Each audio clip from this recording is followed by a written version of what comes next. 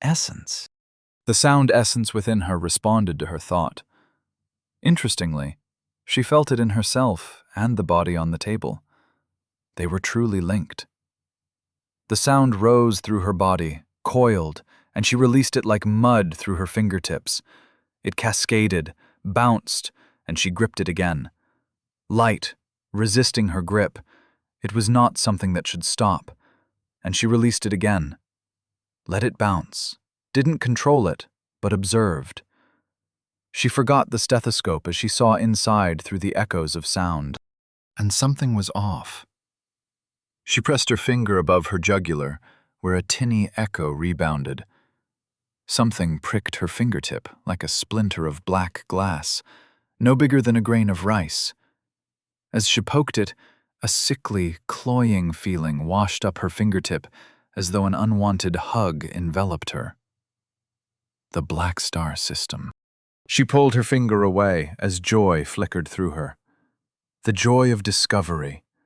The joy of doing what she trained to do. The joy of using new tools. She glanced up at Moth. The joy of reunion. "I found a corrupted node," she said. "You're amazing," she said. "But there will be more." Moth marked it with a circle. The smell of marker filled her nostrils, astringent and real, as Zoe found 2 more splinters, one between the knuckles of her left hand and another lodged between her breast and her heart. The last one was deep but large, the point almost visible like a goosebump on her skin. She estimated the first 2 were each between a grain of rice and a pea in size, but the one above her heart felt like a playing card. The edges were sharp, and they sliced apart the sound essence into a confusing tizzy of half-echoes and false notes that made her nauseous. If she wasn't careful when removing this piece, it might slip and slice through her body, severing the connections between her flesh and her essence. But being careful in surgery was a redundant statement. "Nurse," she said with a smile behind her mask, "pass me a scalpel." Before you cut, Moth picked out a stainless steel blade from among many. "I have something to share." "Oh? What?" Moth held out the blade, handle first. "A new technique." Chapter 72. Learning New Things. Anton hopped from mirrodile to mirrodile. The movements only required a slight flex. There were so many corpses, he didn't need to leap far. The soft slap of shoes on mirrored scales echoed off the rocky walls. His silvery eyes waited up ahead, where the tunnel opened onto the flooded town. 2 eyes floated far behind him, scanning for anyone sneaking up. But so far, there was nothing. It stung to be sent away. Maybe Oriz would have done nothing if he resisted her, but he knew he couldn't resist her. She controlled her presence, her essence, but whenever she looked at him, he felt it brush across his skin like grass through a cheap shirt. The memory flashed through him, the lightning strike memory, of how she decimated the mass of Z flesh. He leaped up and grabbed the rock, fingers finding holds on instinct, and he crawled along the tunnel until he reached the open mouth. With a quick, core-powered movement, he flipped himself up over the lip until he sat on the little ledge overhanging the tunnel mouth. His eyes floated out to survey the town. The buildings seemed much the same. Mirror-tiled rooftops coming to a slender point like soft-serve ice cream. Each point stuck up in a static orbit around the wooded island. Maybe the buildings couldn't change? He figured a dungeon was like a cross between a procedurally generated video game and a recurring dream, or nightmare. Things repeated, familiar, but different. The same object, but the shadow changed. The last thought disturbed him, so he pulled it from where he had it tucked under his shirt. He had noticed that system-generated items had a way of concealing themselves once they were on your person. Bella never complained about having to carry the sword around, though it should have been an awkward adjustment. Was this another thing they were supposed to ignore? He turned the brittle yellow pages with care. Scrawling burgundy ink shifted until it reached his eyes in an approximation of English. His insight made up the difference, roping in meaning that might otherwise have eluded him. He found the place he had been reading from and continued. Not the skin or tangled muscle knotted around fragments of bone, but the faith, burning the engine driving the mortal arrow into the threaded thickening of mutual extermination.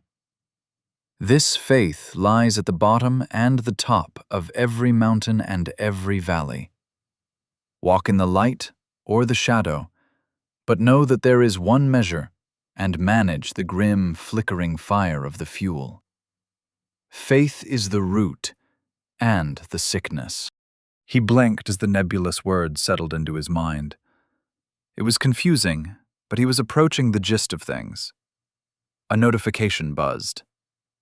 Spell comprehension, 17%. The book rested in his lap as his eyes skimmed above the tranquil water. His silvery technique reached the edge of its range, around 100 feet from him, and gazed at the town and island. It seemed much the same. Corpses floated beneath the surface, the same as before, and he refrained from staring beneath the water with his eyes in case he awoke them, like Zoe did last time. He tried to continue reading, but not even his manic curiosity was enough to distract him. Zoe lay dying? Transmuting? He wasn't sure, but he felt useless, though not like he had been trying to be useful. Before the mirror essence could direct his thoughts into an inner spiral, he plucked at the sky within him and scattered his thoughts wide. Attachment was a tool. Zoe and Bella were useful and kind enough, but he had to protect himself. What could he do to help besides scout ahead? He leaped down onto a floating mirror dial. The corpses were further apart now, and he had to be careful when leaping, but he made his way toward a house, leaped onto the gutter, and climbed up the spire. It was effortless to balance upon the tip with one foot. He took a small joy in knowing he was more flexible, more coordinated than any human in history. Well, until a week ago. There must be other monsters like Zoe out there in the world, with opportunities that shaped them into high-leveled beings, just like in the gambler's show. Some of them must have chosen dexterity instead of might. The mirror-clad yacht slid into view. It must have been on the other side of the island. The slice of glass sails reflected the false sun in squares of brilliant glare. His eyes moved closer, but kept their distance, and surveyed the elegant craft as it cut its way through the water. There was no hole. Where before the yacht sailed upon a draining abyss, the same hole that Zoe fell through into the Black Star dimension, now the yacht cruised through the tranquil water. A reflection sailed beside it, mirror upon water, and water reflected within mirror, an infinite chain of yachts and subtle waves weaving between the buildings. This was a change, but Anton wasn't sure what it meant. The ship sailed toward one of his eyes. He didn't want to get too close, but he had to know more. It seemed Zazatha wasn't upon the deck, and the yacht eerily moved without a crew, like some kind of ghost ship.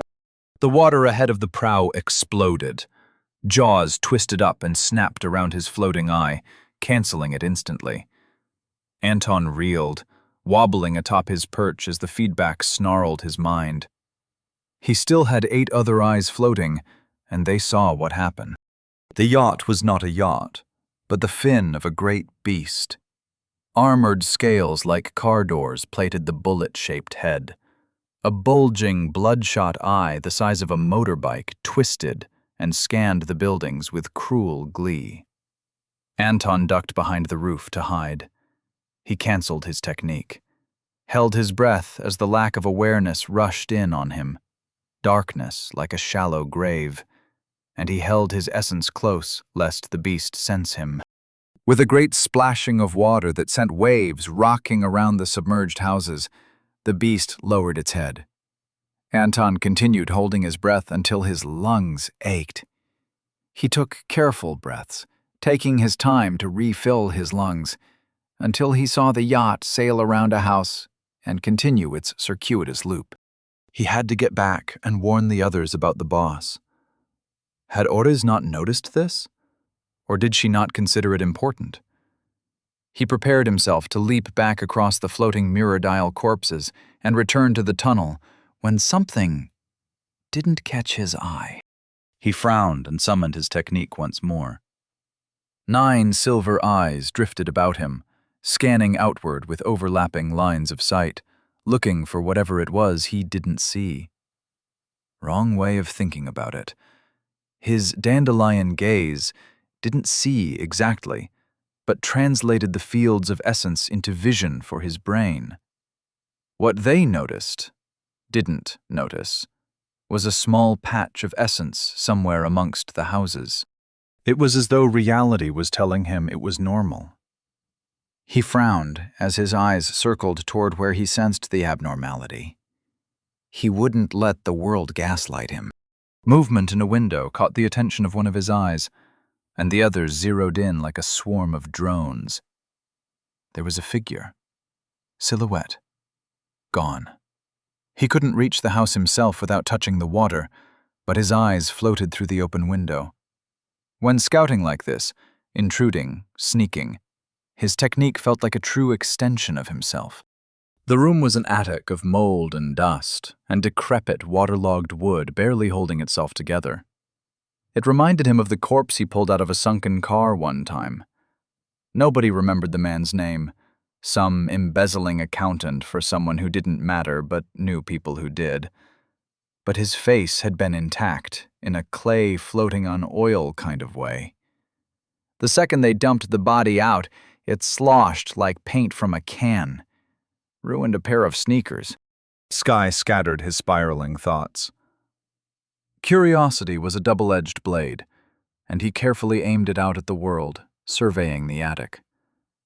There was a square hole in the floor, a trapdoor leading to a dark, submerged hallway. Blood swirled around the submerged attic floor. Little footprints, claw prints, marked the wood upon the walls and ceiling. An eye gazed up. A gray-skinned gremlin hissed and fell.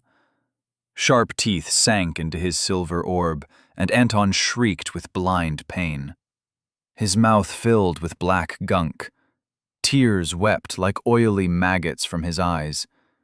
He felt his technique shudder, the magical organ inside his head recoiling as an outside force, not essence, intruded. He canceled the technique, but not before he saw a pair of glowing eyes drift up from the submerged trapdoor. A knowing smile, seductive in all its horror. Cassie, beckoning, like an underworld prostitute. Lack of vision caved in his world as the technique ended and Anton gasped. Spat out the foul taste, not caring about touching the water, and ran. He leaped from the house to Mirodile, and his foot splashed the water. The yacht veered toward him, and he kept going, faster, sloppy, fear driving him back toward the tunnel with its shallow water and low roof. The yacht sped toward him, and the waves burst toward him as the great monster reared its abyssal head. A roar like a nuclear bomb rocked his ears. He stumbled, fell, and splashed a dozen feet from the tunnel. Never much of a swimmer, he kicked and paddled toward the tunnel. If he could just get closer, he had to get back to the others.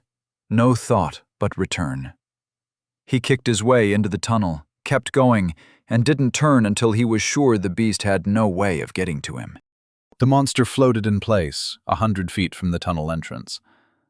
It smiled with teeth taller than him. Sickness rose, the shame of prey. The beast never tried to catch him. His heart pounded, and the creature's nostrils flared as it savored his terror. Anton let himself pee in the water, a faltering stream into the river's flow, as he turned and continued swimming. Soon he would be able to think enough to climb out and hop from Mirodile to Mirodile.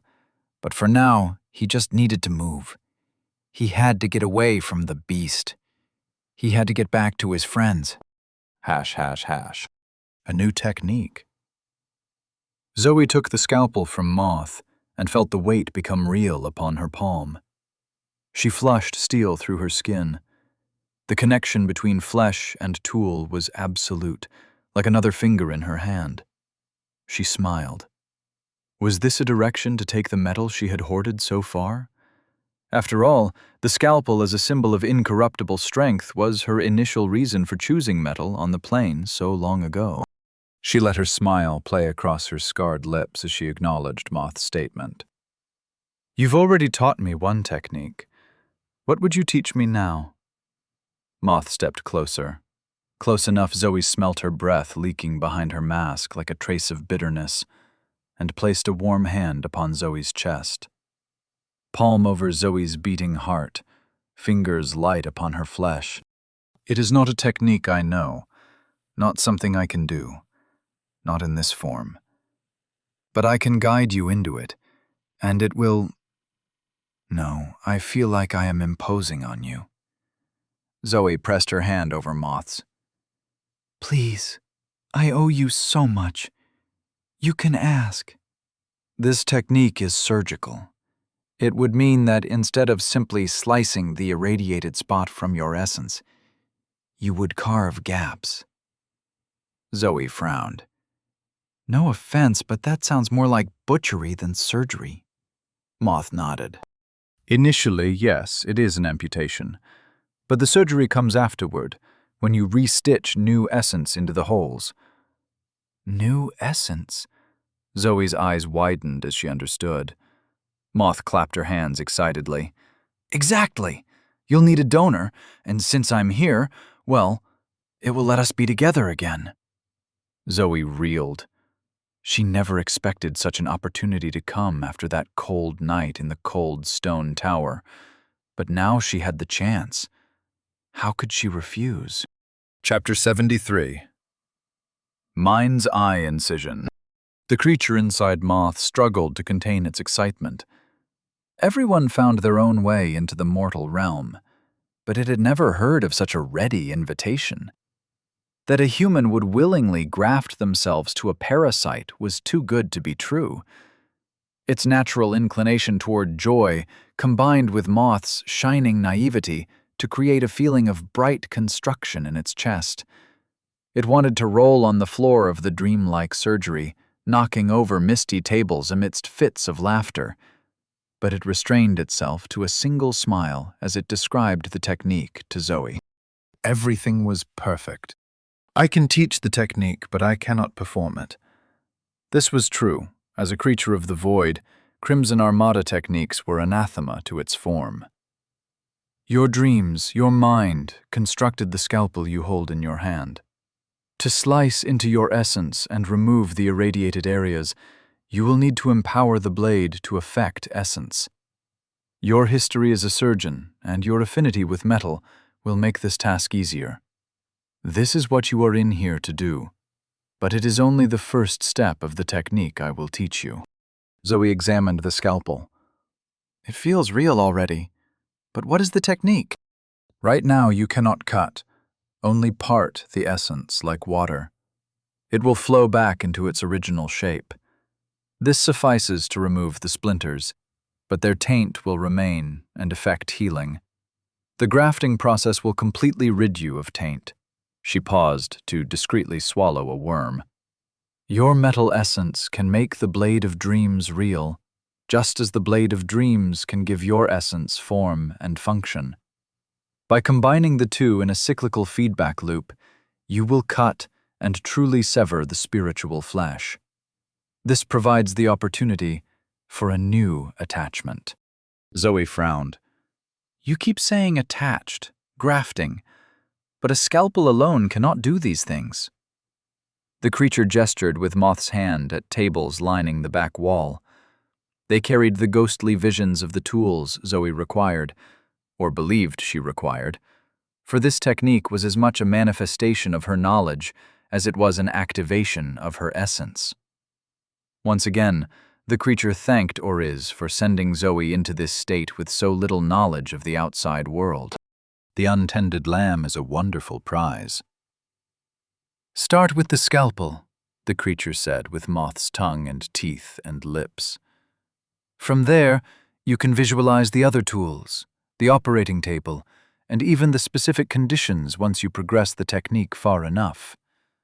But for now, let your metal essence flow into the scalpel, and let the scalpel slice through the essence. Zoe nodded. She held the scalpel at arm's length and frowned with deep concentration. She looked so serious, the creature couldn't stop a giggling worm from slipping between its lips. It chomped, but a piece fell out of its mask and onto the ethereal floor. It wriggled. A piece the size of a pinky finger's tip, fat and bruised purple. Panic washed over the creature as it floated inside Moth's dream flesh. It placed a foot over the worm piece and smeared it into the misty floor. But Zoe was too busy concentrating to notice. Another relieved giggle slipped out. Zoe sighed and set the scalpel down on the table. She stared into Moth's eyes, squinting and tense with some burdensome knowledge of the flesh, before relaxing. "You lied to me," she said. The creature tensed, ready to lunge for the scalpel. If Zoe wouldn't cut it a saddle, then it would carve out a cockpit in her brain. "What do you mean?" it said with Moth's voice. "You're not Moth." She never spoke with such detail about essence or techniques. She didn't know anything about anything. Zoe's voice choked off for a second. She looked away. The creature saw its chance to reach for the scalpel, but instinct kept it still. "You're right," said the creature. "I'm not Moth, but I'm here to help." Zoe wiped her eyes. "Are you my subconscious?" The creature nodded. "Sure, why not? It would be anything Zoe wanted as long as it got what it wanted." "That's right," it said with Moth's insipid voice. "I'm taking this form because it's so emotionally charged, but I'm only teaching you what you already know. After all, you're a surgeon." Zoe relaxed. "You're right," she said. "Now, help me perfect the technique." The creature smiled. "Of course." ###. Zoe held back her revulsion as Moth's voice filled her ears with instructions on stance, posture, breathing, and essence manipulation. It felt like listening to an encyclopedic audiobook, but the knowledge felt second nature. She pulled metal into her flesh with ease, and now that she realized the blade was only her idea of one, she found she could push the essence into her thoughts and make the scalpel real. The blade didn't change its appearance much. Simple steel reflected a glint of directionless light. The weight, the gravity, changed. It felt solid in her hand, something she could hang from off the edge of a cliff, something rooted into the earth, into reality, something as real as, if not more so, than her. But it wasn't ready. It wasn't alive. Not yet. Zoe smiled as she pooled her essence into the blade before, with an alteration of her breathing, she cycled her essence from her heart into the tip and back. The cycle quickened, and the blade quivered and flickered on the edge between real and more. The name of the technique rose to her lips. Mind's eye incision. The metal pulsed once, stilled, and sharpened. It was the ideal scalpel. Longer than normal, she felt the ridiculously keen blade as she waved it through the air. A blade designed to cut thoughts and essence, but leave reality intact. "Well done," Moth's voice came to her. "Now you can perform the surgery. I will be close by, ready for you to extract the grafting samples." Zoe stared at the creature puppeteering Moth. How could it talk so crudely, so simply, about cutting up bodies that looked exactly like Zoe's and mixing up the parts? Well, she supposed she understood the how, and even the why. What perplexed her was why it thought it would work against her. She was grateful for the surgical mask, since it hid her disdain, her boiling fury at the sight of what happened to Moth's soul. to her sister's soul. It hadn't been obvious straight away, and Zoe let her emotions distract her from the truth. She wanted it to be true, hoped for a miracle. But when the creature started talking about techniques, she had grown suspicious. Something wasn't right, and so she flexed a technique of her own. The sphere of skein had pulsed into Moth's body and passed through the heart. Moth would not have resisted the technique. With grief, with rage, Zoe realized some kind of parasite animated Moth's ghost, and her technique marked it as an enemy. For the first time in a long time, she was grateful for the technique developed by mistake, and it seemed to have led her to another one. The scalpel felt realer than real, and the knowledge of its uses came with the name like an instruction manual. "Thank you for teaching me," she said. "Of course," said Moth, "but we must hurry before—" A giant hand descended from the sky. Blunt fingers like tree trunks crashed down around the operating table, knocking over tables and sending tools clattering across the floor. "Your master doesn't trust you," the creature said. "She's trying to pull you out before you can complete the surgery. You'll die if you leave." Hash, hash, hash. Oriz gripped Zoe's temples in her hands. "She's resisting me. I don't know what's going on in there." "You have to help her!" Bella crowded Oriz, rocking the boat, as the sword pulsed with uncomfortable heat where it sat on the other end of the vessel. "I'm trying," Oriz said at the edge of her patience.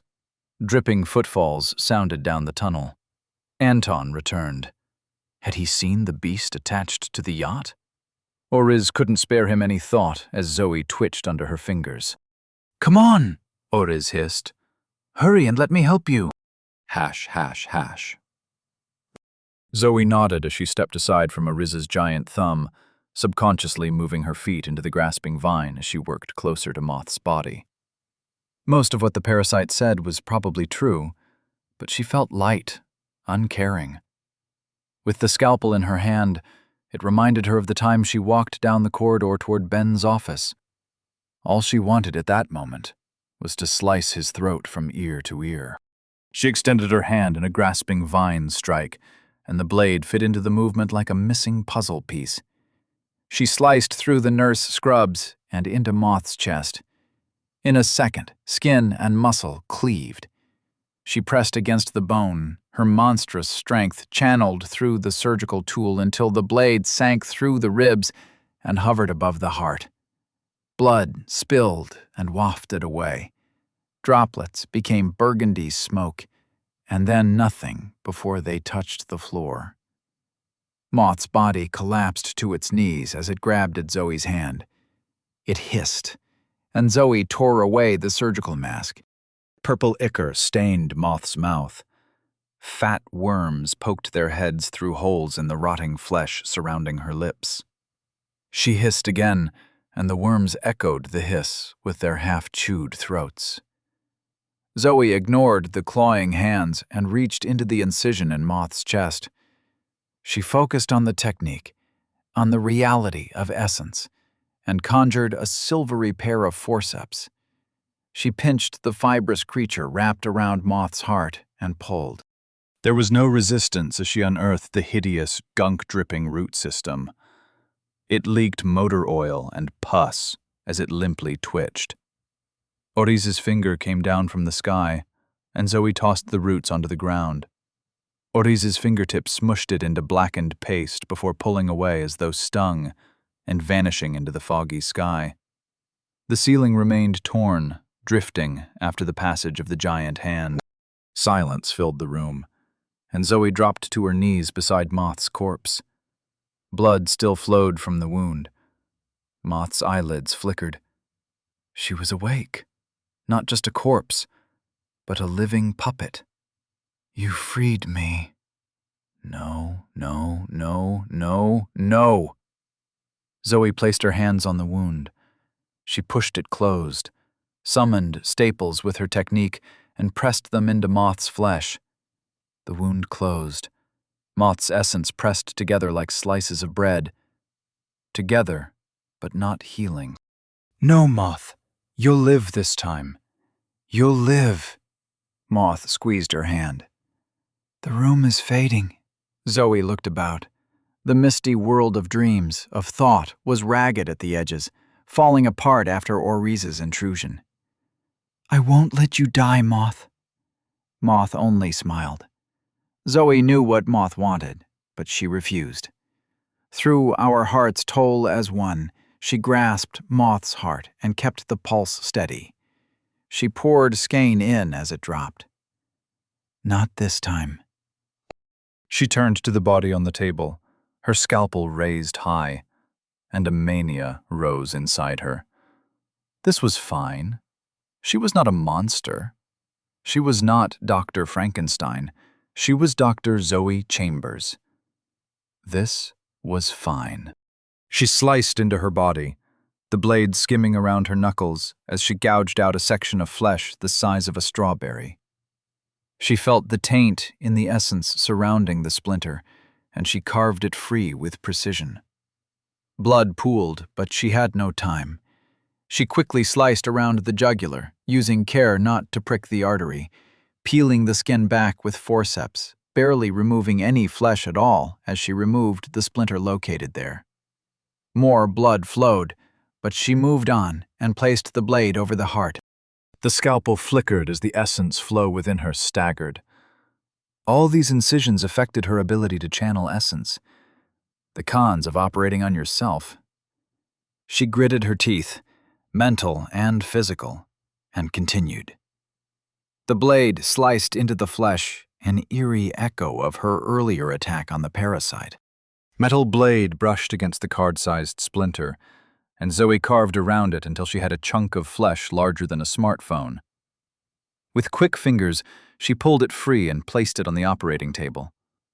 A chunk of red translucence, both flesh and essence at the same time. Staggering now, panting now, Zoe turned to Moth. The technique will work.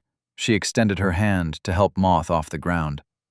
I can graft you into my essence. Please, let me save us both. Chapter 74. Dark Fate. The surgery dissipated like smoke from a falling cigarette. What had been insubstantial became simply light.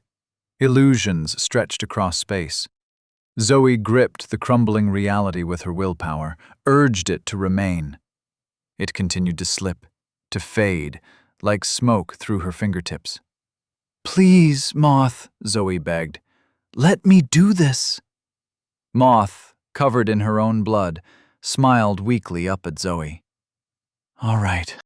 Moth was light in Zoe's arms, like lifting a child. And she placed her on the operating table, readied the scalpel, blade slipping between real and dreams, and tried to steady her hand. Failed. Breathed. Steady. This will probably hurt, Zoe said. I don't know enough yet to make it not hurt, Moth gripped Zoe's hand with weak, blood-slicked fingers. That same smile, like all the world was candy. It already hurts. Her body softened, fading, dream becoming nothing. Save my life, Zoe. Zoe locked down a sob as the pressure overtook her. This was what she wanted. This was what she trained to do. The blade extended her will, and she sliced. She undid the scalpels on Moth's wound, ignoring the winces and moving with as much speed and grace as her limited dexterity allowed. If she had these capabilities before the apocalypse, she would have been the greatest surgeon in the world. But now she was aware of the brick wall her lowered attributes represented. With care, she reopened the wound and removed Moth's beating heart. A thing of perfect mirror that cracked and healed as it pulsed blood through her dreaming veins. With one hand she held the heart, and with the other, she sliced down into the body of her essence. The cut flesh that once contained the card-sized splinter opened wider. It parted, and she placed Moth's heart inside. This was not true surgery. This was like cutting pieces of a jigsaw and hoping they would fit. Mind's eye incision. She summoned a needle and thread that glinted like steel in the dream's fading light. Moth's body fell apart as Zoe sewed. Essence coiled, burgundy, mirror, becoming coiling wisps. The last thing to fade was Moth's smile. But her heart beat on. Zoe hung her head with exhaustion. Sweat dripped from her body. Her breathing came ragged. The second pulse sped the flow of essence and exacerbated the pain of the incisions. While the thread still held, she sewed up the remaining incisions upon her hand and neck. The surgery faded as she finished, and she floated in absolute light with the representation of her essence.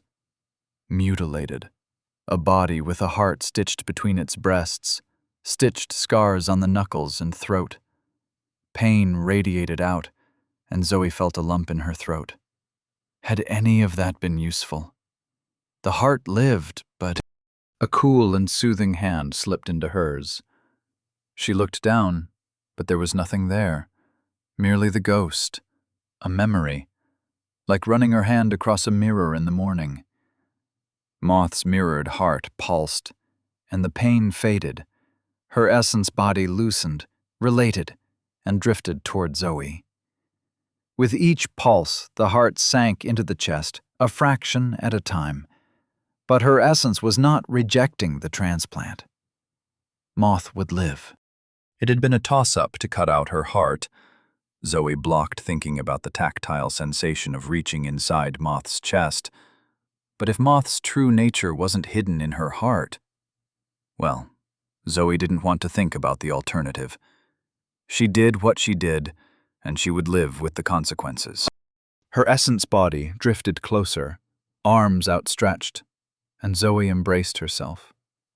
Tears down her cheeks as the stress faded, as the dream faded, as she left the light and once more entered the darkness of the real world. ###. Zoe gasped awake on the boat.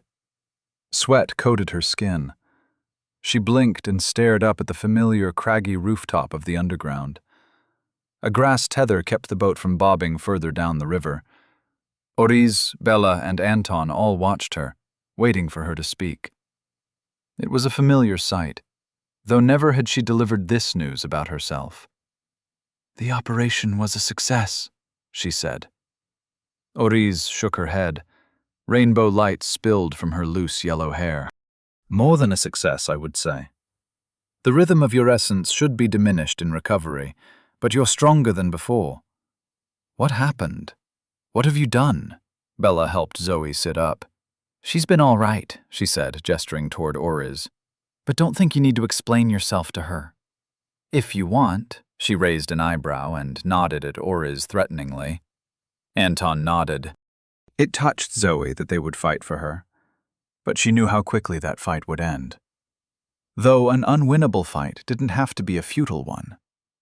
She smiled as a new lightness fluttered through her veins as soft as a moth's wings. "Let me show you," she raised her hand. "The metal in me has been so directionless, but now—" She flexed and the scalpel appeared. "Now I know how to use it." Oriz spat over the side of the boat and made a complex warding gesture across her chest. "Where did you... how?" She shook her head. "Never have I met anyone so dark-fated as you, Zoe. That is a parasitic technique used by those who worship the creatures of the void. A parasite taught it to me." Oriz's eyes widened. Rainbow flared as she darted forward and pressed a blade of grass upon Zoe's throat. Bella and Anton fell from the rocking boat with a splash. A parasite has all the memories of the host, all the knowledge, but they are not the host. Tell me, if you are Zoe Chambers, how do you feel about Trinch's plan to save us from purgatory? Zoe's eyes narrowed at the reminder. "Trinch is a monster. If I get the chance, I'll kill him." But what about your freedom? Bella kicked over to the boat and swung her sword at Oriz, who turned it aside with a grass-covered palm. Ignore her, Zoe, Bella said. She's crazy. Oriz ignored Bella. Prince was horrible to you, Oriz said. Are you glad she died? Zoe flushed, avoided Oriz's eyes, then met them again as her anger rose. No. Mirror coated her throat and reflected the force of the grass blade. The blade trembled, sparks flew, but it did not move until Oriz pulled her hand away. I'm sorry, she said as she dismissed the blade. You're not a parasite. The emotions you displayed are your own. It's just the techniques you are developing are all evil. This new one is a pathway to great power if you can avoid letting it corrupt you. It won't help with your levels, but the ability to harness essence is... She sighed. I don't have time. Not here. Yes, she nodded to herself. I'm going to get us all out of this dungeon, and I'm going to continue being your mentor. I will teach you with complete honesty and transparency, because I fear you are being manipulated. Zoe massaged her throat as she canceled her defensive technique. Did Oriz get to decide she could teach her? She wanted to argue, but she had too many questions. Such as, manipulated by who? Oriz helped Bella and Anton into the boat. There's a theory of a fourth member of the Crimson Armada. Not a being like them, but something beyond, something controlling them. Some call it fate and claim this theory is heretical superstition.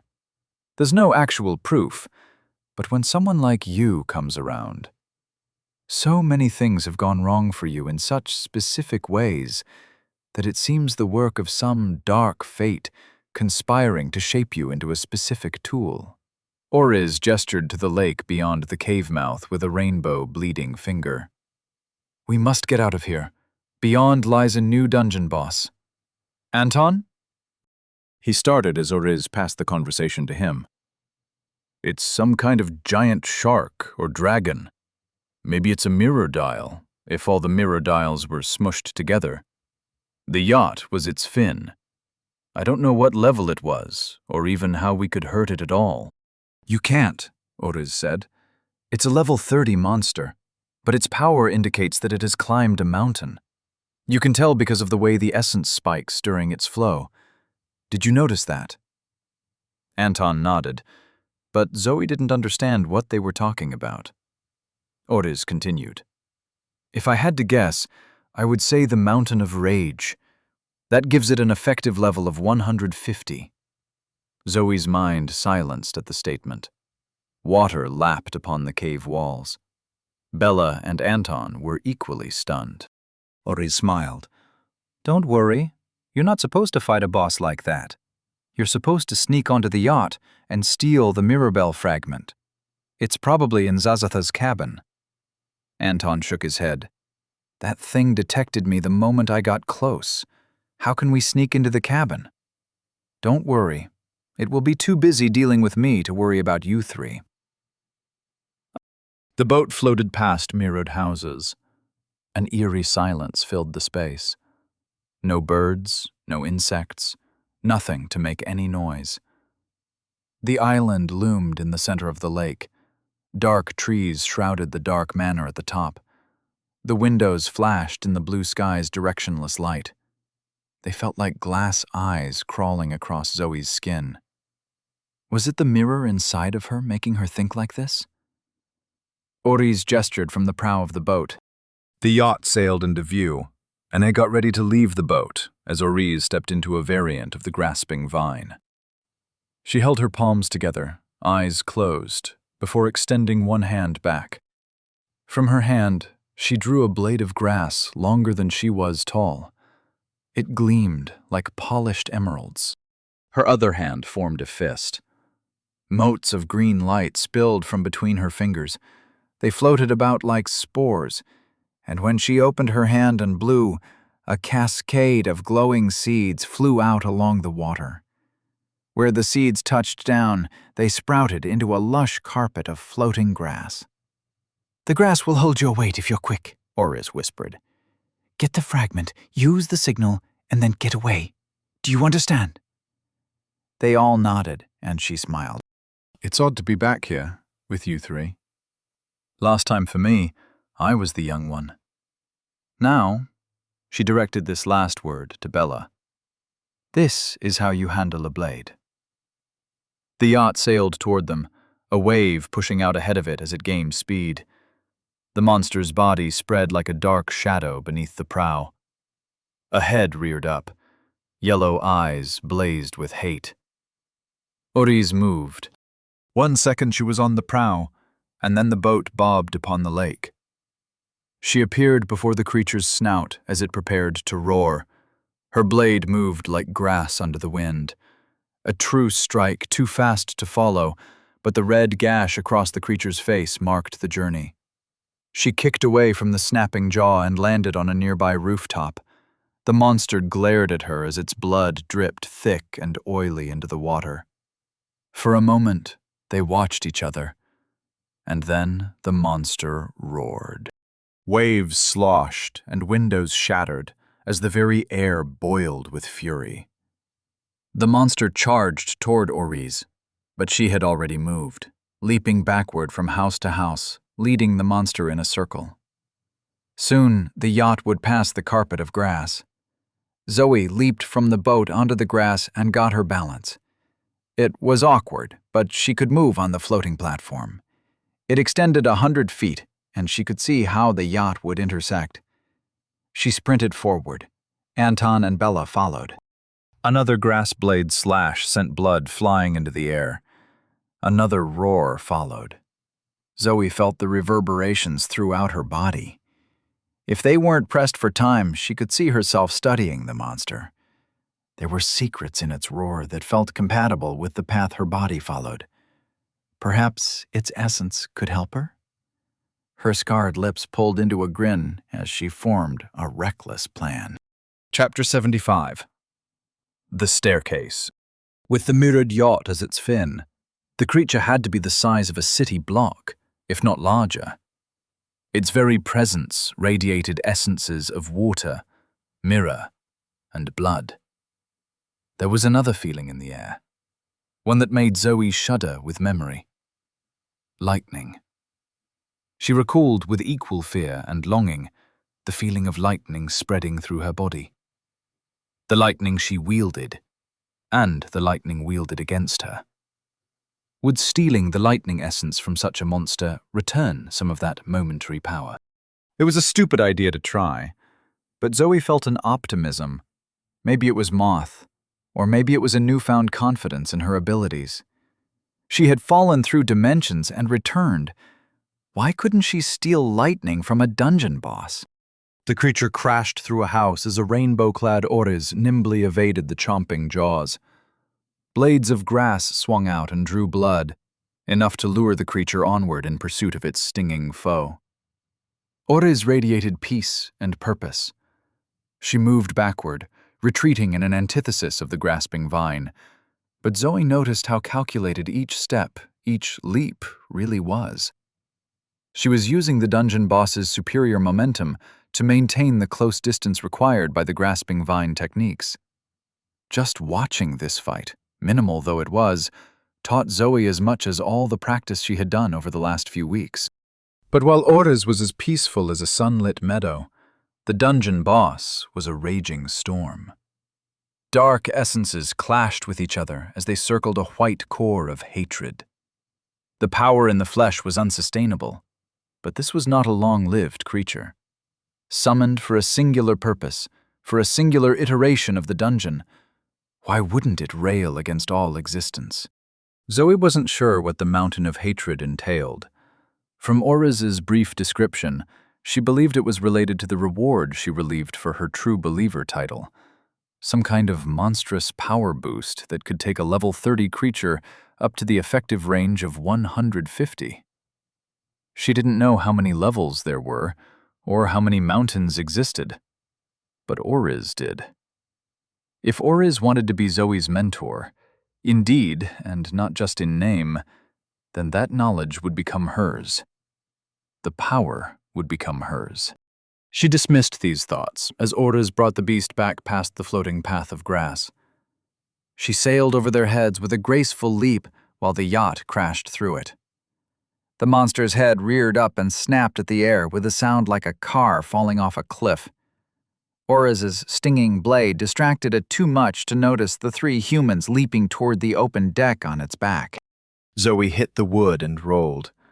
For a sick moment, she thought Zazatha was back, about to stomp on her jaw, the muscle memory of pain making her curl up into a ball. But Bella reached down to help her up. The blonde woman looked like a punk warrior with her tattooed skin covering wiry muscles, the rune blade at her hip, and the emerald-tipped spear strapped to her back. "Come on," she said. "We have a fragment to find." Zoe nodded as the deck pitched and rolled.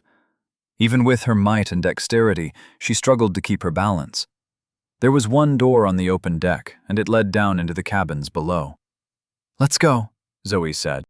Her other plan also required her to head down into the cabins, where the wood and mirror of the deck met the flesh and blood and essence of the beast below. The door was locked, but she kicked it from its hinges and sent it crashing down into the dark stairs below. Splinters bounced off her mirror-coated skin as she activated Self Reflects the World. Anton's silver eyes floated down into the dark, and Zoe charged after them. The stairs led down and down and down, winding, twisting, circling back upon each other like the intestines of a knotted serpent. The rocking of the boat and beast persisted. Every few steps, the descending tower of stairs shook and rocked them from wall to wall. After minutes of climbing down, Anton stopped. His eyes whizzed back up the stairs. "This is unnatural," he said. "Of course it's unnatural," Bella retorted. "It's a staircase inside a boat attached to a giant crocodile thing. What about that should be normal?" But her tone of voice showed she felt the same thing as Anton. The same thing as Zoe. "This is a trap," Zoe said. The second the words left her mouth, they all received a system prompt. "Condolences. You have activated a trap." It was the gambler's familiar, if grating, voice, though this announcement had a pre-recorded quality. More fun and less maliciously spiteful. Hunger, thirst, boredom, all lay ahead of you while you navigate the ups and downs of the infinite staircase. Wherever you go, there you are, stuck in place. But don't stop moving. Never stop moving. "I hate him," Bella growled. "I really hate him." "We all do," Anton said. "Be glad we have over 5 days before we see him again." His silver eye floated up from the staircase below. "It's looping. I can confirm that. But I can't pinpoint the exact spot where up becomes down." He sent another eye down into the stairs, and after a minute it floated down from the stairs above them. "Why did he say we shouldn't stop moving?" Zoe asked. Anton shrugged and poked at a wall. He drew his finger away as though stunned. "What do you think these walls are made from?" he said with no small dread. "Stone?" Bella guessed. But Zoe walked closer to inspect the wall. It appeared to be dark pink stone. Lit only by the glow of Anton's silver eyes, it had a wet quality to its shimmering surface. She brushed a mirrored finger against the wall. Something clung to her fingertip. It ate away at the technique, etching through the mirror until it exposed her dark brown skin. "Acid," she whispered. "We ran straight into the creature's stomach." "What do we do?" Bella asked as she unlimbered her sword. "Cut our way out?" She stabbed into the fleshy wall with her rune blade. The heat shriveled and blackened the flesh. It smelt like cheap barbecue, but the wound continued as deep as the blade. "Looks like the flesh keeps going," Bella said. "I don't think this will work." Zoe looked down at her feet. The acid was eating into her fish-skin shoes. She took a step, and the acid stopped. The acid triggers when we stand for too long, which is why the gambler told us to keep moving. Though, she hopped from foot to foot, I think that's the opposite advice. If the trap wants us to keep walking, then the way to get out is probably to stay here and figure out how to neutralize the acid. We need a base, Bella said. Anton and Zoe stared at her. Bella shrugged. It's a joke, she said. Leave the jokes to me, Anton said. Zoe laughed. See? Anton said as a smug grin slipped across his stoic poker face. I'm the funny one. You're the emotional one. Zoe is the leader. We have our roles. Let's stick to them. No, Zoe said as she dismissed Anton's bragging. It's just funny that we're trapped in a looping stomach of a monster, and we're joking. It's nice to know it takes more than this to break us. Well, it might break us down, Bella said with a grin. Anton groaned and walked down the stairs. Please, stop with the puns. His voice trailed up from the stairs before his footsteps faded. I really can't handle them. His voice came from above as he walked back to where the others stood, a serious expression on his face. My scanned every inch of the loop we're trapped inside. I can't find a weak point or even a spot where up becomes down. Maybe my technique isn't advanced enough, or I don't know. I simply don't know. Zoe nodded. She remembered being trapped in the labyrinth during that first night in purgatory. The whispering sand, the cold, ancient stone carved with symbols she didn't understand. How must it feel for Anton and Bella to be trapped in such a situation for the first time? She respected the brave face they put up, even while all three of them hopped up and down like children's entertainers. But she was not as powerless as she was back in that first labyrinth. She was not as weak. I have an idea, she said as she summoned Mind's Eye Incision. The scalpel glowed between her fingers as it took form. She made a probing incision against the tough pink wall. The blade sank an inch into the flesh, and she felt the essence spiraling around the wound. See if the loop persists. Anton sent an eye floating down the stairs, but it quickly returned from behind them. The trap is still there, and I think it's shrinking. We're running out of time. Anton, examine the wall with your eyes. Don't look for weak spots. Look for the opposite. Tell me where the essence is closest to the surface. Anton nodded, but cancelled his silver eyes and plunged them into warm, smoky darkness. What are you doing? Bella asked. Conserving skein, he said, as his hands rustled through his pockets. You want to find the point where you can slice? Right, Zoe? Zoe nodded. I think my new technique can cut a way through the creature's essence. If I can break the flow of essence through the trap, it should disrupt the loop and either let us descend into the cabin, or at least escape. And if she could carve out some essence for her own use, that was just a benefit. She wouldn't endanger her friends for her own power. Not again. Anton nodded at her statement. That's what I thought. But I've already examined every inch of this place. It's all the same. No weak point, no strong point. Your scalpel is too small to disturb the essence, but what if... Here, take this. Zoe felt his hand in the dark as it placed an object inside hers. The everywhere lens? She said. You think this will work? It's worth a try, he said in the dark. I'll reactivate my technique in a moment and give us some light. Just don't look in our direction. Zoe placed the monocle over her right eye. Everywhere lens, a monocle that allows the wearer to project their ability everywhere that they can see. She felt ridiculous with the braided cord resting on her cheek. Silver light flared as Anton's technique reactivated, and she no longer felt ridiculous. She saw everything, and she felt like God. Everywhere she looked, she saw potential ruination. The world awaited her technique with bated breath. It was hers to cut. Her skein flowed toward the technique. Cost nothing to summon or use. but she realized now it was because her uses of it had been so small. All that would change now. Her skein dipped as lacerations appeared on the fleshy wall. Faster. 1,000 cuts. Skein dropping, and she didn't even care enough to look at the numbers. "Zoe?" Bella asked from far, far away. "Why are you laughing?" Zoe's jaw snapped shut. She turned to look at her companions, but Anton's glowing eyes winked out as he canceled his technique. In the total darkness, she saw nothing, and the god's eye view vanished as her eyes became mortal once more. Cold sweat coated her skin. Her heart rate burst in her chest.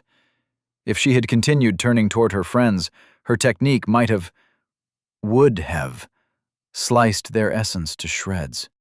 A reminder that even when she thought she was more powerful, more prepared, she was still a child stumbling around celestial powers. She had to be careful. "I'm sorry," she said. "I didn't mean to—" "I think you should only wear that for a second," Anton said.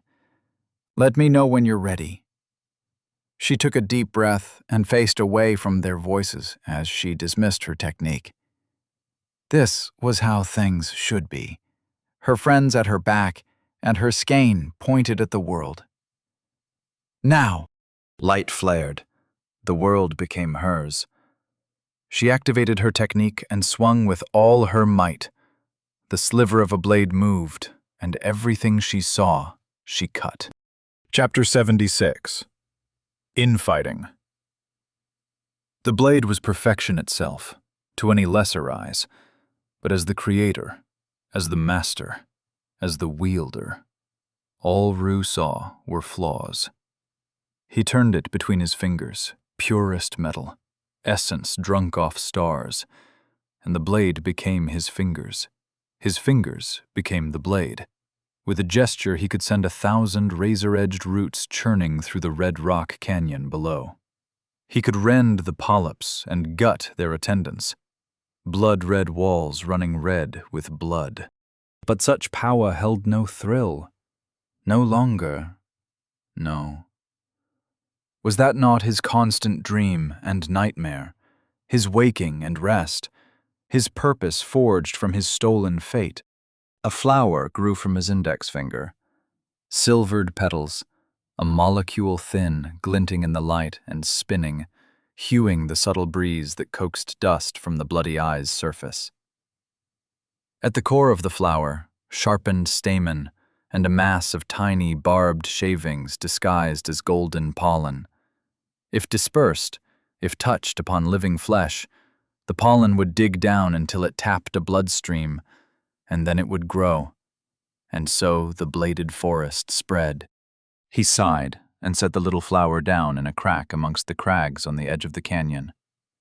The perfect weapon of war, designed over centuries, and it all started as his minor act of defiance. Stolen from a village of farmers, chained and trained for war, he would make things grow. How his childish rebellion had failed him. Better, perhaps, if he used those early chains to hang himself from his cage, as his fellow captives had done on that sole, moonless night. The gentle sound of urine running down a stiff leg, dripping from blood-swollen toes, an impatient tapping in the dark of night as he hugged his chains to him. But no, not then, and not now. He couldn't bear the thought of going out so easy. And was that not a weakness? This need, this craving for glory. Distractedly, he rubbed at the scar between his shoulder blades, the jagged, grievous mark of pride. Glass broke beside him, and he turned to see Esme swaying beside him as she wrung spilled alcohol from a resplendent red robe. "You changed into your formal attire?" "'Formal occasion, yeah?" Rue pinched his nose. It was a formal occasion, and he could sense, on the edge of his mind, the rest of his cohort preparing to join them for the polyp spawning. "Esme, you are too drunk." She waved him off. Shut up! The flower at his feet rustled as the blade entered Rue's voice. I mean it. He reached for her, 2 fingers outstretched, to tap her forehead and draw the alcohol from her body. His fingers moved like lightning, but they were too slow. And before he touched where Esme had stood, he knew his frustration had led him to a mistake. She was the cohort's tank for a reason, for who can touch a shadow? His fingers brushed air, and Esme smiled up at him from where her form painted the rocky ground with pure darkness. Fighting's forbidden between cohort members, she waggled a finger. This isn't fighting, he gritted his teeth. This is a friendly tussle. He tapped upon the mountain of war. His power surged in every direction. Down in the canyon, the polyps quivered, and the attendants paled. The weaker amongst them were restrained by their companions, lest they become maddened by the bloodlust that drifted through the air as sweet as spring blossoms. Who can touch a shadow? A god. Empowered by the mountain of war, everything became a target. The air bled as his clawed hand descended toward the ground where Esme lay. He felt Esme's power swell again and again and again as she tapped her mountains and bloomed. Shadow swept across half of the bloody eye, dividing the moon into halves of gory red and pure black, endless in depth. Rue no longer stood, no longer swung, but fell. Every inch of his body became a blade, and the shadows bled shadows, but still, Esme grinned. She would win, he knew, unless he went all out. And he wouldn't do that. She knew he wouldn't do that. Because he never had before. The Cold Blade, they called him, before he became the Bladed Forest. Before war and death and bloodshed grew from him like wild fruit so heavy it broke his boughs. Something sick and old and fragile within him snapped. He tapped his remaining 4 mountains in rapid succession. Forest, starlight, sword, apocalypse. Reality split as power screeched from his body. His skein blinded all. The bloody moon tore itself apart. Every being on earth received a nightmare, a death, as Rue stood in shadow and became the reaper of all things. His breath a scythe as he reached for the fleeing shadow with the inevitability of entropy. Enough. Larilla's quiet voice drained the fog from his veins. His mountains vanished. His power dissipated. The shadows evaporated. He blinked in the bright light of day as he straddled Esme, his hands around her throat. Red blood oozed where his fingers touched her skin. A weak smile spread across Esme's eyeless face. I yield, she said. The fight took less than a second, and now it was over. He removed himself and stood. His cohort surrounded him, all dressed in their resplendent crimson robes. Beautiful Lorilla, joyful Glassic, stout Unrun, cryptic Morn, and drunken Esme wobbling up to join the circle. Was this a coup? Together they could overpower him, but if he struck fast enough, he could take out Lorilla and Unrun, and without their heavy hitters, the sick thing inside him coughed, struggled. He didn't know what it wanted. It didn't know what it wanted. But he hated it as he hated himself, and he hid it all with a small bow. I am sorry for my conduct. It is unbecoming of— I said enough, Lorilla spat at him. We shall oversee the spawning of the polyps. Retire to your chambers. He stood, stiff spine, a hollow smile across his lips. I am still Primus Pilus. I integrated this planet. It is my duty to oversee the spawning. Duty? He should have known from her tone that she was done with his antics, but he never knew when to quit, never seemed to learn. The smile on his face beamed arrogance. Do I need to remind you all who is in— Lorilla's hand entered his mind. She stood in the circle surrounding him. She stood in front of him. She stood inside him. A soft hand cradled his brain. Blood pulsed through her body, endless rivers, and it cycled through her and into him and back, and tears dripped down her cheeks as she touched upon the knots of his tangled sadness. "Go to your chambers," she whispered, and the rest of the cohort, unable not to hear, turned their heads with discretion. "Contemplate, meditate, remove yourself from the field. Go. For your good, for ours, do not make this something ugly." He had underestimated her, all of them, and he stood frozen, with her hand inside his brain. The second he thought to move, she could crush his mind. Could he act fast enough? Act without thought? To what end such violence? With a slight nod, her hand slipped from his skin, and she stood in the circle once more. He bowed again, deeper, knees sagging under the weight of raging shame, until his forehead touched the red, rocky ground. "I beg forgiveness of all of you." Each word tasted of iron-rich dirt like licking a rusted blade. "I shall retire and entrust the integration to you." They all bowed back to him, lower than required, but not quite the level of prostration that he displayed. It would have been unseemly for their rich, official robes to touch the dirt. But more than that, he was their superior, even if he didn't act the part. Heart pounding in tandem with the sick thing trapped inside, Rue stood and walked away. Glassick and Unrun stepped aside so that he might pass. Glassick tried to catch his eye. The youthful, borderline pleading in her gaze filled him with cold shame.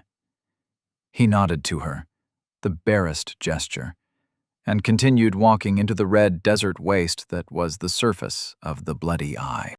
Hash, hash, hash. They all knew Rue could have vanished in an instant, moved through space, or simply leaped to his quarters. But his walking, receding back, showed a contrition they appreciated. "Would we?" Glassick started, nervously coughing into an icy fist. "Would we really have fought him?" "If he fought us," Urim rumbled. "No," said Lorilla. "If he fought us, we would have killed him, without mercy or restraint." Morn nodded, his neck creaking with the motion, and the cornhusk sound silenced the rest of the cohort. "We did not fight," he said. "He did not fight. Leave hypotheticals for Lorilla's laboratory. For now, we have a duty to attend." "But," Glassick continued, on the verge of nervous tears as she looked around at the stoic faces of the others, the newest member, the youngest member, still flowering despite the centuries behind her. "Will Rue be all right? He seems so burdened." Lorilla softened at Glassick's question. "He needs time to emerge from his dark mood, which is why we are here at all. But he will be fine. Can we not help him?" The other did not meet Glassick's beseeching eyes. How could they express what they each had seen at Rue's side? For all their travels across worlds, galaxies, and dimensions, for all their power, they were but mortals playing at God. Each of them remembered the faltering footsteps of childhood, no matter how long ago it seemed. Their strides grew longer, but did they ever become sure? "Go," said Lorilla, softly, encouragingly. "Go tend to him as you see fit. All of you go if you desire. I shall oversee the polyps." They started at her words. Not orders, as she could give in Rue's absence, but a friendly request. How often did they forget they were friends? Glassick smiled, relieved, and faded into translucency before popping like a soap bubble. Her ornate robes rustled upon the ground. "The young are ever quick to flee the burden of duty," Morn commented with his rasping scarecrow voice. "But only because the old grow stiff in joint and response. Were raw power not the Crimson Armada's measure, you would make a fine primus pillis, Lorilla. I shall take my leave. He bowed to her, and she returned the gesture at his compliment. When she rose, he too had vanished. Urim sighed, and the ground rumbled. You are too kind to him. He is not a child playing in river mud any longer. Do you really think that? Urim shrugged. Would you like me to slap him? Lorilla smiled. None of them really understood Rue. They saw his actions and made their own sense of him, but they did not see the pattern he failed to weave of himself. Did she? Or was this hubris also? No, she said slowly. But give him this. She extended her hand, finger rippling as though under water, and a pearl of blood floated over to Urim's hands.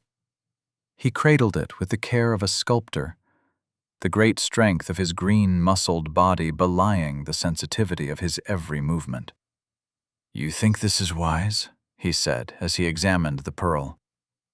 I cannot see how such news can... That's why you're not in command. Esme playfully punched him on the arm. You want to slap him for me? No, Urim scowled as he vanished. Lorilla raised an eyebrow at Esme's grin. I am very annoyed with you. No, you're not. Lorilla sighed. No, the fight was not Esme's fault, no matter how irksome she could be.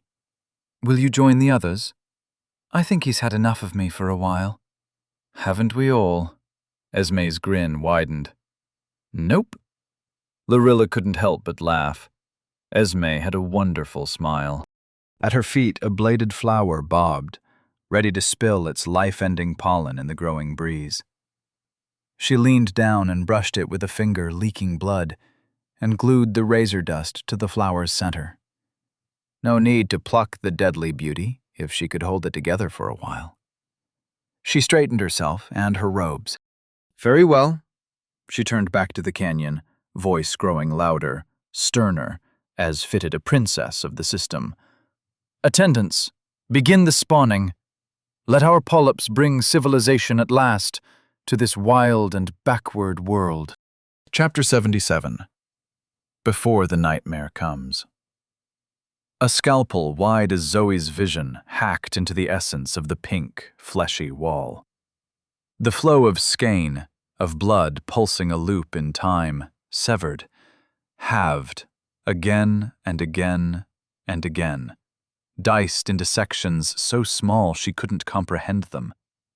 Atomized skein, and without sound or ceremony, the looping trap evaporated. The stairwell lurched and threw the three of them to their knees.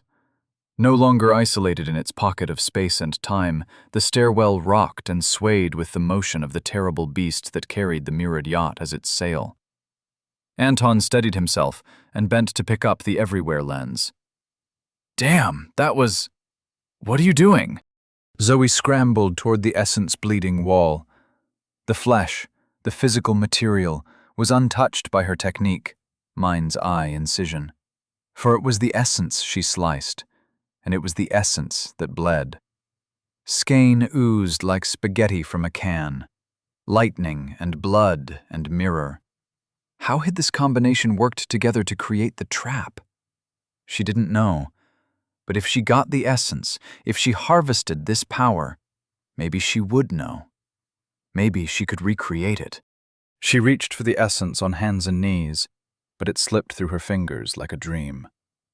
Sublimation, leaving the trap of the great beast and becoming one with the universe. No! Zoe hissed. Was this her hunger talking? Or herself? The voice of scarred lips sounded so familiar. Did she care anymore? Mind's eye incision.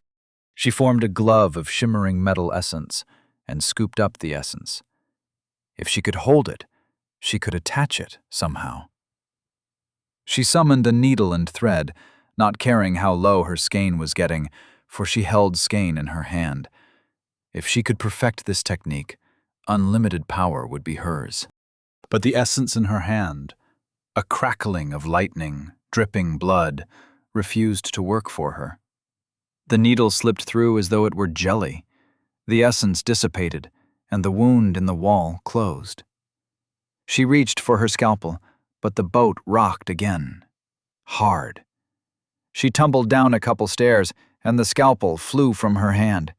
It jangled as it bounced down one stair, two, and twinkled in the darkness as it vanished. Her hunger railed, but Zoe only sighed. She needed a method of harvesting essence in order to stitch it to herself. It seemed outside her dreams, things were more complicated. Such was the way of things. "Are you done?" Sarcasm dripped from Anton's voice. Bella helped Zoe up. "Want to explain what you're doing?" Were they teaming up against her, trying to take what was hers? Zoe shook her head. That was the hunger talking, and she would not allow it to dictate her actions. Not when she could fight it.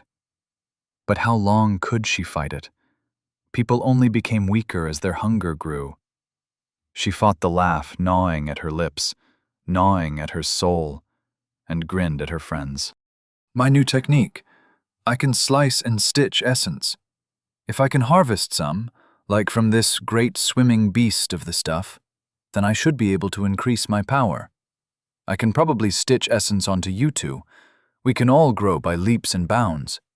Our levels won't contain us. We won't be in danger." Bella and Anton exchanged a brief look. "Was this your first experiment?" Bella asked. "Yes, I need to figure out a way to contain the essence. It's harder when I'm not in a dream state." "You think experimenting on yourself straight away is smart?" Bella's question sunk in. Zoe hung her head, partly in shame and partly to hide her hunger's twitching smile. "When you put it like that? No, I feel a fool. It's hard with the curse driving me." Bella shook her by the shoulders. "I know. I have this sword. If I don't wet it with blood every day, I'll lose attributes. What do you think that will look like if I become a pacifist? What does 0 attributes mean in this world? Nobody's explained anything to us. We have to fight and figure things out as we go, but we can't take unnecessary risks. We can't." I... Bella seized Zoe in a hug. Tight, bone-crushing. If she were mortal, it would have killed her. Maybe that was the point.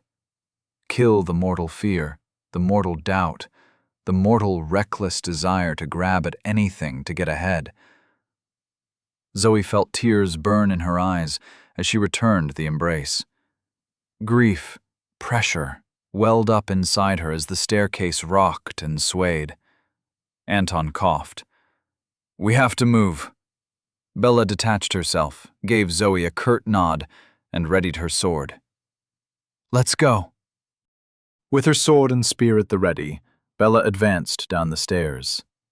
Anton's silver eyes glowed above her as he followed. Zoe brought up the rear, the darkness closing in behind her. Hash, hash, hash. It was a brief journey to the bottom of the stairs. The whole spiraling staircase, without the looping trap, couldn't have been over 4 stories. A lot, since they were walking inside a living creature, but not so much that it presented any real trouble. The stairs bottomed out in a dim cabin that stank like a freshly opened wound. Large and opulent, once upon a time, before a cruel mind sandwiched it into this living avatar of flesh and rage. A bed piled with silken cushions sat squished between 2 quivering sacks of flesh that filled and deflated with fluid. The ceiling shook with a constant thudding heartbeat that sent the chandelier swinging. Bright crystal light swayed and flooded the room, casting light upon the wet walls and sodden carpet. A humped mass of veins and teeth protruded from the far wall. It grew, slowly, like a tumor or a parasitic twin, and had knocked the bookshelves from the wall and sent the ancient papers across the gunk-covered carpet. Hair sprouted from the mass, and an eye the size of a watermelon swiveled to look at them as they entered the room. Knowledge, awful, pained knowledge, racked the bloodshot gaze, and Zoe stared back. "We have to come here," she said. "This dungeon made us come here, just as it made you." What choice did any of them have? The eye winked, a trembling, half-lidded gesture, and continued to stare as they walked across the squishing carpet to the cushion-covered couch. A skeleton sat on the couch, gray tattered robes upon its broad-shouldered bones. Dry husks of mirrored crabs lay at its feet, like constructions of dry paper. In bony fingers, pressed to ivory ribs, the skeleton clutched an ornate box of scarlet wood. Familiar hate flickered over Zoe as she walked toward the skeleton. "I think it's Zazatha." She wanted to smash the skull, to snatch the box, but this could only be a trap. "Anton, can you examine this?" "Already on it." His eyes swooped around the skeleton in the room, before they returned to float around him, like orbiting sentries. Threads of skein connect the skeleton to the box, and to something that runs out of this room and out of my sight. "Can you tell what the purpose is?" "If I had to guess, it's a trap, yes, I know, obviously. But I think if we grab the box, it will alert a hidden puppeteer who will activate the skeleton." Bella stared at the eye in the wall. "Is this poor ugly bastard the puppeteer?" The eye winked rapidly. Teeth quivered in the pink gummy flesh. Anton shrugged. "It's not connected to any skein in this room. It doesn't seem intended, as though it is a tumorous growth and not a part of any trap." Zoe looked at the eye, and the eye looked back at her. "Wink if you have anything to tell us." The eye stared at her, and she stared back, before shrugging and turning her attention to the box.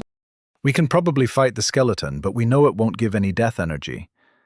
There are gains to be made by meditating after the fight, but it's probably better to just run than waste the energy. Do we agree on this?" Anton and Bella nodded. "So grab the box and run for the stairs?" Zoe suggested. Bella hefted the sword like a baseball bat. "I could kneecap him first?" Touching the skeleton will trigger the trap." He shook his head, and his silver eyes bobbed in their orbit. "There are multiple fail-safes. I don't know which ones to cut, or even if cutting would work. It looks like there's a battery or a reservoir of skein inside the skeleton. Cutting might activate it autonomously, and who knows how long until it runs out." "You can see a lot, huh?" "I'm cheating." He tapped the python bracelet around his arm. "Figured this would be a good a way as any to teach me what I'm looking at." He glanced at Bella. "You shouldn't have thrown yours away." "I did what I did. So, what's the plan then?" Zoe leaned as close as she dared. "Grab the box, run, but it's locked. Key?" Anton shrugged. "Can't detect it, can't see it, unless—" He placed the everywhere lens upon his eye. The room flashed blinding silver, and the light faded, leaving spots in Zoe's vision as she stumbled on the wet carpet. "Damn, Anton! A warning next time, please?" "Sorry," he grinned. "I've been waiting to try that. The key is in there." Zoe followed his pointing finger to the bloodshot eye in the wall. She sighed. Of course, that's where the key would be. "And you said there are no traps connected?" "Nope." Zoe sighed again. "Just our consciences, I suppose. Bella, I hate to ask, but could you cut with your sword? Maybe you can cauterize the wound as you go." Bella grimaced but nodded. She didn't look at the eye as heat rippled out from her blade. "Where exactly is the key?" Anton poked the fleshy mass. It twitched, veins bulging. It winked furiously, but nothing more happened. There was a slight indent where his finger had pushed that swelled out as he moved his hand away. Bella thrust and cut, her weight in every quick movement as she worked into the flesh. She removed the blade, reached inside, grasped the key, and pulled out.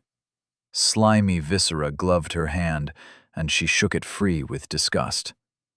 The eye rolled with pain as smoke rose from the wound. Zoe took the key as Bella wiped her hands on a tapestry hanging from the wall. It was heavy, iron, and old-fashioned. It would fit the box perfectly. "I'll insert the key into the box," she said as she approached the couch. "When it opens, I'll grab the fragment and we run up the stairs. Sounds like a plan?" The others nodded, tense, alert, and ready to move. Zoe rubbed sweat from her palms And let the mirror skin of self-reflects the world coat her for good measure. She placed the key inside the box and turned. The tumbler was smooth. The box sprung open.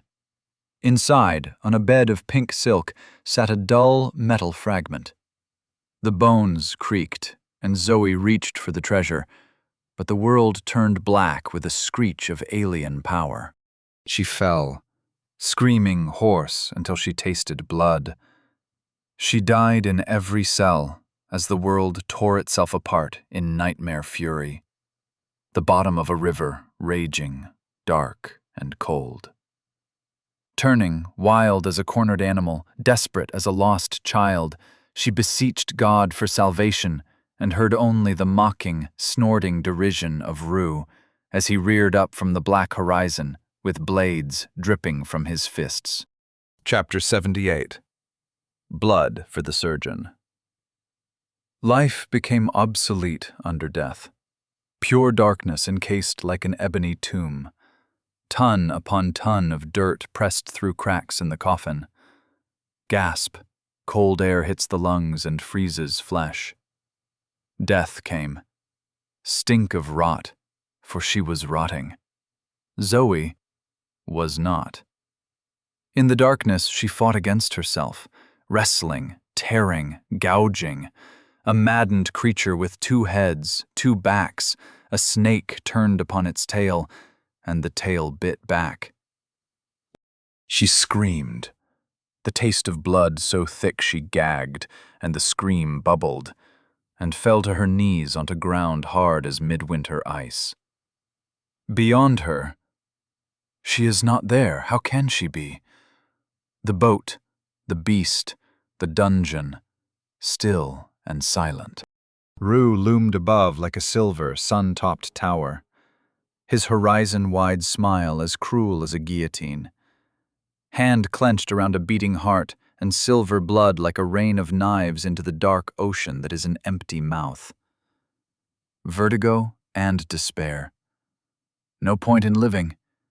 No point in anything at all, Zoe crawled, swam, fell through endless black toward the knives.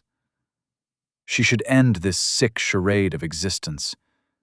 End it all for the love of... The nightmare ceased as suddenly as it began.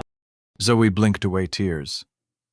On her hands and knees, Mirabelle fragment clasped tight, nausea rising, ebbing, swelling, as drool hung from her lips.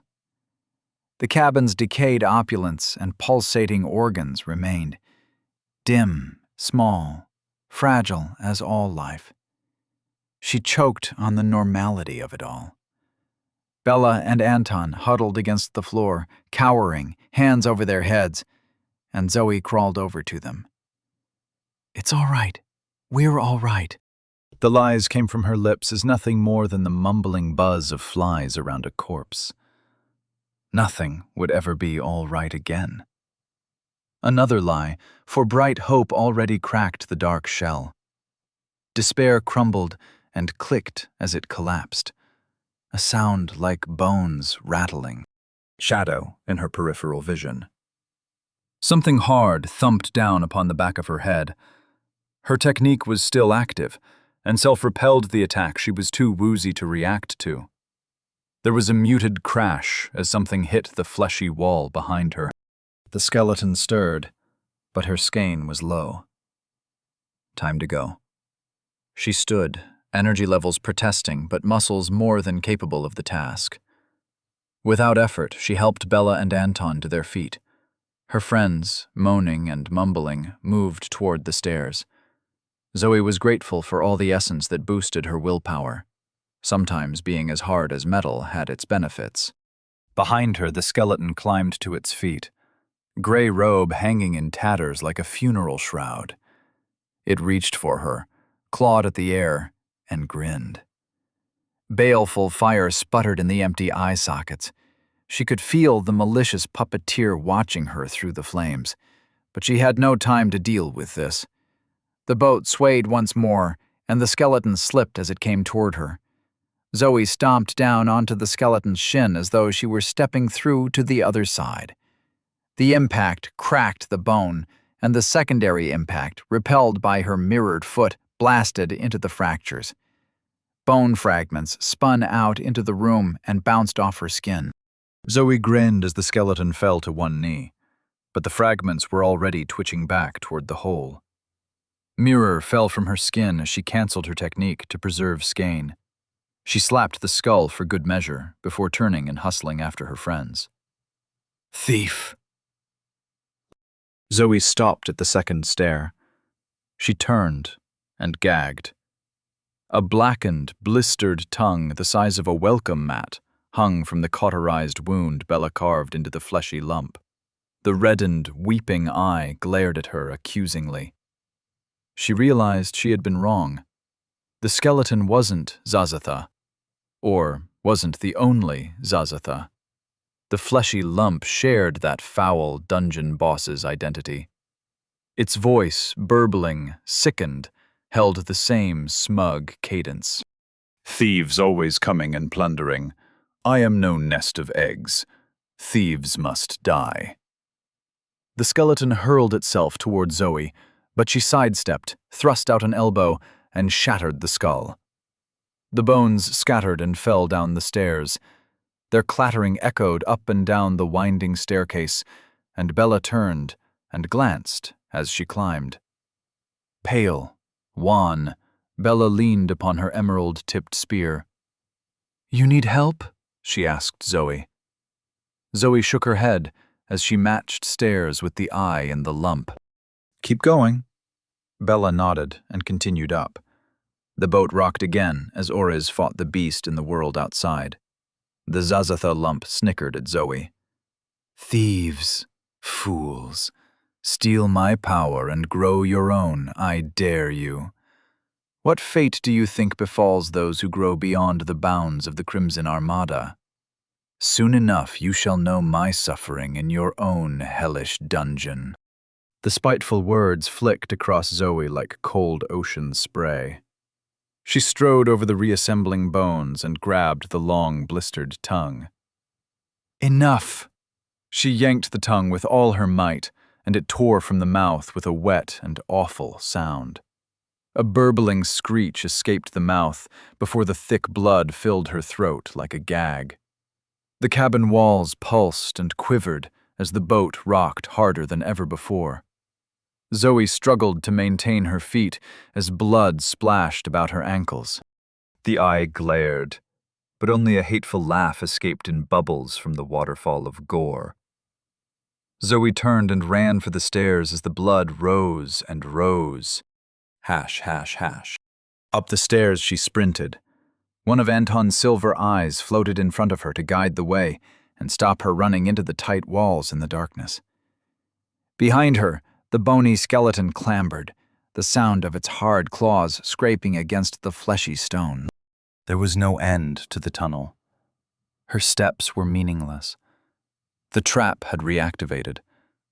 She would be stuck, running forever as the skeleton pursued her, doomed to flee until she flagged, until the unkillable enemy rent her flesh from her bones, and she joined it in macabre, ivory silence.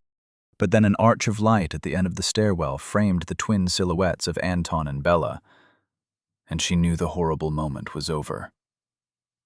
She ran on, outpacing the skeleton and her fear, stepped toward the light, reached, and stopped. She couldn't move. No matter how hard she tried, her feet remained rooted to the steps. The skeleton clicked closer, and behind it, the lapping, burbling sound of rising blood. Zoe grabbed the walls and tried to drag herself forward, but her fingers curled into fists and refused to grab anything. She felt herself shrinking, falling down a long well into the depths of her body as her scarred lips twitched and spoke. "You denied me once," her hunger growled. "I demand essence. I demand power. You shall not deny me again." Blood gurgled behind her as it flowed up the stairs from the ever-bleeding wound of the savaged Zazatha lump. She couldn't turn as the skeleton clicked its way toward her, dripping, reaching, the feeling creeping upon her neck as it drew closer. Was her hunger about to let her die? "Zoe!" Bella cried out. "Move, girl!" Zoe's lips twisted, and she pivoted. Her hunger pulled her like a puppet as she slammed her forehead into the approaching skeleton. The crack of the collisions split the skull in twain. Pieces fell and clattered down the stairs until the rising blood swallowed them.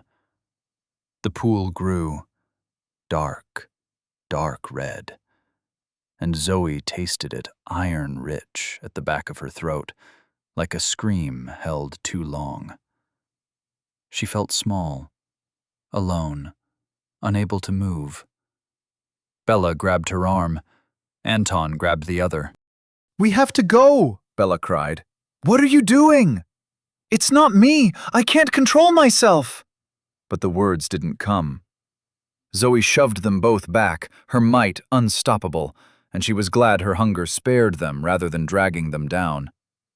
Who was she to drag people under with her?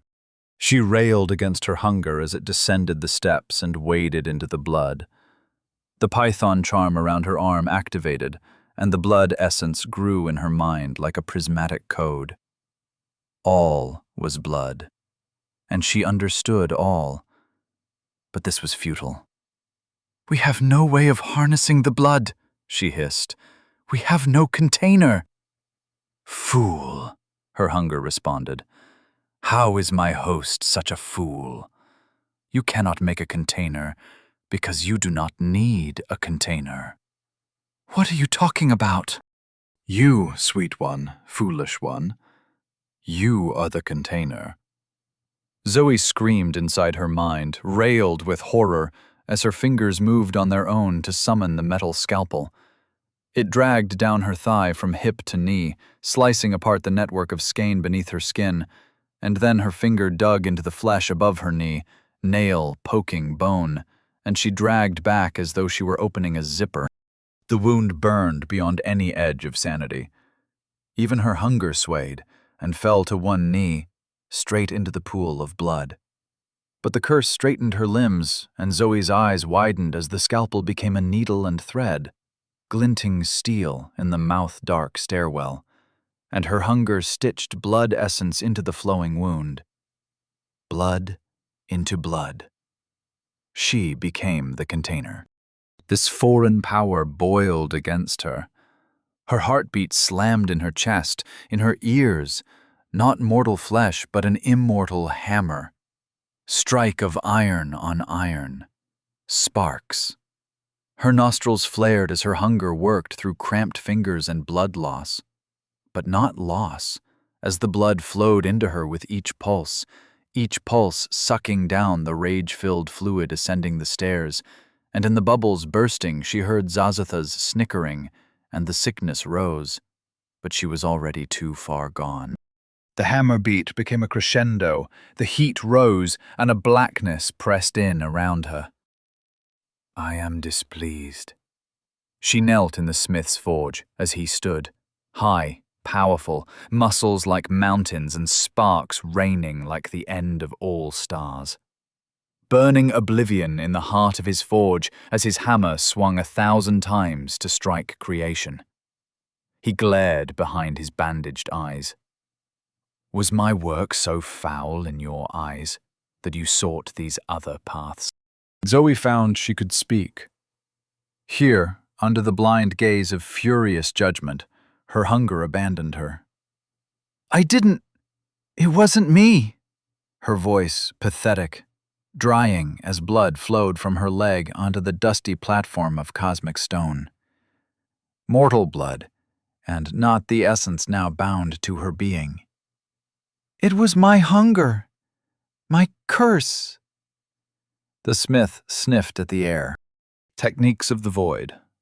This is not the path I forged for you. The path we forged together. Do you think deviations come free? Do you think there is no penalty for grabbing more than your allotment? For debasing what is mine? He stomped toward her and raised his hammer above his head. I should take you back to the forge. Enough! Zoe started at the sweetness of the voice. The smith halted, hammer raised high, nostrils flaring, ears twitching, ground trembling with his apocalyptic rage as the darkness of the forge pressed in upon them all. "You go too far, Lorilla." A delicate hand landed on her shoulder. She looked up and saw the most beautiful woman of her life, the goddess of love, of blood, Lorilla. "I am a princess of the system. I claim her, as is my right. Do you refute the right granted by your brother?" The smith spun the hammer into Lorilla's face, but before it could strike, the forge tore itself apart like cobwebs before a hurricane. I respect your claim. For now. Zoe plummeted through shadow toward her body, but a gentle hand held her floating above the pool of blood. A palm as broad as a tennis court, and she gazed up into the beautiful eyes the color of hopeful desire. She didn't know what to say, but the words tumbled from her lips. "Thank you. You saved me. But—" "There are no buts, Zoe Chambers. I saved you because you finally chose blood, and you defied the smith just to show me your adoration." Lorilla wiped away a tear, and Zoe remained silent. "Truly," continued Lorilla with her angelic voice, "I am touched. Continue your quest with my blessing, little mortal. You shall find that blood does not so easily run from problems. Know that I am watching, and my expectations are high." Lorilla's hand tilted, and Zoe slid into her body. Home. She gasped for air but tasted only blood.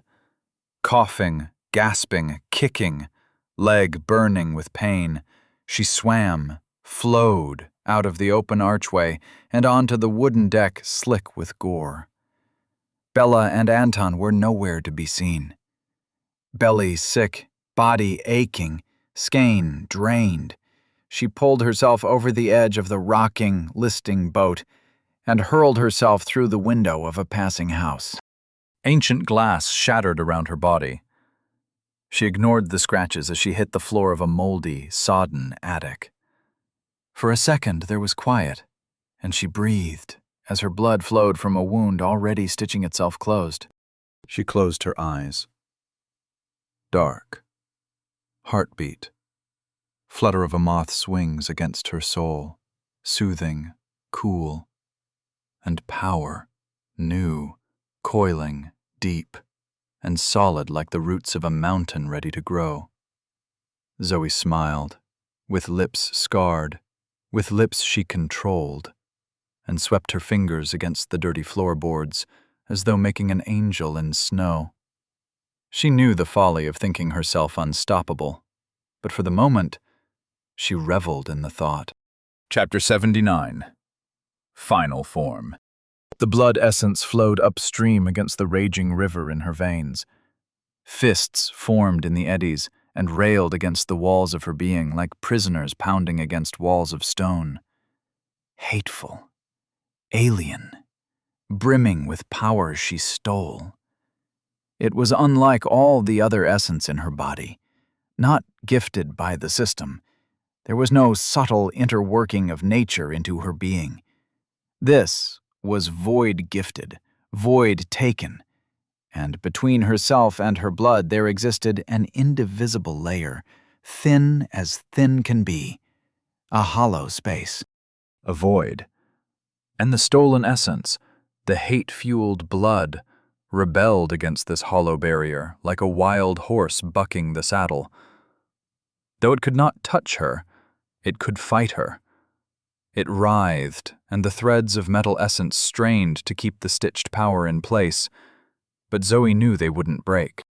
She was stronger than her prisoner, and though she currently lacked the will to make of it a slave, or even to beseech it and make of it a friend, she knew the essence was hers.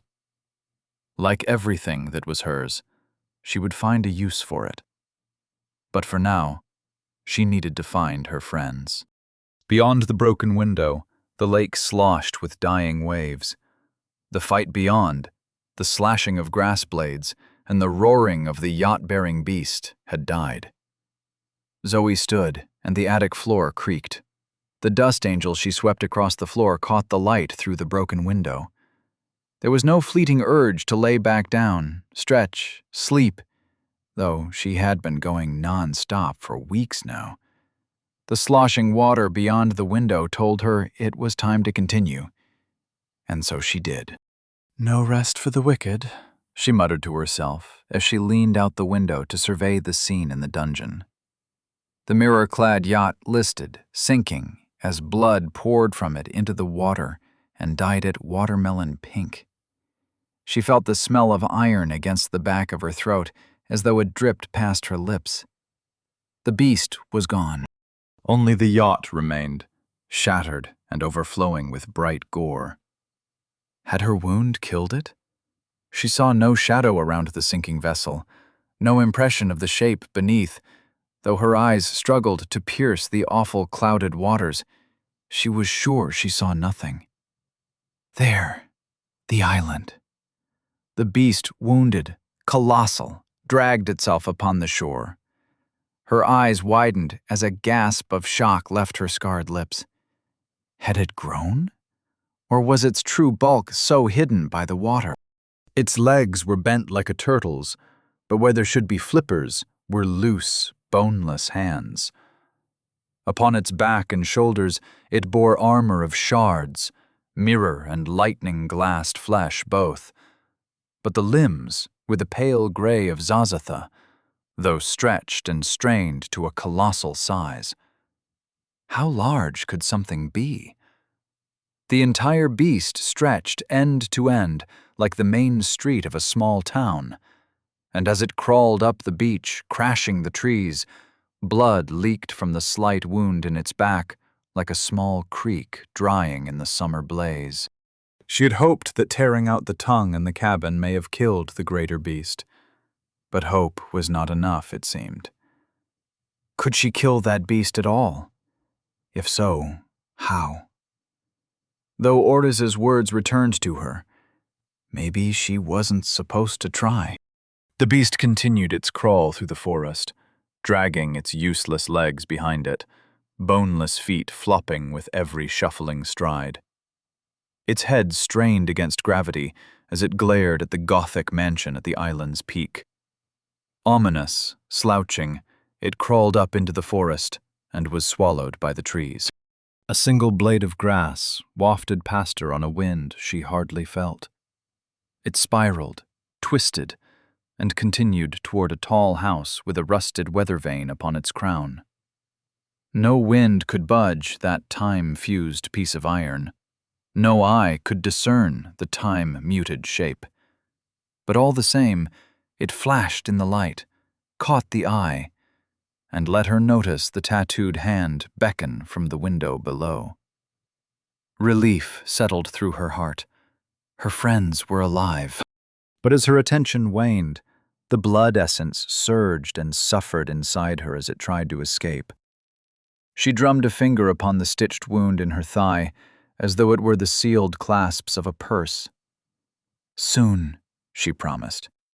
And knowing the cruelty of such a promise, soon you shall be forged, and you shall be mine. A technique and a whisper of malignant defiance crept up through her veins and into her ears. No! A voice like a beast shattering air, but only an echo, drowning, gurgling. No! Sinister and wet, with a mouth formed by a slashed face.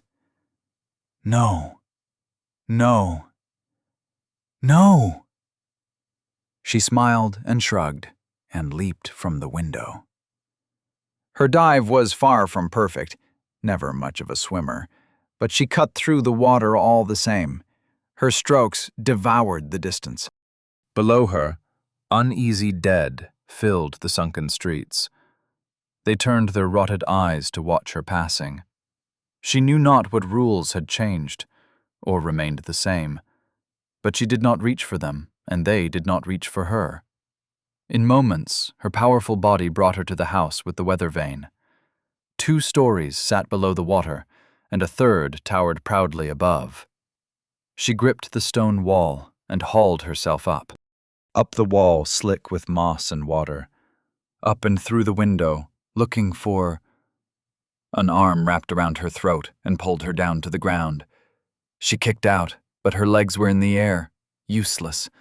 Her back hit the wooden floorboards with a crash that shook dust from the ceiling. The silhouette of her assailant moved out of sight. She twisted, but a blade of grass hovered above her eye. She stilled and looked along the blade until she saw the gray hand, the slender wrist, of Oriz. Behind her supposed master stood Bella and Anton. Grim hope bled from Bella's eyes. "Is that you, Zoe?" she asked. Anton's mouth was a firm line, the only sign he felt anything at all, but he turned the attention of 11 eyes upon her, silver curiosity burning, before he nodded. "It's her," he said. "Not a parasite." Oriz snorted. "You can tell?" He tapped the serpent bracelet upon his bicep. "This lets me see." "But can you see the hunger within her? Can you see the curse she fashioned from her own hands? I know you see the scars she gained from drinking too deep, too fast, too hungrily. But does she wear the mark of the glutton? Or does the glutton wear her?" Bella placed her sword against the wall and stepped around Oriz. She crouched beside Zoe. With care, but with purpose, she pushed the blade aside. A sliver opened upon her palm, even though she pushed the flat. She didn't wince. "Zoe," she said, "what happened on the boat? You said you wouldn't attempt the technique, but you threw us away. Why?" Zoe met Bella's gaze. Her scarred lips twitched, and she turned away. "My hand was forced." Oriz poked her blade's tip at the tear in Zoe's fish-skin pants. She tapped the ugly stitches of metal essence. "You used the parasite's technique?" She didn't sound mad or concerned, only curious, and the sound chilled Zoe as she looked up at the alien woman. "You say your hunger drove your body, but the technique worked? You didn't think it would work?" Oriz shook her head. "But was it a disagreement or a confirmation?" "I've never seen anyone use a technique from the void before," she clarified. "What you did when you cut out the Black Star radiation was one thing, but this..." "You're the one who told me it would work." Zoe sat up, dripping water, leaning against a wall. "You said I could gain power." "I expected to be by your side when you experimented." Her blade shredded into leaves as she knelt beside Zoe. "You are the arrogant student I taught in the dunes, but your hunger wrestles like snakes in a bag. Do you know why your hunger took control?" Zoe looked down between her feet. The pride in her accomplishment was overwhelmed by the source of her actions, by the hand that moved hers as though it were a puppet. "Because I was weak." "No, not really. You can control hunger to an extent, but we all must feed. Your gluttony didn't take control because you were too weak to resist. It took control because it knew there was food, but you were too weak to take it." Zoe clenched her fists. "How am I supposed to fight against something that can take control of my body from within?" Oriz shook her head sadly. "You cannot fight something hidden within your nature, no more than the blinding lightning can fight the deafening thunder. There is a reason they are called curses. There is a reason they are called sins. But you should be proud of your accomplishment, and it is your..." Ortiz staggered suddenly, clutching the wall. "We can discuss this later. Now we—" She puked rainbow threads. They coiled down her dress and fell toward the floor like worms, dissipating and curling like smoke, staining the floor like dye. Where the color bled, it left Oriz paler, her gray skin taking the hue of paper, her yellow hair the color of sun-beached sand.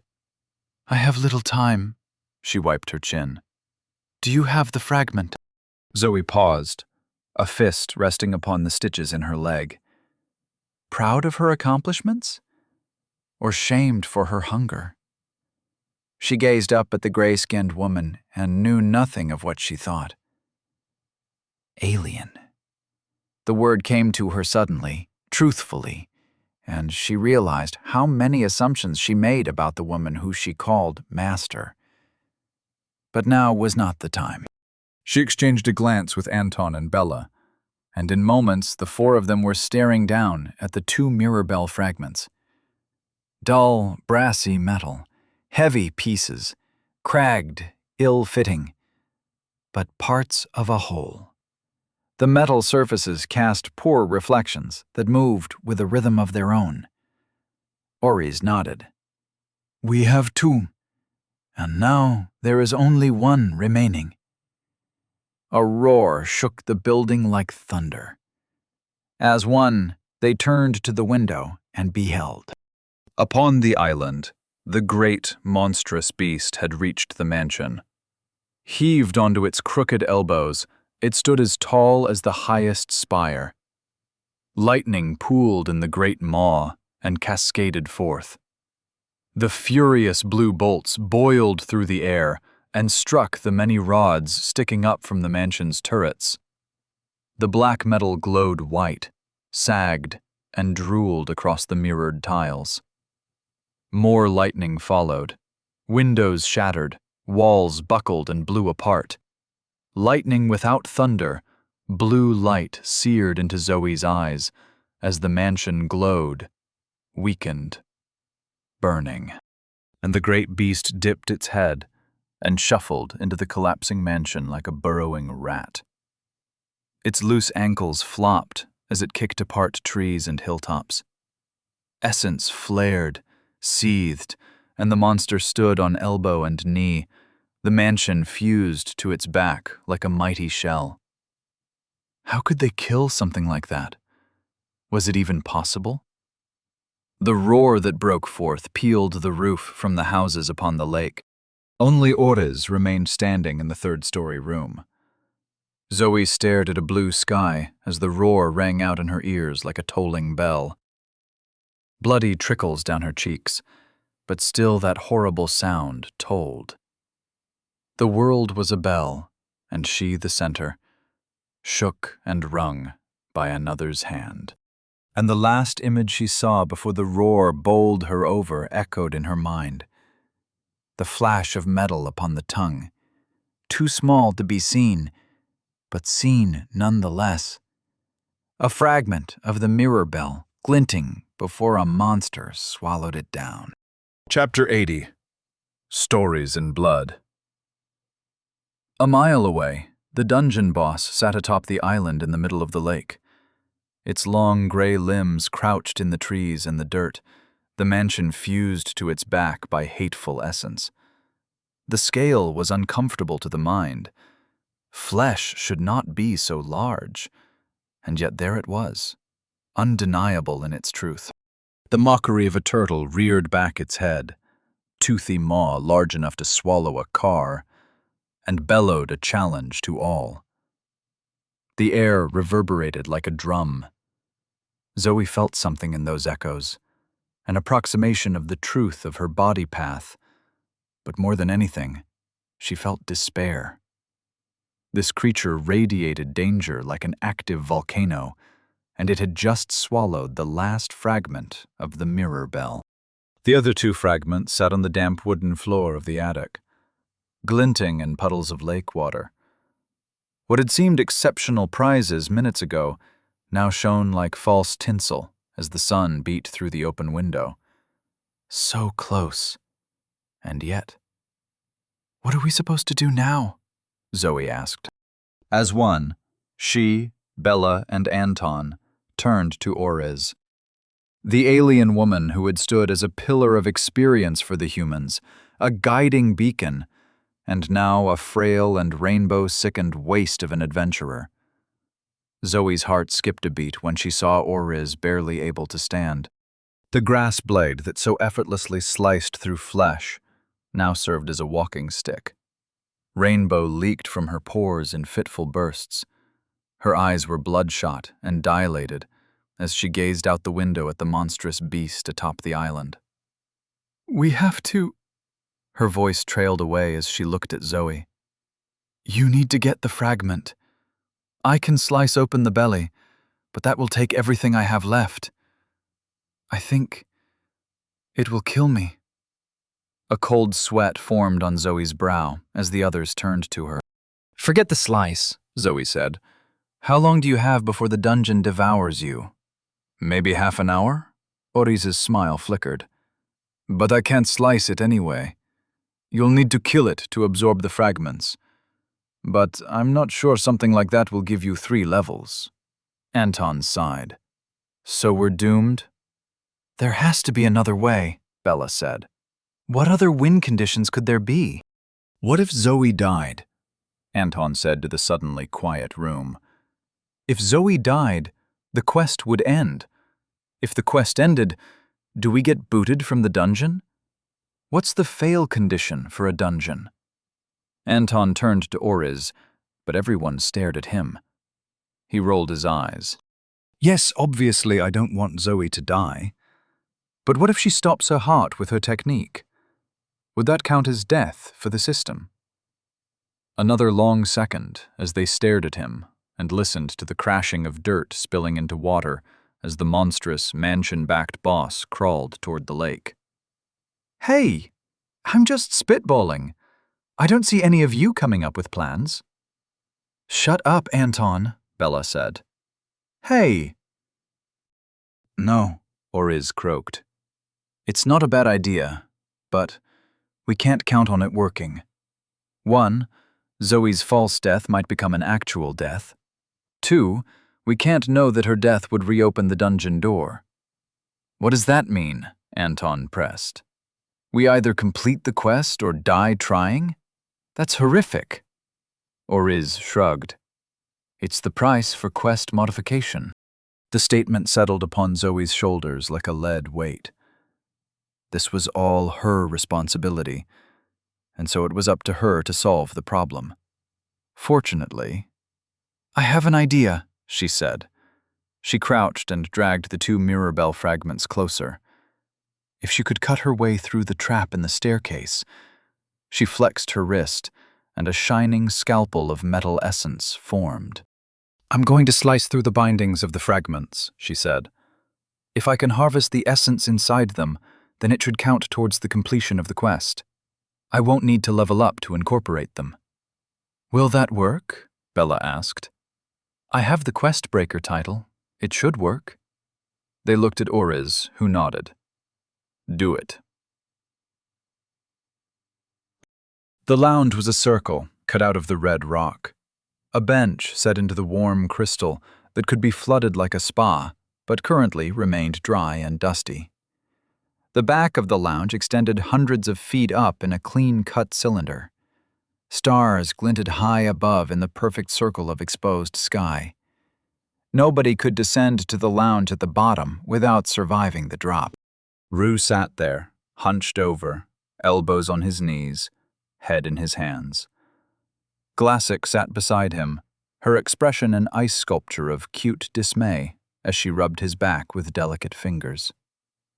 Across the circle, Morn plucked at a 40-stringed instrument, an idle harvest dance from a planet disintegrated long ago. Their music was always sweeter than their produce, but the song plinked unnaturally in its echoes along the crystal cylinder. It did little to uplift Rue's mood, and though Morn's playing slowed, it did not stop, and Rue had not the heart to tell the ancient scarecrow warrior that he wanted nothing but silence. For how sad is it to admit you want silence and loneliness when all your friends want to do is bring you comfort? It is a special kind of self-pitying pain that makes one flee the balm. The floor rumbled beneath his feet. Mosaics depicting battles under supernova skies split, dislodged tiles, spat dust, and ruptured. Rue blinked, and Urum stood before him. "I greet Rue, Prince of Crimson Skies, Blade Forest, Leader of Apocalypse, Primus Pilis of the first cohort of the Crimson Armada, and—" "Enough, Urum. I know you hate me. No need to drag any of this out. I don't hate anybody." Morn continued plucking away, the harvest song slowing as the fruit on the vine grew sickly sweet. Glassic removed her hand from Rue's back and cast a frosty glance Urum's way. "Now's not a good time," she said to Urum, and then whispered pointlessly, "He's not feeling the best." Urum and Rue rolled their eyes, caught the other making the expression, and both scowled. "What do you want, Urum?" "I bring a gift from the ladies you left behind." Rue lifted his gaze from his hands. "Oh?" Urum nodded. "From Lorilla." He tossed the swirling orb of crystalline blood. "I said it wasn't wise, but she insisted you receive this." Rue caught the orb and couldn't help but smile as he rolled it along his fingers. "Thank her for me." "Thank her yourself," Urum snorted. "I'm not your messenger." "You work for me." "As an engineer." They glared at each other, and Rue decided it wasn't worth destroying another starship just to make Urum take back his foul mood. Though, of course, Urum never had a foul mood. No hate in a heart of flawless stone, as they say. "Thank you for bringing this to me. I will thank Lorilla myself." Rue set the orb spinning in the air. "I'm sure she'll appreciate rubbing it into my face directly." Glassic raised an eyebrow at the orb floating above their heads. "What is it?" Rue snapped his fingers, and the orb expanded, fading as it grew, until it ceased to be anything more than a faint red glow in the air. And in that glow, a vision played. 4 aliens in a room inside a dungeon, huddled around 2 fragments of reflective metal as an aberrant boss raged in the lake beyond. "My gamble, my experiment. She lives." How like Lorilla to pay attention to this when I had let it slip my mind, but... He sighed. "It seems she chose blood after all. Lorilla will never let me hear the end of this." Urum smiled. "I have one more gift for you, from the Shadow Tank herself." "Oh?" His hand raced out towards Rue's cheek. Without effort, Rue blocked it with a forearm growing thorns, but it was a feint. The true slap rocked Rue's chin. His head snapped back into the crystal wall and sent a dark crack running up the crystalline length of the cylinder. "You damned!" But Urum was gone, the ground rumbling, and Rue blinked away the smarting pain. "I suppose I deserved that." "Morn?" The ancient warrior raised a desiccated eyebrow. "Yes?" "Can you play something to accompany the scene?" "But of course." His fingers worked like a vine along a wire. The tune grew, slow and manic, like wood piled on a bonfire, waiting for the dark. Rue reached into his shirt and produced beer for them all as he sat back and watched Zoe struggle. "You'll make it," he whispered. "You'll survive, you'll grow, and then you'll kill me. I just know it." ###. Zoe took a breath, steadied her hand, and sliced. Her scalpel struck the Mirabelle fragment and felt resistance. True resistance, for the first time. The blade bit into the metal, but struggled to go deeper. She pushed. It made sense. A scalpel was a surgeon's tool, not a blacksmith's. She pulled away, the technique flickering, and the scalpel became a bone saw. With her might-powered muscles, she tore into the Mirabelle fragment's essence. Her technique chewed through the fragment's defenses. The essence spilled. Everyone let out a sigh of relief as the essences of faith, metal, and sound pooled on the ground. The quest completion protocol triggered when she broke down the fragment, but breaking down was enough. She didn't even need to incorporate them. But she knew, even as it stirred, her essence mingled and spiraled on the ground like snakes down a drain. Her scarred lips snarled as her hunger dared her to resist. The bone saw became a scalpel without her even thinking. Thunder shook the room. Footsteps of the approaching boss? She gripped the scalpel in her trembling hands as she struggled to keep it from plowing into her leg and opening a new container. The blood essence surged beneath her stitches, begging for release. Rather than cut herself open and spill the blood essence she stole, she could use her technique to share the power. I'm pretty sure the smith will hate you for this, but when you see him, blame me. Are you sure that will work? Oriz asked. Do you know what it means to take on the ire of the Crimson Armada Trinity? And there, in her ears, the sound of a hammer beating faster, crushing an anvil to dust. Oriz groaned from where she leaned against the wall. There will be a cost to this. Zoe looked into Oriz's rainbow bleeding eyes, tried not to feel fear, compelled herself away from any thoughts on the future. This was a hunt, and the trees grew tall around her, the shadows of the forest. I don't care, Zoe said. I take responsibility. The howls of wild dogs broke through the beating of hammers, and Bella grinned. What do you mean? The world might end? They all laughed, manic, joyous, and wild as Zoe sliced open their wrists and filled them with the essence of the mirror bell. Chapter 81. Adaptation. As soon as Zoe sliced through Bella's wrist, her calm evaporated and the fear took hold. The surety of her plan died as essence coiled and split beneath her blade. So many things could go wrong. Bella's essence oozed, water and shadow brimming, teasing, testing the air for their new container, and swimming in the black liquid depths, the razor-backed serpent of the rune blade. What if she couldn't make this work? What if she drained her friend's essence and left them weaker than before? Yes, whispered her hunger. What if? She moved, reflex and practice guiding her, to slice open Anton's wrist and prepare him for the experiment? Surgery? Vivisection? As the mirror bell essence dissipated on the dusty floor. Her hunger saw the translucent sky essence floating within Anton's wound, a mass of bouncing spores, as an opportunity. Why share amongst three, when three can become one? What better legacy to her friends than taking everything they had for herself? She was the strongest.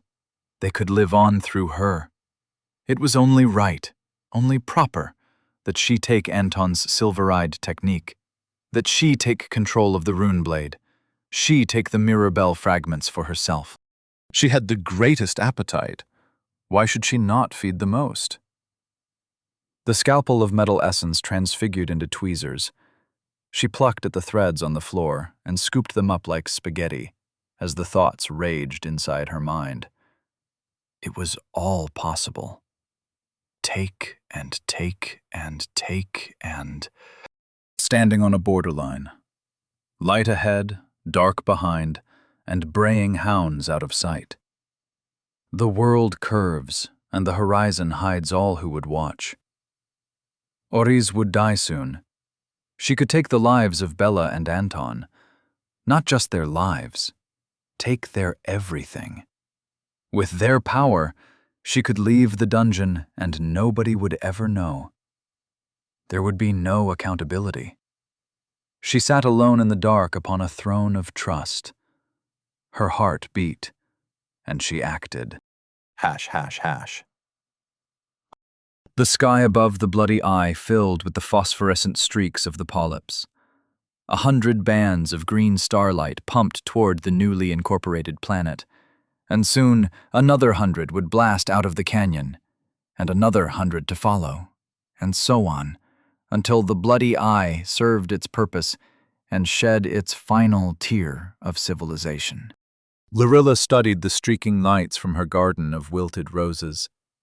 Paper curtains divided the spiraling garden into various rooms, ponds, and chambers. She stood before an open, pristine doorway, with her formal robes pooled on the ground behind her as she slipped into her subtle armor of plated blood and beauty. Each interlocking piece was little larger than jewelry, but it takes many coins to form a hoard, and there were few armors more effective for someone of her build. Esme lounged extravagantly on the silken bed in the chamber behind her. A smile spread wide across her featureless face as she tasted the air and played absently with the sheets twisted around her hips. "Do you need any help with the incursion?" Lorilla smirked as she clicked a delicate gorget into place. "Need?" Esme's smile widened. If her skin were not a light-swallowing shadow, her blush may have been visible. "Want," she stressed the syllable. "Do you want some help? Or even some company?" "I'm still mad at you." "Still? Maybe you need to punish me some more." Lorilla didn't turn around to face Esme's lewd display, but with her gifts in blood and mind, she didn't need to see to know. "I should lock you up, please, and throw away the key. Really, Esme, that's enough." "I love when you use your serious voice." Lorilla sighed, and with a snap of her fingers, the remaining pieces of armor flew up from the ground and settled upon her body. They shifted, like sand in an hourglass, before completing their intricate assembly. She appeared a gorgon of blown glass, all sunset hues, with a sleek and windswept figure. "I'm leaving." Esme stood and let the sheets fall. "Then let's go," Lorilla sighed. "Esme, you can't just do whatever you want and get away with it. Then what's the point of all this power?" Esme kissed Lorilla's glass-shielded cheek. "Race you? Esme?" But Esme was gone, melted into shadow, racing across the void, a smile waving between polyps, stretching from the ruby satellite to the world of turquoise green above. Lorilla sighed, snapped her fingers, and followed. ###. Anton and Bella lay comatose on the dusty attic floor. Zoe checked and rechecked their stitches. They had only been out for a minute, but she was worrying. The water lapping against the sides of the half-sunken house grew insistent, an aquatic tapping as the boss slid from the island into the water. "Don't fret," Oriz told Zoe. "You committed to the path. All you have to do is see it through." Zoe nodded, but said nothing as she waited. Another minute ticked past. Bella flickered like an old tape in an older projector. She gasped, sitting up, as Anton flickered away, before returning solid, his eyes wide. "I don't think," he mumbled, looking around. "He's not happy." Bella shuddered. "Zoe?" She grasped Zoe's hand. "He's pissed." Zoe squeezed Bella's hand. "I'll cross that bridge when I come to it. For now, we have to get out of this dungeon." Anton rubbed at his stitches, but Zoe smacked his knuckles. "Don't do that!" "So they're like regular stitches?" "Just don't play with them." "They're itchy." Bella nodded. "They are itchy." Zoe smiled. She checked their stitches again out of habit and paranoia as they quickly discussed their plan. Oriz interjected at points as they formed a quick strategy. A sense of levity grew, a tightness of anticipation in Zoe's chest, but she grew grim as a wave thundered against the side of the roofless house. "Does everyone know their part in the plan?" Bella and Anton nodded. "Then go. I'll join you in a moment." They leaped from the window and over to the neighboring house. Pieces of shattered rooftops floated in the water, bobbing with the waves caused by the incoming dungeon boss. With their advanced speed and coordination, They hopped across the floating timbers like frogs crossing lily pads. They tracked a wide circle around the mansion-backed monster. Oriz looked up from where she sat slumped against the wall. I wish I could do more. Oriz's voice was limp as waterlogged paper. But rest, Zoe said, and forgive me. Forgive you? For what? Zoe activated, bell at the center of the world. Reality folded up around her, everything on display. Oriz stretched, and the intricate decay of her rainbow-bleeding body became as obvious as a textbook. She couldn't put it into words, but from her position at the center of things, she understood. And so she reached out with her knuckles and tapped the core of Oriz's being. Her egocentric vision vanished, and Oriz gasped. "What did you do?" Zoe shook her body loose. It always felt wrong, returning from that space, like coming down from a high and entering the murk and mud of everyday reality. If I can stabilize an incursion, then why not stabilize your decay? Oriz flexed her fingers. I don't feel any stronger. You're not stronger. You just have more time. You shouldn't have. Zoe smiled, and it felt good to stretch her scarred lips with joy instead of the hunger of a jackal. I did what I wanted to do. It's better you're alive. Now, wish me luck? Oriz smiled wistfully. No such thing as luck with the system, I think. Well then, Zoe leaped. The attic floor thrummed from the power of her might-enhanced legs. She sailed up over the attic roof and surveyed the arena of the lake. The broken houses spread in circles around the lake, and the boss waded amongst them. It floated, as it had, like a turtle with its head reared above the waves made by its passing. Yellow eyes burned in the armored head like bonfires. They swept about and locked onto Zoe as she hung at the zenith of her leap. She felt it then, the overwhelming power in the beast rearing up like a mountain behind it. Ton upon ton pressed down upon her, screams and fists raining with hatred. The jaw opened so slowly, her muscles locked up, lightning pooled in the back of the throat like blue death dancing. Zoe fell as the lightning raced toward her. She grabbed the building with her chain and swung herself down into the water. Lightning obliterated the air where she had hung. Burning stink of ozone. She struck the water and dove, swimming until she could emerge behind the cover of another house. One of the potential plans had been to kill the boss, wear it down, and deliver death by 1,000 cuts. If it bled, it could die, right? But she knew now, after that moment of eye contact, there was no way that was possible. Even with all her strength, even with her friends, they were just mosquitoes facing off against a dragon. Oriz had shut down that plan before they could discuss it, but deep down, Zoe had hoped it was a possibility. Maybe, if she harnessed the blood inside her, it would provide a connection to the mountain of hatred. Though Oriz suggested that was a worse idea than just trying to kill the monstrous creature with fists and sticks. Zoe wasn't sure, but she also didn't know how to incorporate the essence within her without leveling up. She swam between the corpses of a family at their breakfast table, kicked up a rotted staircase, and emerged on a shattered second floor. The mossy bricks fell long ago and gave her handholds to climb up. She poked her head over the edge and scanned. Anton's silver eyes darted like pinpricks of light around the lake and the monster. Not getting too close, but monitoring things. One eye zipped toward her and hid behind the wall beside her head. "Are you in position?" she asked.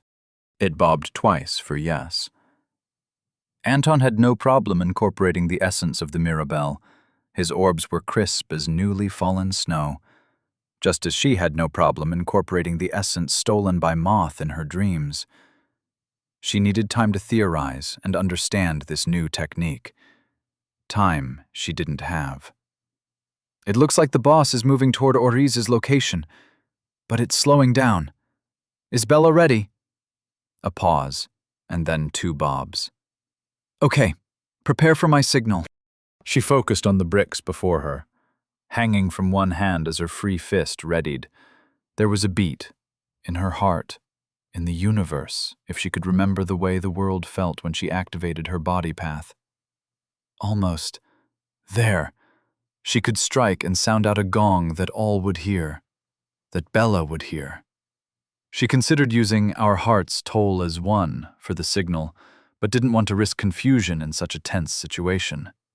She steadied her breathing and focused on the center of things. The beast sloshed past, and Zoe ducked down. Its head passed the house, jaw hanging ajar, drooling, flat teeth larger than her head, a jaw that could stretch to crush the house apart. It passed, and the shattered mirrors of the mansion on its back flashed with the reflected light of the lake. She could see through these mirrors, into rooms, darkness, as though the walls did not meet flesh, but continued inside. Did the mansion continue into the flesh of the beast, like the stairwell in the yacht? Zoe bit her lip. If that was the case, then they could change their plan. By entering the mansion, they could navigate toward the mirror bell fragment from the inside, rather than from the outside, as was their current plan. Bella's acid-tipped spear could eat through the boss's flesh, provided it wasn't in a digestive tract, which was why they shot down Anton's Pinocchio-inspired plan. But it could be easier to do that from within. "Hold," she said. "Anton, send an eye into the mansion. I think we have a plan B." Chapter 82. Barnacle Sphere. After Anton confirmed it was possible, they entered the mansion like bugs crawling inside the open maw of an insect eater. Everything trembled. Dark they walked, crouched low, following the silent glow of Anton's silver eye. Heat like a fire gusted out at them from the winding depths of the corridors. Wet as fevered panting. Infrequent wind, the strain of lungs further into the dark, and the foul, bilious, blackened, bloody scent flowing out into the bright rectangle of light that was the window behind them. The floor beneath them rested like a limp tongue, moist, unstable, muscular, shifting and tasting them with each step. The beast rumbled, walls shaking, as it learned of them. Limp fingers, each the size of a telephone pole, dragged against the exterior. Bricks and wooden boards shattered and fell into the lake, plinks and plops, as the boss battered at itself like a dog scratching for a flea. Anton's eye led them further into the dark. They walked past studies piled with half-digested books, past dining rooms where the tables breathed, dull half-light spilling from the silver eye, exposing what should have remained hidden. Nothing came for them, not yet, but they couldn't relax. Whenever they reached a split in the corridor, Anton sent an eye in either direction, and if it split, he sent another eye. Soon they stood at a crossroads. The walls breathed, and a dull chandelier dripped sour fluid into a puddle on the pulsing floor. Anton focused as his eyes scanned the paths ahead. Bella stood beside him, sword drawn, and scanned the immediate surroundings. Zoe paced as she worked on the problem from a different angle. They needed to find the Mirabelle fragment. Initially, she thought this meant cutting into the boss's stomach and sifting through its guts. Maybe, as Anton initially suggested, even jumping into its mouth to follow the fragment down. But the mansion was offering no clues, and it seemed to continue forever. She idly inspected a bust on a plinth against the wall, Zazatha in stone, or perhaps an ancestor. But the eyes. She slapped the bust away. It rolled wetly across the sodden carpet. "What happened?" Bella asked. "Its eyes," Zoe grimaced. "The eyes were alive." Anton nodded as he sat, eyes closed and legs crossed. "The same with the paintings. It's watching us, but I don't know if it sees us yet. Not really."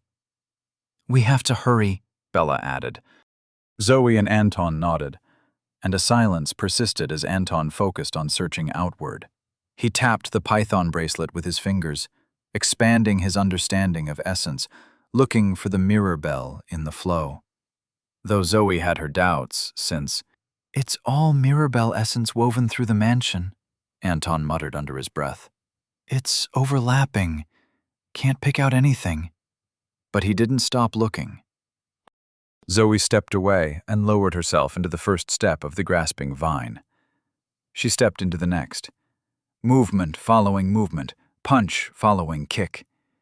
She was approaching the true intent of the stances, still distant, but looming. These moves were merely the beginning of the style. But she pushed the thoughts away and let the movements center her. She focused her mind on the limits of her body, on the fibers of her flesh, and closed her eyes. Breathed, moved, and there. Felt it like a ripple striking the edge and returning to the center. The humming reverberation of a bell.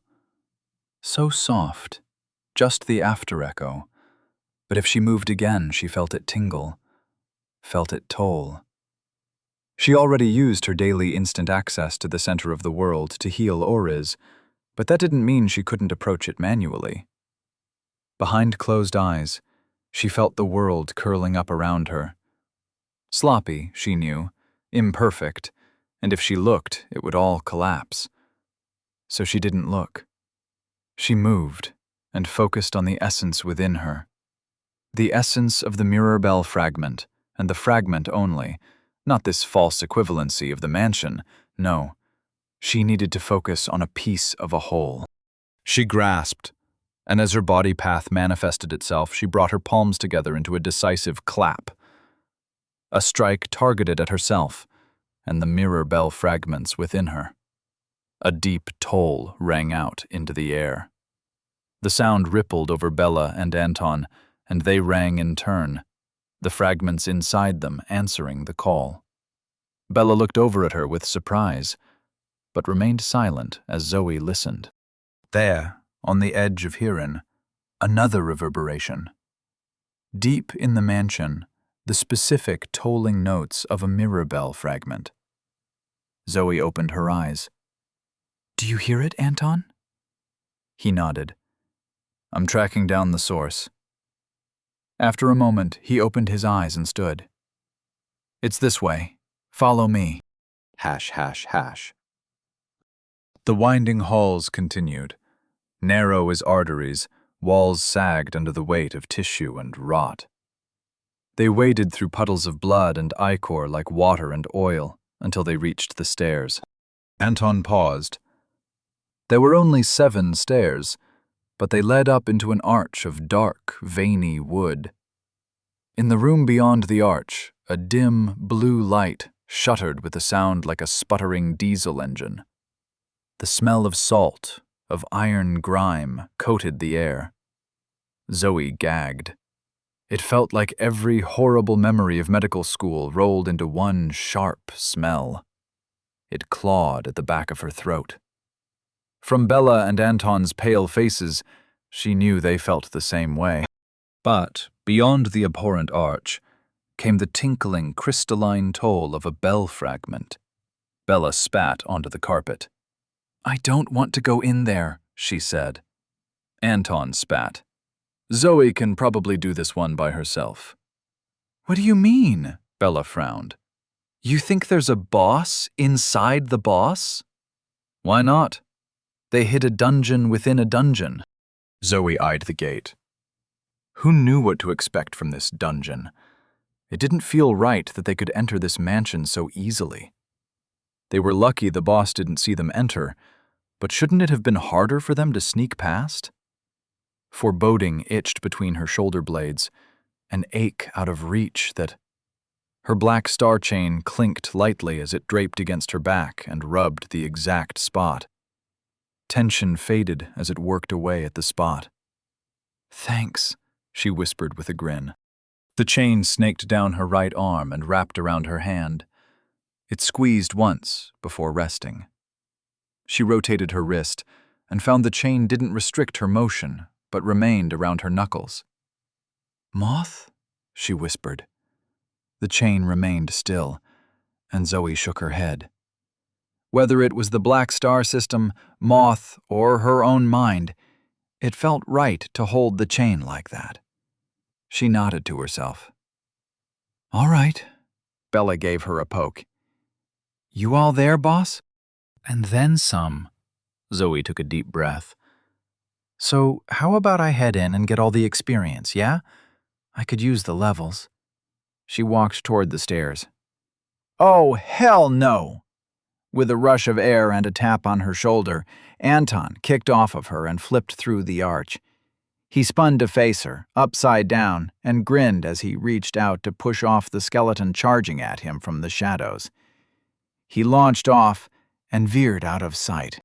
The arch shuddered, and doors slid slowly from within like teeth pushing out of gums.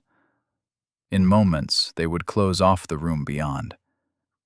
Zoe laughed as she sauntered up the stairs, chain creaking around her knuckles. She stepped sideways through the arch, fist swinging, and cracked a skeleton's head in twain with a single strike. "Idiot," Bella whispered from the bottom of the stairs. "Idiots." But she chased after, with her sword outstretched and pulsing heat, and passed through the door before it closed with the finality of a sealed tomb. ###. The room beyond the arch was once an observatory. A dome of copper plates etched with astronomical pictographs, and a vent in the ceiling exposing the sky for study. Now, raw pink flesh dangled between the slit in the verdigris. It pulsed in time to the shuttering blue light that lit the mess of the room from its source in the center. A barnacled, crusted sphere of flickering blue light was rooted to the floor, weighing it down until the floorboards sank with a constant groaning. Zoe battled skeletons to approach the sphere. Sleeker than the skeleton warriors from the first room, they attacked with clockwork viciousness. Zoe suspected there was another puppeteer somewhere in the area. Her chain-wrapped fist smashed through the ribs of a 7-foot-tall bone warrior and cracked the spine. It flailed and fell back. A skeleton bashed aside its flailing sibling and swung a scimitar down at Zoe's collarbone. The blade clanged off the chain wrapped around her forearm. It was a movement from the grasping vine, but did she move her arm, or was it the chain? She kicked out at the skeleton's hip. The joint shifted with a crack, and the skeleton stumbled. Zoe's chain lengthened out into a noose around the skeleton's neck and brought it down onto her rising knee. The skull shattered. Fragments bounced off her skin, dully scratching, and belatedly, she activated Self-Reflects the World. The chain had so preoccupied her, she forgot about the need for her defensive technique. Another skeleton rushed toward her, swinging a mace above its head. Her chain lengthened in retaliation. She swung it in a circle, and the air thrummed before the tip smashed into the skeleton and cleaved through its ribs. The skeleton split into 2 pieces and cracked on the ground. Zoe's shoulders heaved to arrest the momentum of the chain, and it retracted slowly into her fist like a living thing. It wrapped around her knuckles, bone dust drifting from its gleaming black surface, and gave her an affectionate squeeze. "Thanks," Zoe said, though deep down, deep enough she hoped the chain couldn't hear, she held apprehensions about the sudden helping hand. Anton and Bella were finishing a skeleton on the far side of the room. There were only 3 skeletons remaining spread between them. Though the undead warriors were tall and armed, Zoe judged they posed little true threat. "Hold them off me," she called, "and keep an eye out for puppeteers." "Aye, boss," Bella called. They hurried over to engage the 3 skeletons, pushing them back more than attempting to disassemble them, now that the patterns in their movements were becoming known. With Bella and Anton keeping the skeletons behind her at bay, Zoe approached the barnacle sphere. Vertigo rose within her, and the chain trembled with some deep, remembered fear. She looked down, and her mind spun back to the tavern in Purgatory. The ground lengthened beneath her, stretching, growing. Pain burned in her thighs as her leg tore. She hurried and stepped forward, leaped forward almost, and she landed hard on the wet floor. The burning pain faded, though a ring of pores leaked blood around her leg. She coughed once and rose. Bella and Anton continued their methodical defense, poking or swinging at the skeletons as they rose and attacked, but they stood 100 feet away. She cupped her hands. "Anton, send an eye. Don't stop if it feels weird." A silver orb shot toward her. From her perspective, it didn't slow, but by the way it spun when it reached her, she knew Anton felt disorientated. "It's a spatial extension," she said, trying to remember Oriz's explanation. "If you cross too slowly, it tears you in half." The orb bobbed twice as confirmation, but it looked past her. Zoe turned and faced the barnacle sphere. It stood 20 feet tall, and the ceiling extended 100 feet above that. The scale sent a little trill of shock through her. Water beaded and dropped from the chandelier of pulsating pink flesh above. She stepped aside to avoid a droplet, but returned her attention to the orb.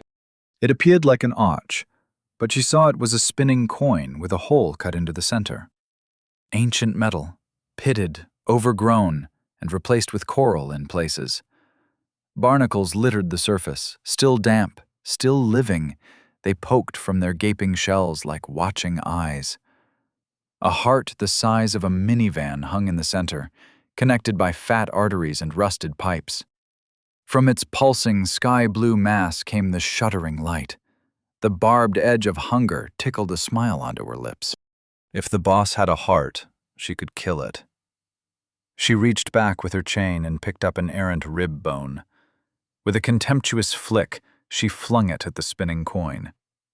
The spinning coin shattered the bone into splinters and sent them flying into the room and beyond the border. Shards bounced off Zoe's mirrored skin, and some hit the beating blue heart.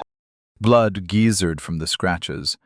The spinning coin sent the blood flying everywhere, and Zoe sputtered as it covered her from head to toe. The sudden tide stopped, and she wiped away her eyes. A puddle of blood coated the ground an inch deep, but the heart had healed and continued pumping. If she stabbed it again, more blood would pour. Enough to fill the room?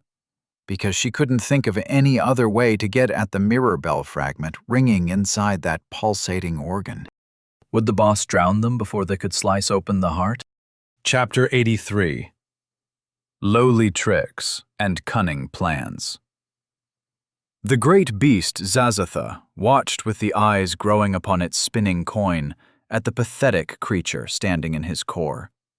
His vision spun, but he saw clearly the naked greed in her eyes as she gazed upon his pulsing, sky-blue heart, as though it would actually display its vulnerability so readily. There was more than enough blood in his body to drown her easily, but he could see in her calculating eyes she had accounted for that. More than likely, she only desired the fragment hidden within his heart. His death, if it were even possible, would only be a bonus. Though she would have to find his other two hearts to achieve such a momentous feat. He snorted, external eyes squinting closed as he chomped at the lake water outside his body with amusement. There was no way they could stab all three hearts. He was too great. He was too powerful. Zazatha feared nothing. But somewhere in the back of his mind, doubt lingered like raindrops on glass. He had died before, countless times. A truth known, a truth denied. Would this creature add another death to his tally? ###. Zoe trudged away from the heart, dripping and shaking blood from her body. It ran off her fish skin suit without trouble and left it sleek and silver underneath. But the gore clung to her skin and hair, steaming heat cooling into something tacky. The spatial barrier was no less shocking as she extended herself across. Bella glanced over from where she pushed back the skeleton. All right? She asked, with raised eyebrows. Fine. Zoe charged as her chain slipped from her hand like a whip. With quick snaps, she knocked the remaining skeletons to the ground. Bella and Anton seized the momentum to shatter their joints and disperse their bones. After a moment, they all stood, breathing lightly in the shuddering blue light. Do you think there's a puppeteer? Zoe asked Anton. He shook his head. I have detected no threads of skein. Then how were the skeletons being controlled? Bella asked. If there's no puppeteer or thin men moving them, how are they moving? Maybe there are actual skeletons that move around? He rolled his shoulders in an annoyed shrug. It's the apocalypse. I don't know everything about it.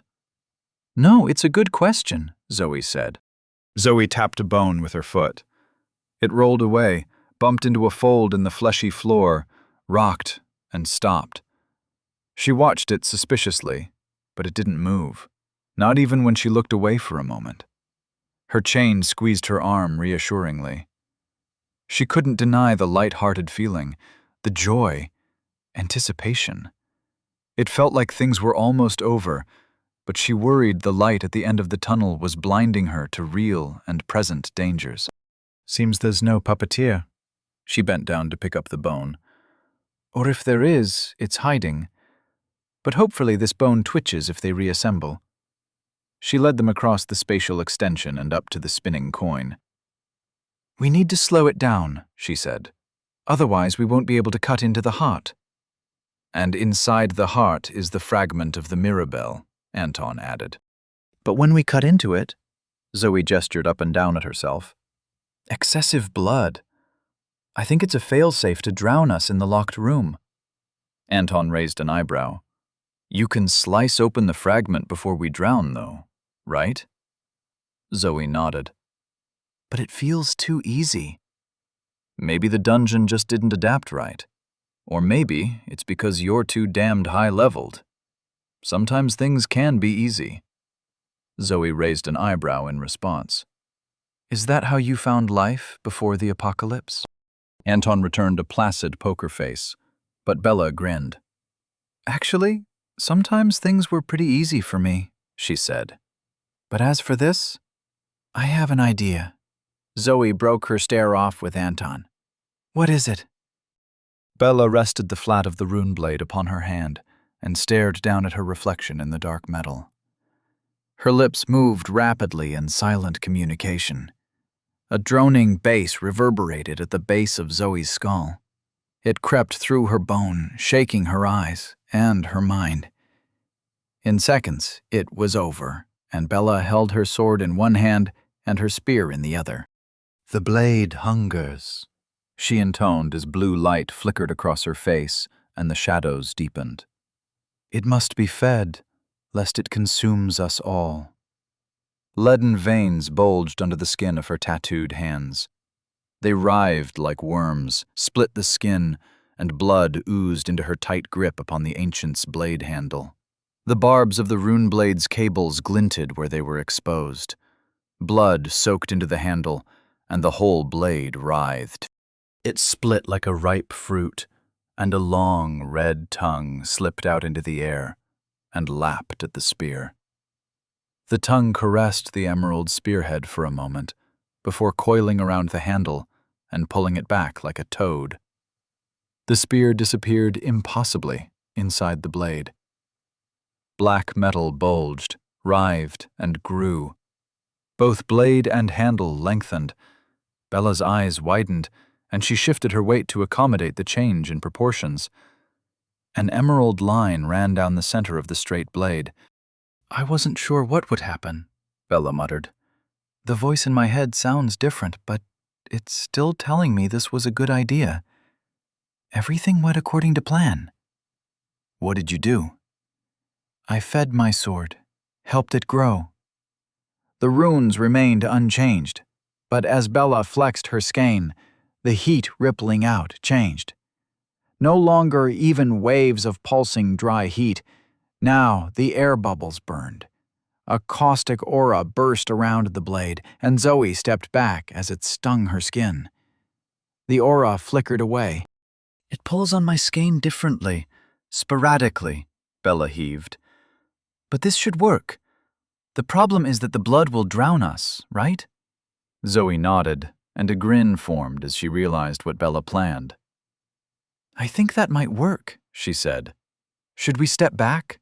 That sword's aura always forms a sphere. I think I can focus it into an extension of the blade, but it's hard. Heat doesn't want to be directed. We'll stand back then. Zoe grinned as Bella walked up to the illusory sphere of the spinning coin. Her sword extended out, held straight with her internally wired muscles. She activated her skein, and the air flailed. The air distorted in bubbles around the blade, and when they popped, it made the space lesser. The crazed aura extended into the spinning coin, and the metal hissed. Pockmarks appeared across its surface as the caustic aura bit into the coral-coated surface. Barnacles popped and hissed as the heat struck them. The metal glowed as hot scoop marks leaked across its surface toward the core. The coin itself was too thick to be eaten in half, but with a scowl, Bella forced the aura to extend even further. The bubbling energy struck the blue heart, and the entire room shook. Smoke poured out in the blue light as the beating heart sizzled. The floor wobbled and lurched, but Bella continued directing her blade's aura at the heart. Zoe and Anton were thrown about as pained waves rippled through the fleshy ground, but Bella utilized her body path to remain anchored to the ground with her blade outstretched. Her skein poured forth, and the aura stripped the pulsing blue heart. Scoops formed as the popping aura ate away at the flesh. The wounds seared and throbbed, but the heat and acid cauterized them before they could leak. Soon, the diminished heart hung in the center of the coin like a half-eaten apple on the end of a twig. The metal of the mirror bell fragment glinted in the blue light. They could see their prize, but how would they reach it? Bella sagged, resting on her sword, as the ground continued to flex and release. Zoe and Anton crawled over to her. The coin continued spinning too fast to approach, but the illusion of a solid material had shattered. How do we get the fragment out of the heart? Anton asked. Zoe extended out her chain as fast as possible, but it bounced away from the spinning coin with a clang. Can't grab it. Zoe ground her teeth together as reverberations traveled up her chain and through her body. The heart and coin are connected. Bella, do you have enough skein to devour the heart? I'm getting very low, Bella said with meaning. Zoe nodded slowly. Forget that then. We'll find a new solution, or wait until your skein replenishes. There was always another worm, after all, but she couldn't deny the unknown deadline. Anton, she said, do you still have an eye on Oriz? She looks as bad as she did 5 minutes ago. I don't even know what I'm supposed to tell you. She isn't moving, barely breathing, glowing like a unicorn. Zoe couldn't know how long until Oriz faded away completely. She had to continue as fast as possible, but risking their lives foolishly would save nobody, especially since she still felt that itch between her shoulders. Something was watching her. She glanced up at the few livid eyes poking out of the barnacles on the coin. An idea coalesced between two pulses of her heart. Follow my lead, she whispered before raising her voice. Hurts, doesn't it? The floor buckled beneath her. Yeah, Zoe spoke louder. Can you hear me? Bella only stopped because she was worried she'd kill you. She wants this to last. She wants you to suffer. The flesh dangling above them pulsed with malice, but the fleshy room was incapable of attacking them. Zoe shook her head with concern. There's nothing you can do to stop her. But I can stop her. I want to stop her. I want to let your heart heal. Because I'm your friend. There's no way, Anton muttered, before Zoe shushed him with a finger on the lips. The heart pulsed, seared flesh bubbling as it struggled to heal. The floor rumbled beneath their feet. I'm your friend, Zoe said. I want to make the pain stop. I want to make the rage stop. Don't you want to feel something different? Don't you want to feel normal again? Bella raised her sword high. I can't wait, she cried. I'm going to torture it some more. Zoe dragged Bella away from the spinning coin. No, I won't let you. The floor squirmed, but slower, thoughtfully. Zoe activated Our Hearts Toll as One, and the technique latched. She quickly flexed her skein and lowered the heart rate. Before their eyes, the coin slowed. What had seemed a solid sphere became a clearly rotating piece of metal. It still spun fast by the time Zoe released the hold of her technique, but it was now something that merely required precision rather than an impossible task. The eyes growing from the coral on the coin stared at her with confusion. Zoe knew it wouldn't be long before they figured out what had happened. They had to hurry before the simple trick collapsed. But even as she had the thought, her technique canceled. The coin spun in fits and bursts. Her hold on the heart rate was gone, but it couldn't so quickly regain its speed. Without a pause, Zoe leaped forward. Her chain reached for the heart even as the coin slammed into her body. The force flicked her away, but her chain latched around the metal pipes hooking the heart to the coin and pulled her closer. She grinned as she neared her prize. The end of the dungeon was in sight. Hash, hash, hash. Zazatha raged. No matter how he bucked and squirmed, he couldn't reach the tiny intruders lurking outside his heart. They bypassed his trap and humiliated him with lowly tricks. But it was all part of his cunning plan to lull them into a false sense of security. He needed to activate the latest weapon, and so he turned away from matters of the flesh and connected with the dungeon as a whole. The psychic field brushed against his, white-hot nerves of woven ghosts spliced into the great soul brain woven through his meat, and he became clay in the dungeon's hands once more. Brushing the face of God.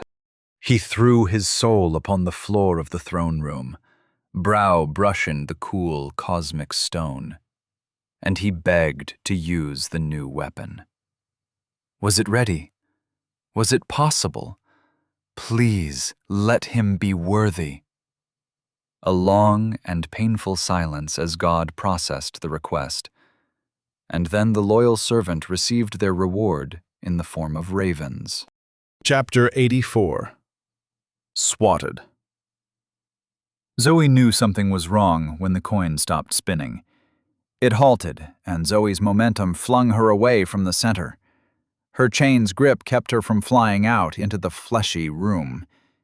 It pulled her back and slammed her into the coral-crusted metal. She hung for a moment before the snapping of arteries and pipes caught her attention. The coin fell forward, tearing the suspended heart free from its connections. Zoe released her chain and pressed her feet against the ancient metal. With a yell, she launched herself clear.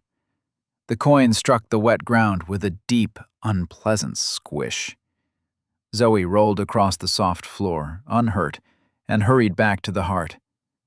The flesh no longer pumped. Its light faded and blackened, like the deep blue after sunset. "Are you all right?" Bella called from the other side of the coin. Anton's eyes whizzed around the room. "I'm not detecting anything in here with us, but I don't like how quiet everything is." "A giant coin falling isn't quiet," Bella responded. "No, but why did it fall?" They argued and approached as Zoe crouched beside the heart. She gripped the heavy mass of flesh. Even diminished, it was the size of a legless horse, and turned it over. She squinted. With the light of the heart fading, the room was approaching pitch black. "Anton?" she said. "Light, please." Anton's eyes spun closer until they glowed in a tight orbit around the three of them. Something glinted. A metallic growth. A piece of shrapnel. The mirror bell fragment lodged in acid-burned muscle. "So that's the final piece?" he said. What are you waiting for? Bella hissed, bouncing on her feet with excitement. Hurry and cut it out! Get ready to cauterize the wound. I don't want to risk the blood. Bella nodded, and Zoe lashed out with mind's-eye incision. She planned on cutting the fragment there and then. It was time to leave this hellhole. But something darted in front of her technique. There was a grating squawk, and something soft struck the ground outside her field of vision. What was that? Zoe asked. Anton's eyes orbited wider, and then his true eyes widened. We're surrounded! A raven landed on the heart and cocked its head. The whole creature was formed of soot-filled blood. Its eyes were mirrored, and when it split its beak, a screech like glass on a blackboard shook the air. Zoe winced and lashed out with her chain. The raven flapped away, but 3 more swooped down. Zoe cried out and directed her chain toward the Mirabelle fragment, but it was gone. She blocked her eyes from the swooping blood ravens. Where's the fragment? Anton's eyes flashed around the room, and Zoe fought in the sudden darkness. Beaks stabbed at her skin, and she coated herself with self-reflects the world. Force reflections pinged off her body as Bella backed up against her. Zoe adjusted her technique and stood back to back with the swordswoman. They stood so close, she felt Bella's shoulders bunch and release as the rune blades slashed through the raven-filled air. I found it! Anton cried, as sudden light entered the vast chamber of wet flesh. The shaft of yellowed light illuminated Anton's pointing finger. A raven clutched the Mirabelle fragment between its black and gore-slickened claws. It flapped, awkward, heavy, steady, toward the light. No! Zoe lashed out with her chain. It struck many birds from the air before it lost momentum, but it wasn't fast enough to strike the raven carrying the fragment. Zoe's eyes boiled over with red rage. The end was so close. She would not be denied, and so she sprinted after the bird. Hash, hash, hash. The ravens were a pale imitation of Miserable Henry's technique. Their blood was cool and congealed, tainted with soot and scabs, compared to the liquid crystal perfection of their originator. Zoe's mirrored skin was enough to deflect them, but it ate through her skein. She charged down the halls like a bulldozer after the flying raven. The carpet squished and coiled under Zoe's feet to try and trip her up. Her companions followed her, and the swarm followed them. As she ran down the hall, the wallpaper swelled and burst like ugly boils. When each bubble popped, a raven shook itself free of pus-like matter before screeching and swooping for Zoe's eyes. Her chain and her mirrored skin were enough to stay free for now, but she couldn't catch up to the bird that stole the fragment. It remained just out of reach. Was it slowing down just enough to taunt her? To raise her hopes? This whole dungeon felt wrong. This whole apocalypse felt wrong. She knew about cutting away a piece to save the whole, but that was the logic of the healer. Everything that happened to her so far felt more like the twisting of the knife, just to see what flowed. What goal could cruelty have? What purpose did hate without end serve? Zoe's hunger growled something mindless, something grasping, and Zoe leaped over a long table in a collapsed dining room as her chain swung her off a chandelier. She could philosophize when she was free. For now, she needed to devour that glinting fragment. The raven remained out of reach as the hallway straightened out, but Zoe was drawing close, sucking down air, sprinting with everything she had. Light bloomed ahead of her. The exit. A large gaping wound in the architecture of meat. Double balcony doors ripped from their hinges. Paintings followed the chase with bulging, bloodshot eyes. The raven shot out into the bright blue sky beyond the hole, and Zoe leaped after, reaching, so close she felt the wind of its wingbeats on her outstretched fingers. Her chain coiled out and latched onto the bird. She squeezed, and the bird squawked, its bloody body resisting the pressure like tough rubber. Zoe hauled it closer, eyes glowing with avarice, a scalpel of metal forming between her outstretched fingers, when a gigantic hand swept out of the water and battered her into the sky. Hash, hash, hash. Anton screeched to a halt as the gigantic hand swept past the opening at the end of the hall. With a crunch of bone, Zoe vanished. Ravens pelted past him, scratched him, pecked him. Even with his eyes scanning the hall, it was hard to dodge them as they flew past and out into the open air. The empty air. Zoe was gone. Bella came hauling out of the corridor behind her. She grabbed a hold of him. "What are you standing here for?" She pulled him off his feet with the momentum of a falling anchor and hauled him toward the exit. The open doors of bright blue sky. "No!" He dragged against her, but he was not Zoe.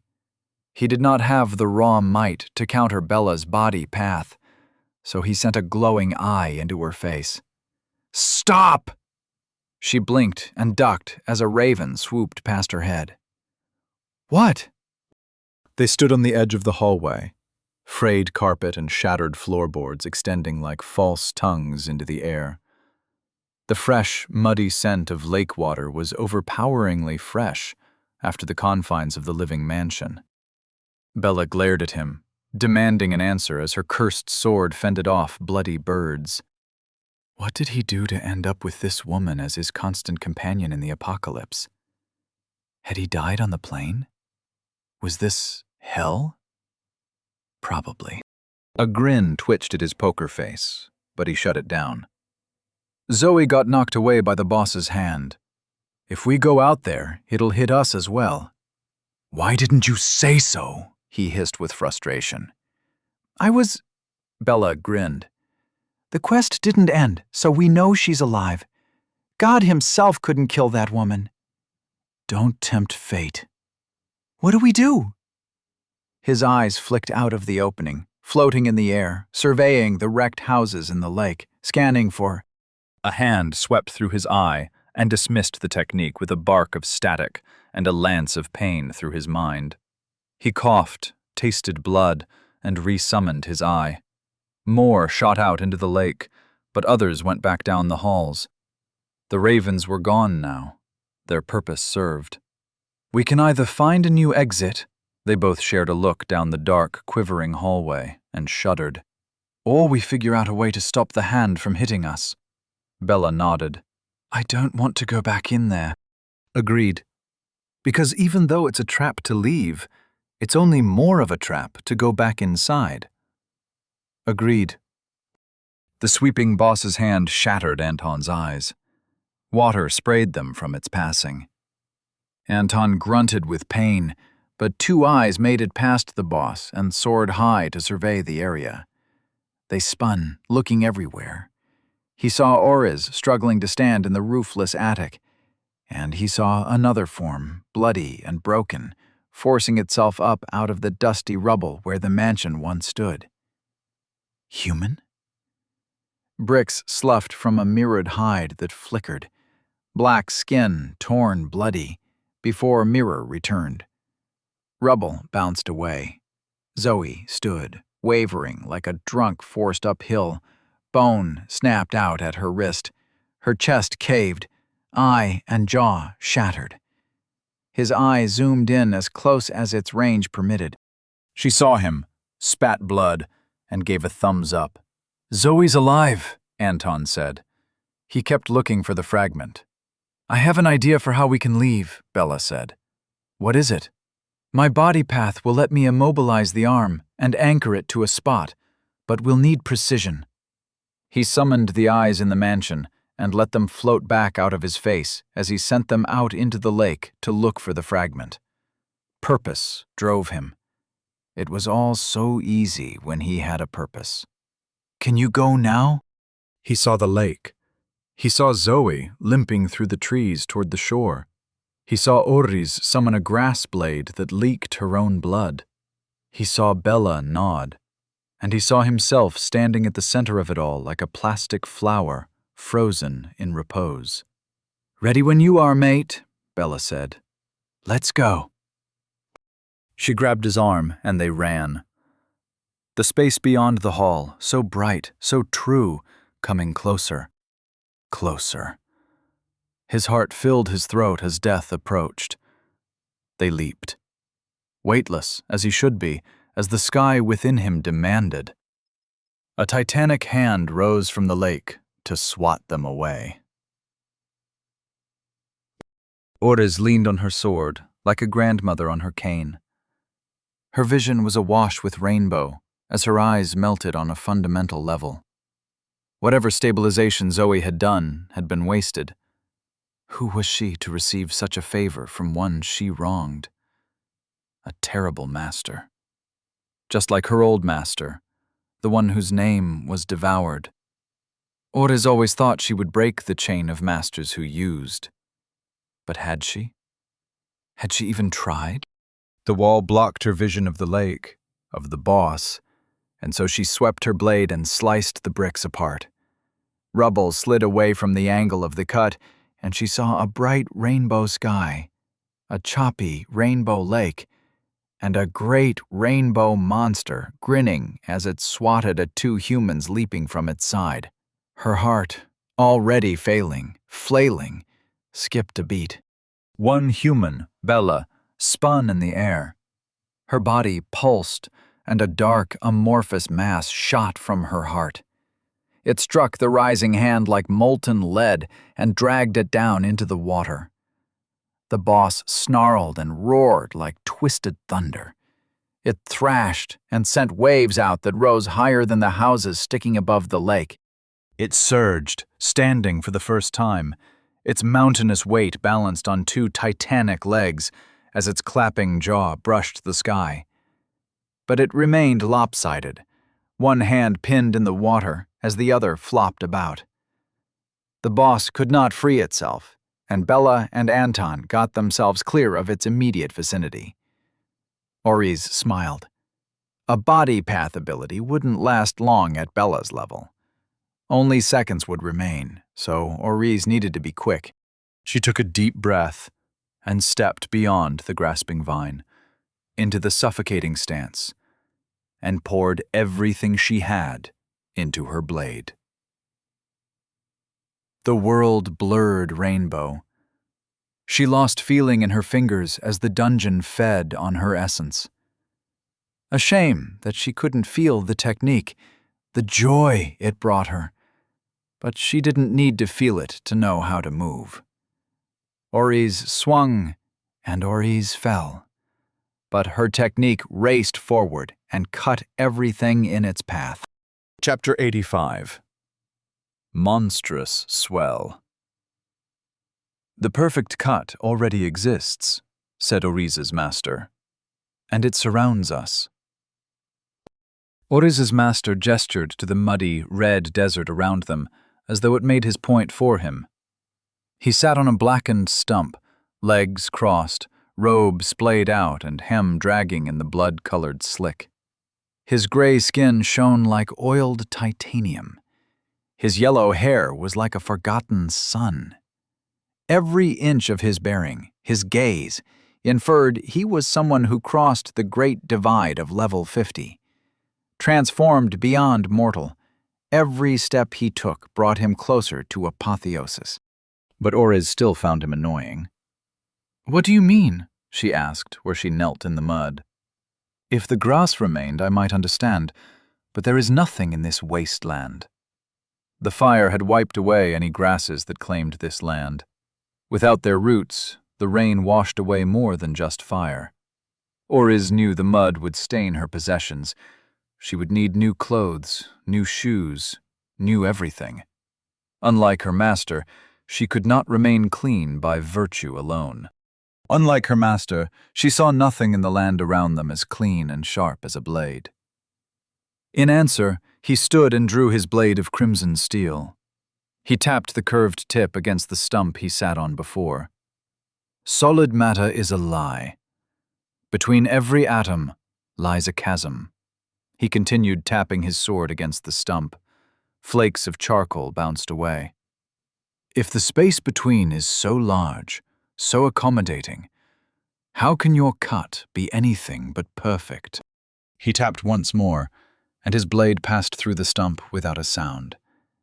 The sword brushed through wood and into the mud.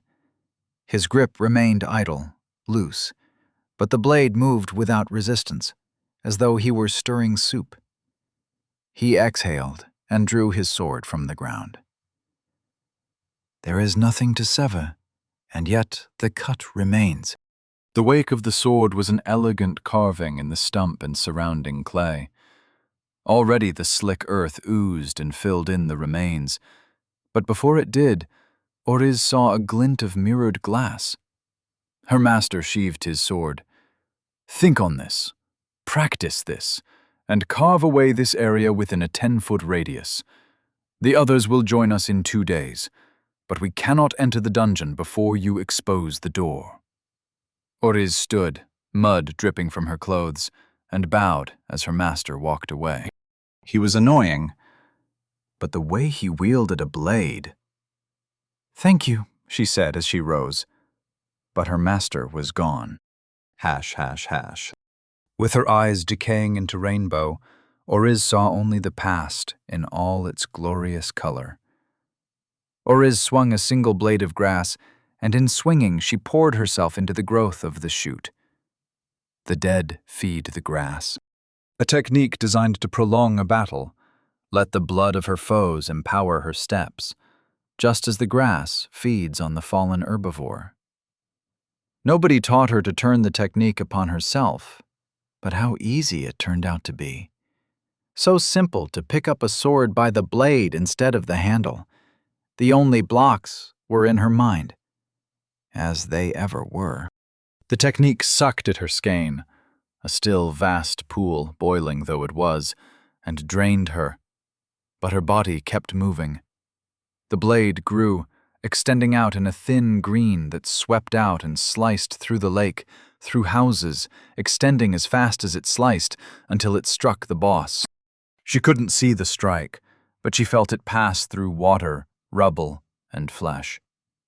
The boss screamed, and then the sound cut out as her blade slipped through a colossal throat and left it useless.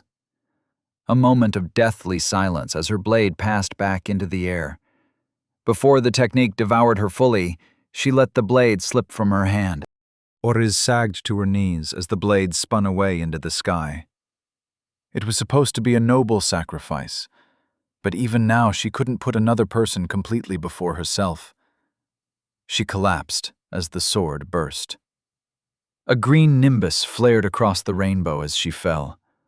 Her cheek hit the floor, but she felt only the crash of the boss collapsing into the lake.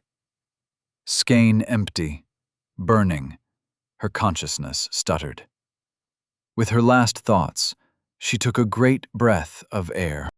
The wave of water from the fallen boss struck the house. She felt cold, and then unconsciousness gripped her. Hash, hash, hash. Anton swam underwater, canceling his techniques, burning skein to swim as fast as any fish toward a faraway house. He needed to get away from the boss. The shock waves of its flail made the water turbulent. Waves crashed overhead. If he wasn't full of air and sky essence, he knew there was no way he could have held his breath this long. Bella swam ahead of him, sword trailing in her hand like a black fin. Her water essence granted her speed beyond his dexterity. They were going to make it. The pillars of a shattered house stood in the water, and Bella swam toward the surface. Anton followed. It was little more than a floating platform of wide wooden floorboards. A single wall stood, its arched window long shattered by the excesses of the battle. Gasping, sucking down that sweet air, that taste of sky, Anton pulled himself out of the water. Bella crouched ahead of him, panting, eyes cloudy with exertion. Rain fell around them in crashing buckets. The world darkened as a cloud passed in front of the sun. No, not a storm, but the standing boss. He winced as he reactivated his technique. The overuse made the strange, semi-real organ behind his eyes strain like a sore muscle. But, as always, curiosity dragged him forward. Insight, knowledge, he had to see. Silver orbs spilled out of his vision and raced up into the air. The rearing boss stood as high as a small mountain, its eyes burning, jaw snapping, in a mockery of human, or alien, he supposed, anatomy. A vast ribcage warped and flattened like that of a turtle. Gray legs wasted and skinny in proportion, but mammoth. It made him sick to look at. It clawed at the water with one hand, but the other remained shackled by the solid darkness of Bella's body path. How long until the boss was free? With those monstrous claws, even limp-wristed as they were, it could shatter their bodies and spread their blood. A blade of vibrant green energy flashed across the lake. Water spouted in its wake 3 stories high. It passed through houses without pause, and they slid apart as it slashed on.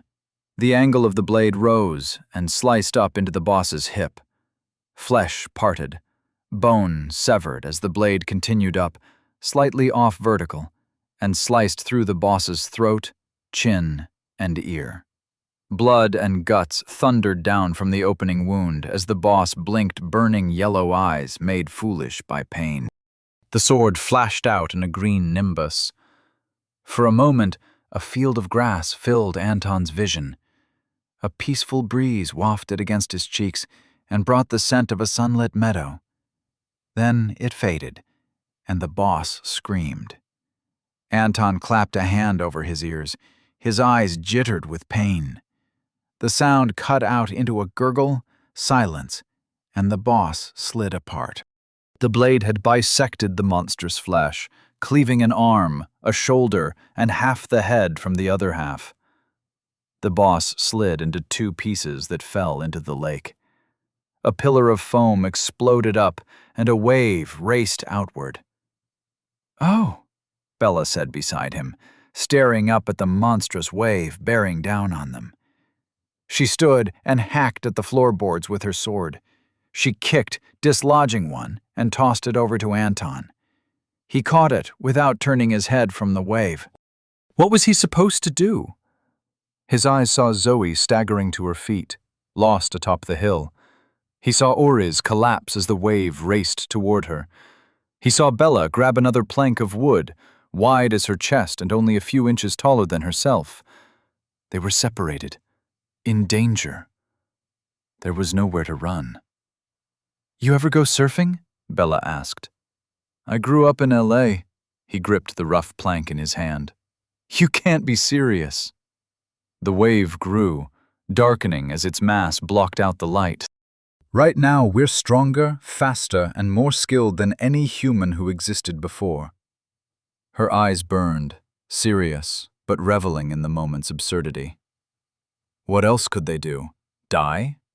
The heat from her gaze slipped past the icy comfort of his poker face, and he nodded. "Let's just hope the wood doesn't snap," Bella said with a grin as she ran to the edge of the platform and leaped off. She landed on her chest and started paddling with her system-enhanced body and building the speed needed to survive. His heart pounding in his chest, Anton followed, staring down at himself from his flying eyes as he crashed into the water and paddled. His shoulders heaving, hands scooping, launching himself forward. The water rose. A skyscraper wave sucking him up into its heights. He paddled, and the fear entered his body, tingling, flowing in from his fingertips and up into his chest where it rattled his heart. Already the wave reared up higher than the houses. It tore them up from their foundations as it passed over. Brown silt, rubble, and corpses choked the base of the wave. And blood. So much blood. Anton stopped thinking. Cancelled itself as the moment claimed his attention. He pressed down on the board, pushing himself up. His left foot swept up and planted itself on the wooden board. He rose, crouched, and hung for a moment of crystalline insanity.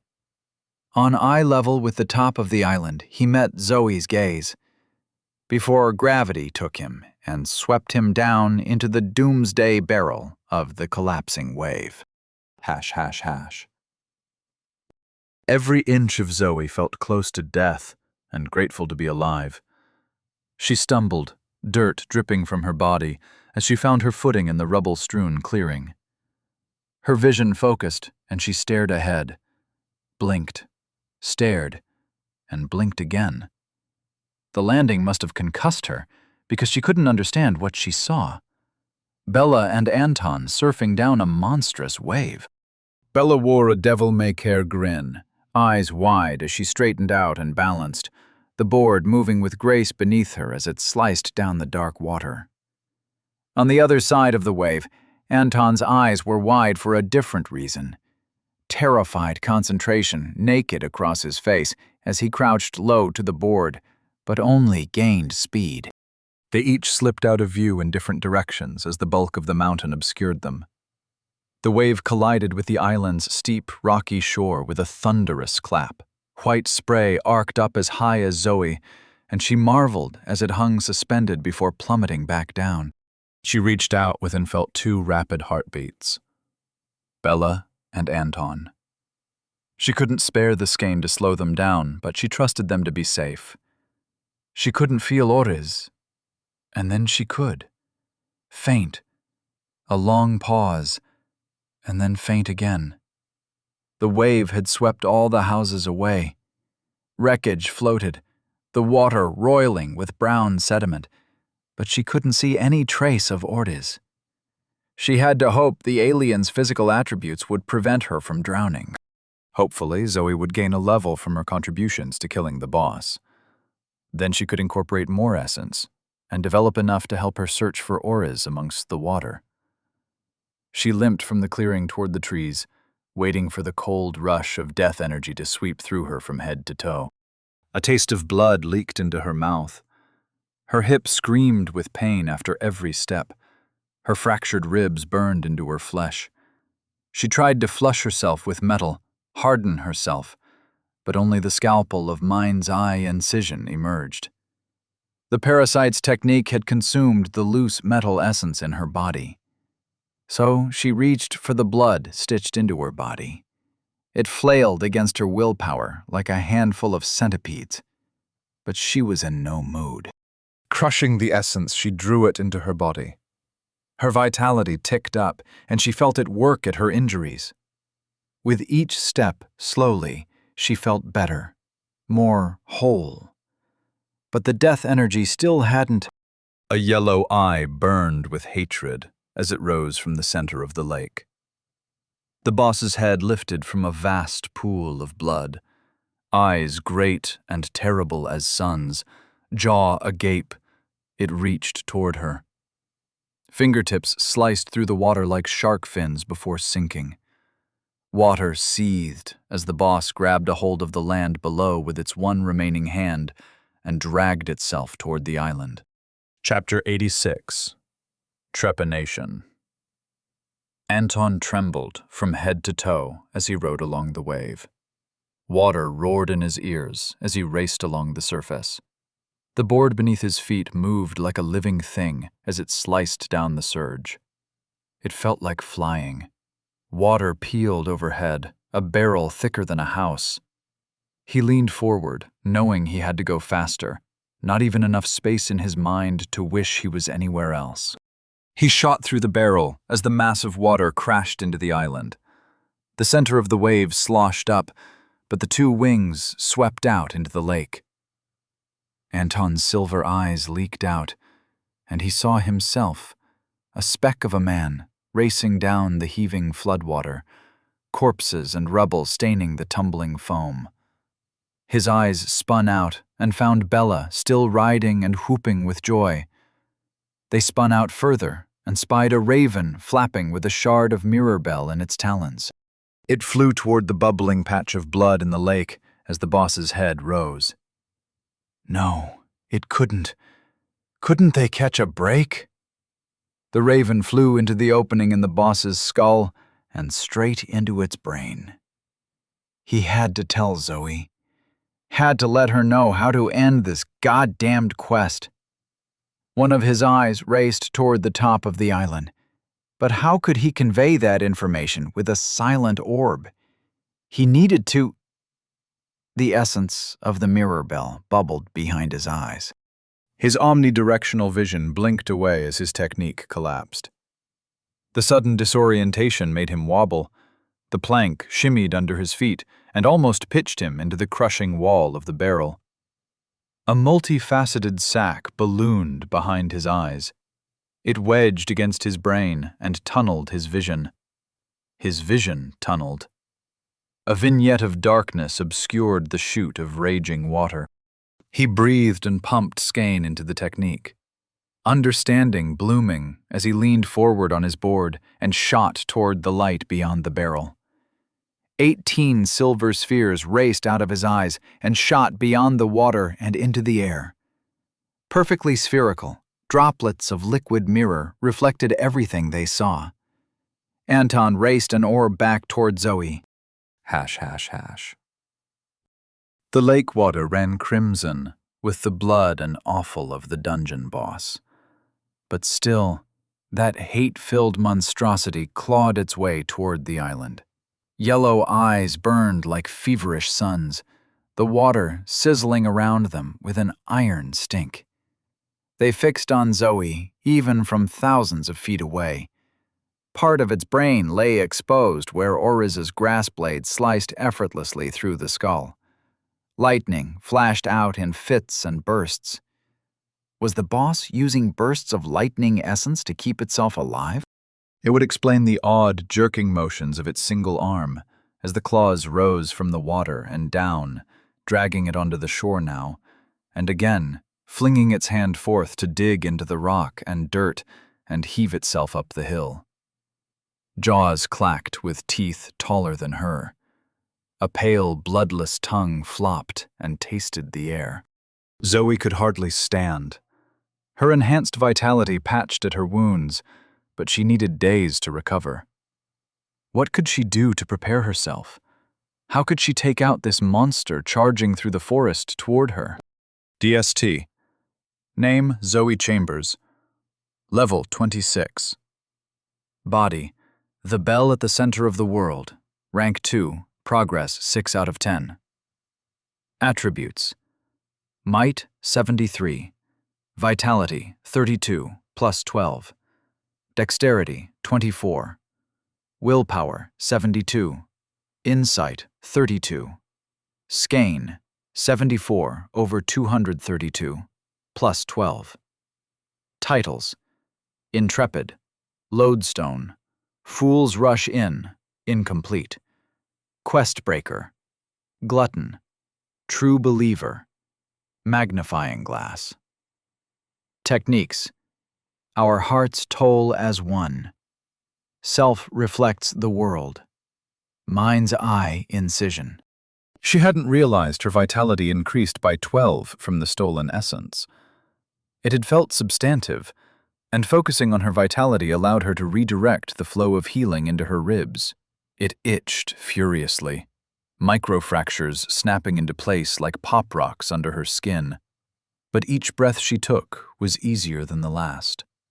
Her appreciation of the mind's eye technique deepened. No wonder Oriz was so curious. This was an incredible way of increasing her abilities, provided her hunger didn't take control. She just had to figure out how to work in tune with her curses. One of Anton's silver orbs dove from the air and hovered before her. She grinned, a flinching motion from the bruise in her jaw. "Are you all right?" she asked. "I'm scared out of my mind." The orb hovered closer, and the light faded as the mirrored surface slid away to reveal Anton's terrified face. Zoe's eyes widened. "Your technique! And you're crazy!" "Bella's idea." The view split, and Bella cheered at them from where she stood relaxed and easy on her board. "I have no regrets." Zoe's heart lifted. "I'm glad you're both—" "Zoe!" Anton, tight-lipped with stress, interrupted her. "The mirror bell fragment is inside the boss's brain." Zoe nodded. Of course that was the case. but all she had to do was outlast the dying creature. Every movement, the boss spilled itself. A length intestine wormed through the fallen trees, and the hill ran slick with blood. It would bleed itself out, and then she could find the fragment inside the corpse. Quest updating. Zoe's eyes widened as she tapped the system. Consume the mirror bell fragment. 4/6. No! Zoe! Anton's voice filled with panic. It's propagating inside the brain. You have to get inside. The orb vanished as the boss wailed. A screech that dragged through the air like claws on a chalkboard, raw enough to shatter glass and techniques. It was coming close, and Zoe flexed her fingers. They weren't broken. Good. Looking over her attributes, her breathing evened out. Her heartbeat slowed.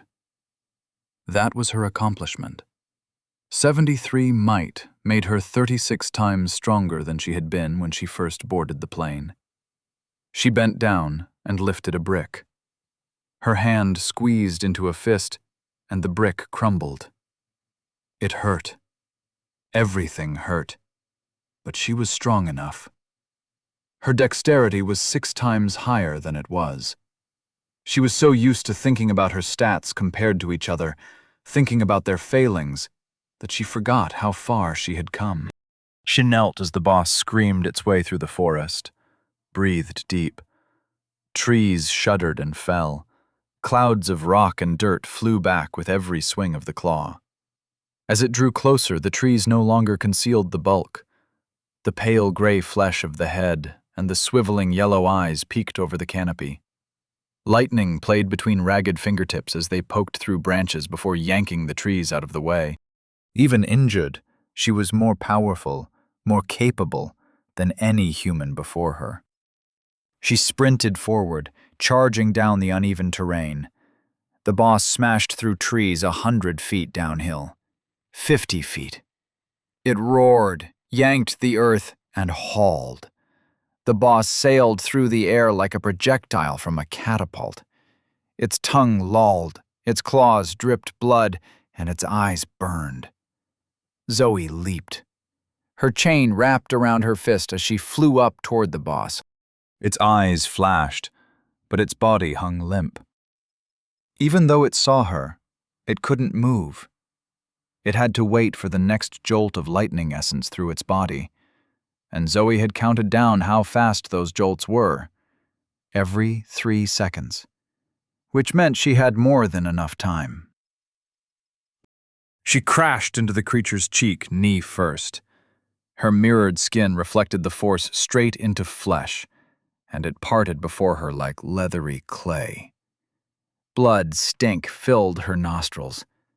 Her mind clicked away from the moment, and she grabbed a hold of torn skin to stop herself from falling as the head continued falling to the ground.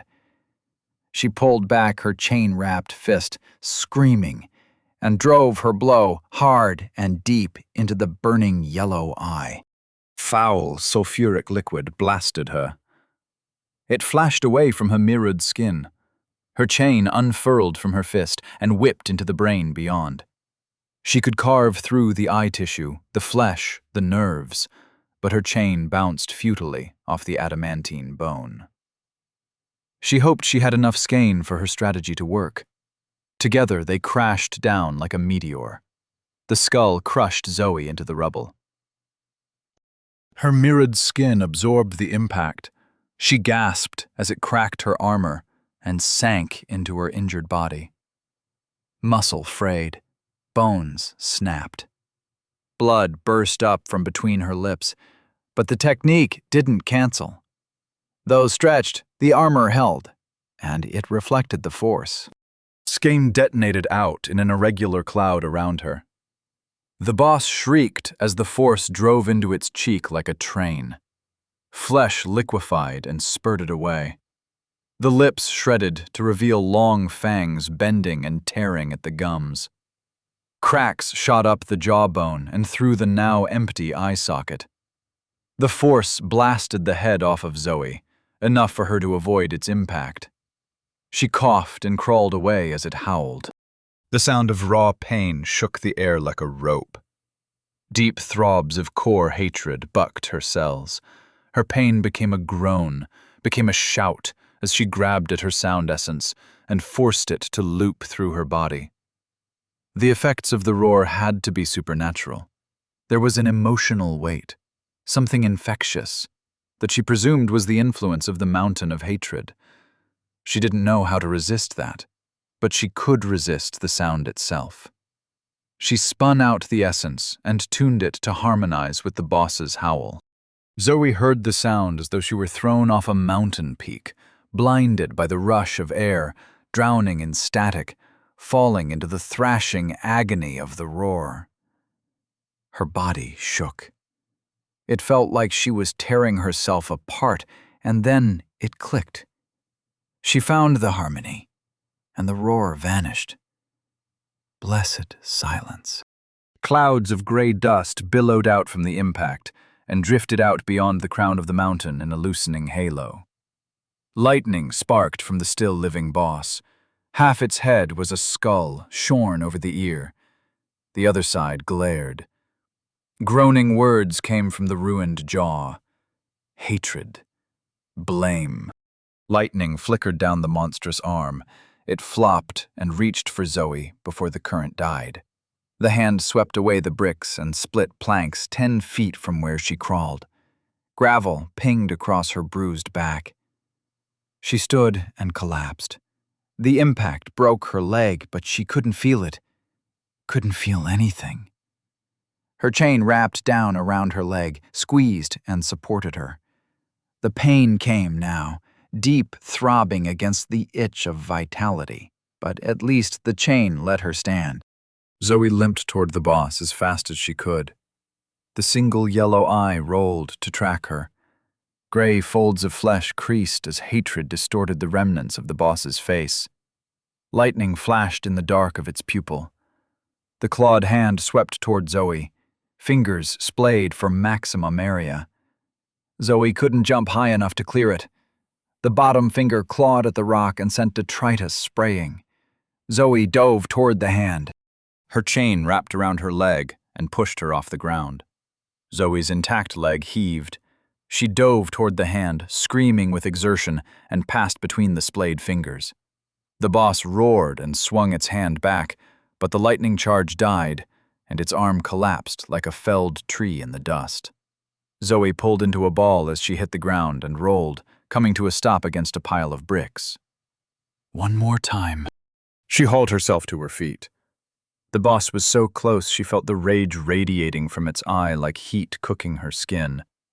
So close she could see the brains inside the sliced skull. So close she could taste them. With her skeins so low, she couldn't rely on techniques. She needed to rely on her body. She charged. Lightning pulsed through the cavern of peach-colored flesh. It arced out toward her face, but dissipated as the boss's arm sucked at the essence. The claws swept back toward her. She leaped toward the opening in the head. A finger swept into her broken leg and shattered the broken bones. She screamed as she spun forward and slammed into the boss's brain. She gasped as the wet flesh swallowed her, and brains filled her mouth. She spat at the bitter, puppeteer-like taste. Pink obscured her vision, a tingle across her skin as the lightning essence faded. In 3 seconds it would return. She had to kill the boss. Her chain retracted from her leg, agony as it collapsed, and lashed out at the massive organ encasing her. Zoe whipped her chain, tugging on her shoulder enough to spin her as it shredded brains to slurry. A low moan reverberated through the skull. The tingle on her skin became a prickle like knife tips. She flailed, clawing, gnashing, striking her chain against bone. She bit a hunk of brain away and screamed into the space as her skin burned. Any second now, the lightning essence would roast her flesh and boil her. Intense cold embraced her. She sagged, slipping down into the ragged brains as though it were a slowly fraying hammock. Everything was still, except her gasping as the death energy rushed through her. Tears leaked from her eyes even as they chilled to frost. It was over. All she had to do now was incorporate the fragments. Her body slumped down onto the skull. She blinked where she lay aching and alive. The center of the brain was hollow, a space the size of a small bedroom. The pink mess of tissue surrounded her like horrific candy. But she wasn't alone. A man hung suspended in the pink flesh.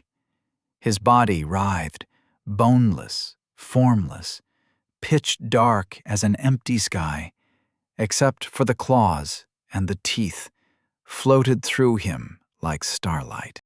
Chapter 87. Aftershocks. The creature was shaped like a man, but its skin, its substance, was that of the deep void between the stars. Hauntingly empty, pure abyss. And it opened like an orifice as an eye split the approximation of a face. Starkest white flesh, glistening wet, and slashed through with a red pupil. Cold intent dribbled down her skin. The floating teeth aligned, clicked together, and grinned. "Hello, little child. Won't you free me from my prison?" Zoe shuddered as the word sounded inside her flesh. This wasn't the system, but it echoed down the same channels. She had heard this voice once before, as it devoured children. "Are you the dungeon boss?" The creature grinned as another eye split open its belly. "Level up! You are now level 27. She watched out of the corner of her eye as she inspected her injury. Her leg was floppy, but too straight, the broken bones removing any indication of normal shape. Every inch bruised, the tissue beneath a wreck. It looked as though a car fell on her leg. Only the cold knowledge that Vitality and Skane could fix this, courtesy of her Black Star experiences, kept her from giving up. "Level up! You are now level 28. She dismissed the prompts before she was asked to incorporate elements. Though her hunger stirred, she knew she could hold off for now. Better to wait until the others were here before she broke up the mirror bell fragments and completed the dungeon quest. Her chain wrapped back around her leg and stiffened, but the bones were so shattered she could hardly believe she was conscious. High willpower must be good for something. Vitality itched away as it stopped inflammation, prevented internal bleeding, and started setting the bones, but she knew it would take days at the fastest. Fortunately, she had days now. The dungeon was almost over. Where were the fragments? She glanced about the dim space, tempted to think of it as a room, and saw a glint amongst the walls of slimy brain. The hanging figure's eyes bulged as they watched her crawl across the slimy bone of the skull toward two shining objects. She reached a tentative finger and brushed against the fragments of the mirror bell. She returned her gaze to the void-poured figure suspended above her. 7 eyes met her own, red pinprick pupils dilating like apertures over fire.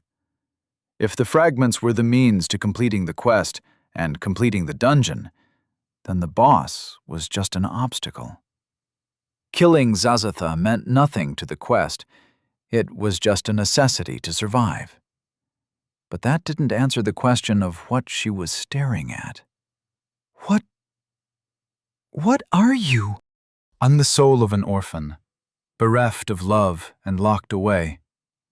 Please, you must free me before the dungeon forces me. The head lolled against its chest. No, please. Don't make me. The eyes blinked closed, and the liquid skin became seamless once more. Zoe sat up with a groan. Force you to do what? Kill again. The figure flailed against its bindings. Jaws split the body from head to groin. White teeth glinted as a fat red tongue tasted the air. It sagged and dissolved into shrieking insectile giggles as the vertical maw zipped shut. You have discovered a Mubilashi seed. The Mubilashi is the beating heart of the dungeon. Do you wish to free the Mubilashi seed? Yes? No. Zoe backed away from the suspended figure. Amorphous brains squished over her shoulders. Pain flared in her leg, and she focused her willpower to wrap up the pain and bundle it away. It worked, somewhat. Eyes split open and sank into the nether-colored being. Won't you free me? She barked out a laugh. Why would I do that? So you can destroy me? So I can serve you. Dull pain rattled her thoughts. Brain dripped from the shredded ceiling and landed between her legs. This had to be a trick, right? Even her hunger seemed cautious. What do you mean, serve me? The figure strained against the flesh holding it like an ant in bubble gum. Free me, and I shall grant you one boon, so long as it is within my power. What is the power of a Mubilashi seed? Vast.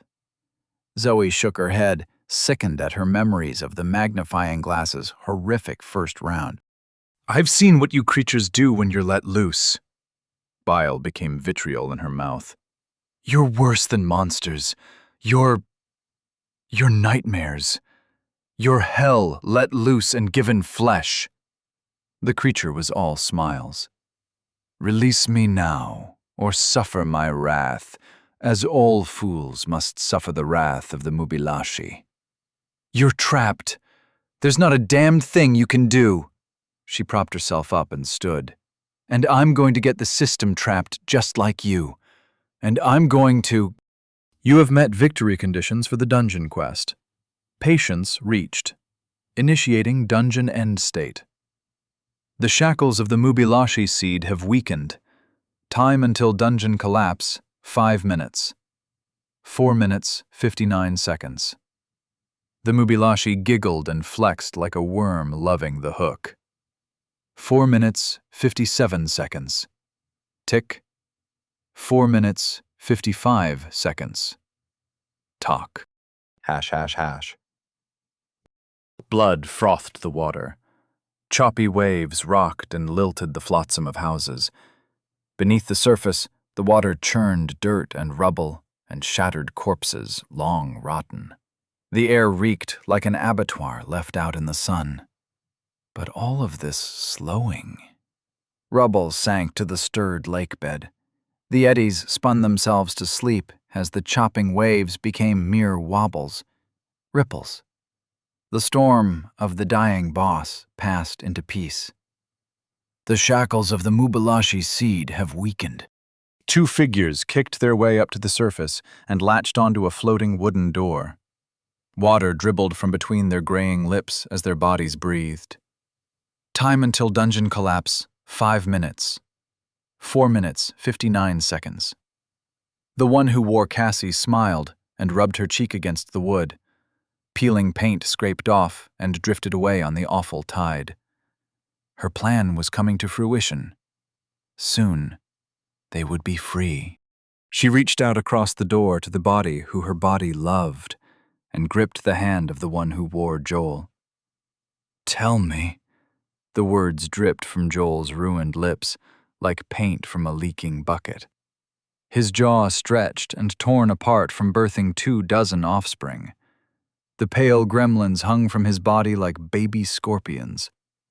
A strange emotion passed through the one who wore Cassie at the sight of the offspring she made.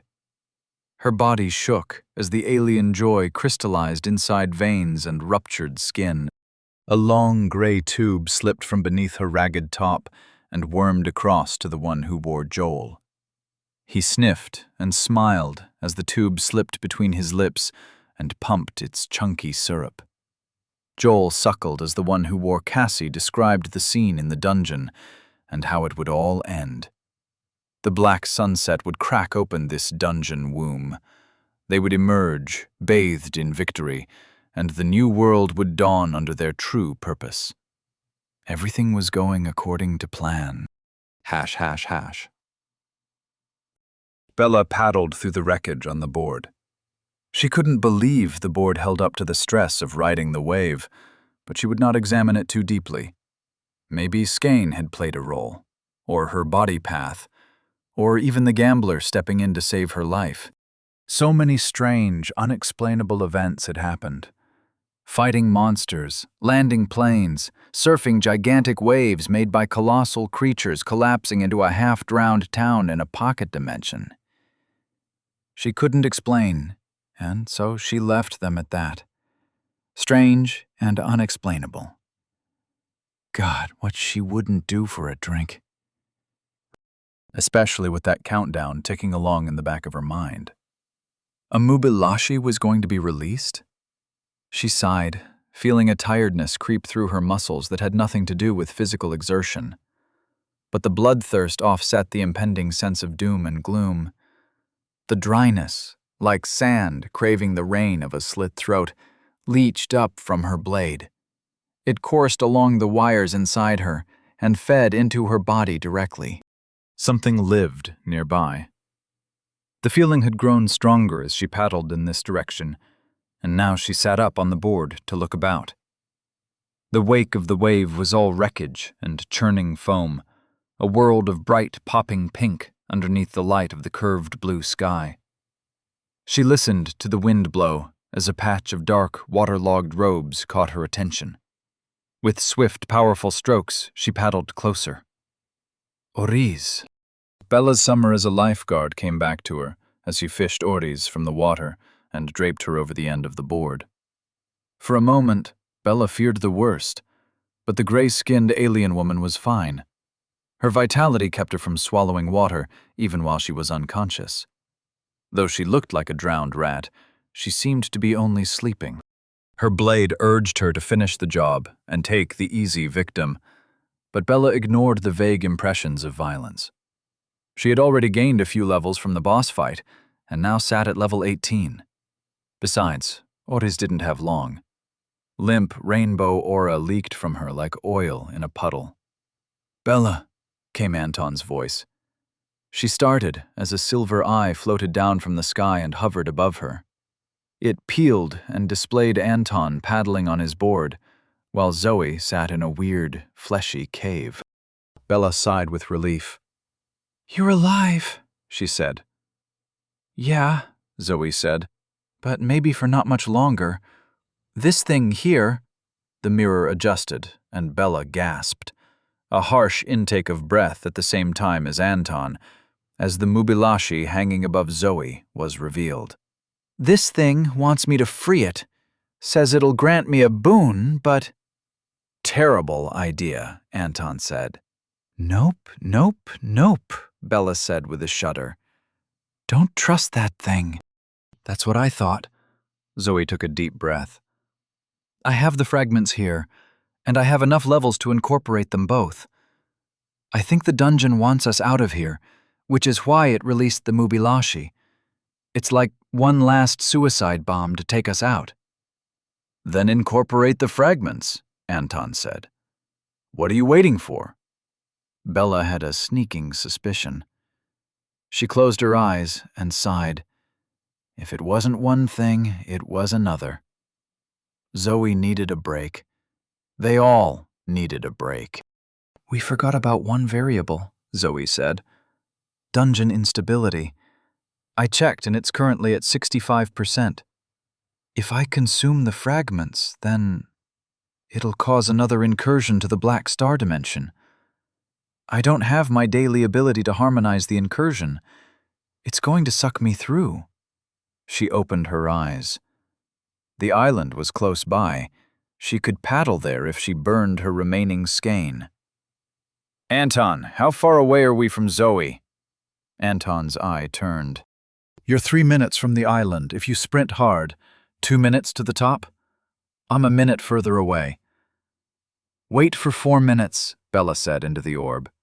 Just hold on, Zoe, we're coming. If there's an incursion, we'll face it together. No more splitting the party. As Bella spoke, she burned her skein, leaned forward, and paddled. Water flung up behind her as she surged across the water. She had to make it. She just had to. Hash, hash, hash. Zoe sat underneath the Mubalashi. It twitched and sagged, sinking lower with every second as the pink flesh bindings loosened. Soon the tide of biting horror contained within its midnight form would be free. She couldn't help but shudder as she clutched the two fragments. Each one was dull, shining, heavy, light. Her hunger begged her to consume them, but it was a whimpering sound, because not even her hunger wanted to be alone. The fall between worlds played back behind her eyes, the shaft of darkness, where she met Trinch, where she met the Black Star System, where her journey took a hard left turn. Her chain stroked her leg, squeezed the lightest of touch as moth wings fluttered over her heart. The seconds ticked away, and Zoe waited for her friends, because when she summoned the abyss, she didn't want to face it alone. Chapter 88. Incursion.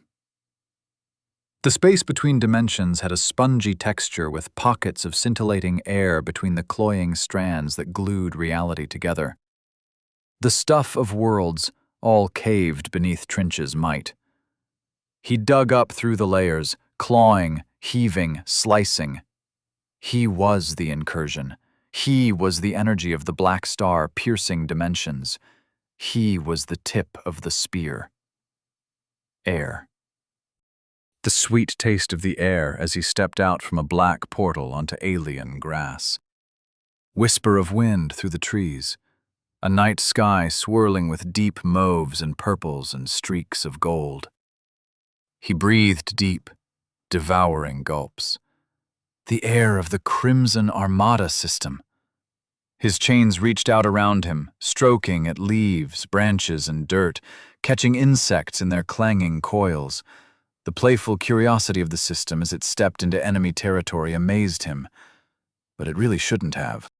The Black Star was ultimately a world of optimism and love, after all. Nothing like the oppressive bloodlust of his home system, but still.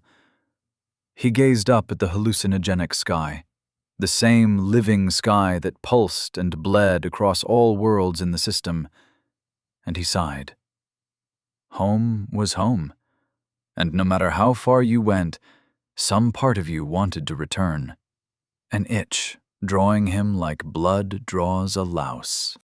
He bent and rubbed a hand over the grass at his feet. Strange stuff. Short, green, fuzzy, and prickly. The surrounding trees were also too short, barely a few times taller than him. There were signs of growth in the disturbed dirt around the roots and the fresh budding leaves. Small shoots swayed in the wind that was not there. The trees were growing with the influx of the system's energy, but it was not the same as his long-established world. There were no spiders to speak of at all, though of course this was only his system, not his world. He chided himself. There was no way that he would have returned to his world. Seeing Zoe's weak, inferior body was enough proof that the Mirror Bell dungeon had moved. But still, hope is foolish by definition. No wonder he never lost it while listening to that Black Star voice. He stroked a chain idly between thumb and forefinger. The childish presence was gone from his mind, replaced by that feeling of the Crimson Armada. Another thing lost and left behind. He patted at his side where his lost rib regrew with the itching intensity of vitality. If only he could regrow friends. It was a shame to leave Oriz behind, but the others could rot. He started walking, idly. There was nowhere to go, but if this was a newly incorporated world, then it was effectively his. There would be nothing as powerful as him on the surface for some time. He walked through the trees and breathed, and expanded his senses. willpower and insight dancing out to embrace the floating island and everything it held. Growing up in the system, he never knew what it was, but having left and now returned, it felt like a dusty scabbard, and his mind was the sheath. Was the system happy that one of its weapons had returned? There was no greeting, and a laugh rumbled from his chest. "Again I return," he broke out in spontaneous poetry. "Not to mine, but to a home. A new world for me, and me alone." "How droll," said a woman, and he could hear her rolling her eyes in his tone. He started, spinning so fast that his chains lashed through the weak trees. Who dared sneak up on him? If it was an inhabitant of this world, another Zoe, then they would quickly learn the nature of their new king. But how could someone like Zoe sneak up on someone like him? His eyes burned yellow as he gazed about the gloomy forest. Where were they hiding? "Show yourself," his willpower flexed out, sweeping through the trees like a comb. "Bow down before me, and I shall spare you." His willpower shattered, and the woman laughed. "Who are you to give orders?" He inhaled, ready to shout, despite the niggling fear, when she appeared in front of him, a woman in skin-tight red armor made up of interlocking jeweled pieces. He stepped back as his blood ran cold. His willpower passed over her as though she were not there, but he felt as though he were looking up at a mountain. Who was this woman? "I am Trinch," he growled, "Prince of the curling mountain shores." She tapped a clawed finger against her jeweled chin. "The Trinch I remember had yellowed fur and no chains. He also favored a form that was less—" she gestured up and down Trinch's body, "grotesquely muscled." Trinch snarled, and the lice scurrying through his bared fangs. Did she know the truth of his backstory? Or was she just pretending? His snarl became a smile as he realized it didn't matter. There was only one person this could be, or rather, one affiliation she could have. "You work for Rue the Bladed Forest, don't you?" She stopped tapping her chin and straightened. "I work with Rue." "Part of his cohort," Trinch shrugged, "incorporating a virgin world into the nightmare meat grinder of the Crimson Armada system." Heretical words. "Live in another system for a few centuries and tell me how you feel." "I don't think I will." "No, you wouldn't. Pets enjoy their leash, don't they?" Intent crackled through the air as she focused her willpower upon him. His blood bubbled in his veins. He was an inch away from death. But he laughed. "You cannot harm me. By the rules of your system, no member of a cohort can interfere directly with a new planet within the first year of its incorporation. Or have the rules changed while I was away?" The bubbling stopped. Blood flowed languidly through his veins. Around him, the glooming shadows deepened. "He's got you there, Lorilla." A faceless woman slunk out from the shadows and drew them around her like a cape until all the glade was bathed in the stark, hallucinogenic light of the skies. "Whatever will we do?" Lorilla, as the jeweled woman was called, floated up from the ground until she hovered above the trees. "We can't interact with the denizens of the new world, you say? But you are not of that world. Look at you, stained by the energies and influence of an alien system. You are an incursion. And we are within our rights to deal with an incursion." His blood boiled, but Trinch stilled it with a quick flush of his willpower. "You think I'm afraid of you? I am level 99. I am a god amongst mortals. Not even Rue himself could kill me." Hash, hash, hash. Rue, as he sat in his cylindrical chamber and watched Zoe on the screen of blood, heard the challenge over Morn's plucking, as a god must hear all challenges. He should let it go. He should... but his mood was sour as the next beer he would brew, and pride is ever ready to be pricked. "Rue?" Glassick asked where she sat beside him. He did not see the worry on her face, did not hear the tremble in her voice, did not know her at all as his face darkened and he reached out into the air. All the world has one neck. Hash, hash, hash. Trench pointed at the floating woman and her shadowy counterpart. A yellow-nailed finger stabbed through the air as his chains flexed and crashed through the undergrowth. "I'll take you both on at once, and then maybe I'll get Rue's." A hand squeezed his throat. He grabbed, but there was nothing to grab, only pressure. It squeezed, and his bones creaked. Air, sweet air, stopped flowing into his lungs. The pressure built behind his eyes. He was level 99. He could hold his breath for months, but right now it felt as though he had no levels at all.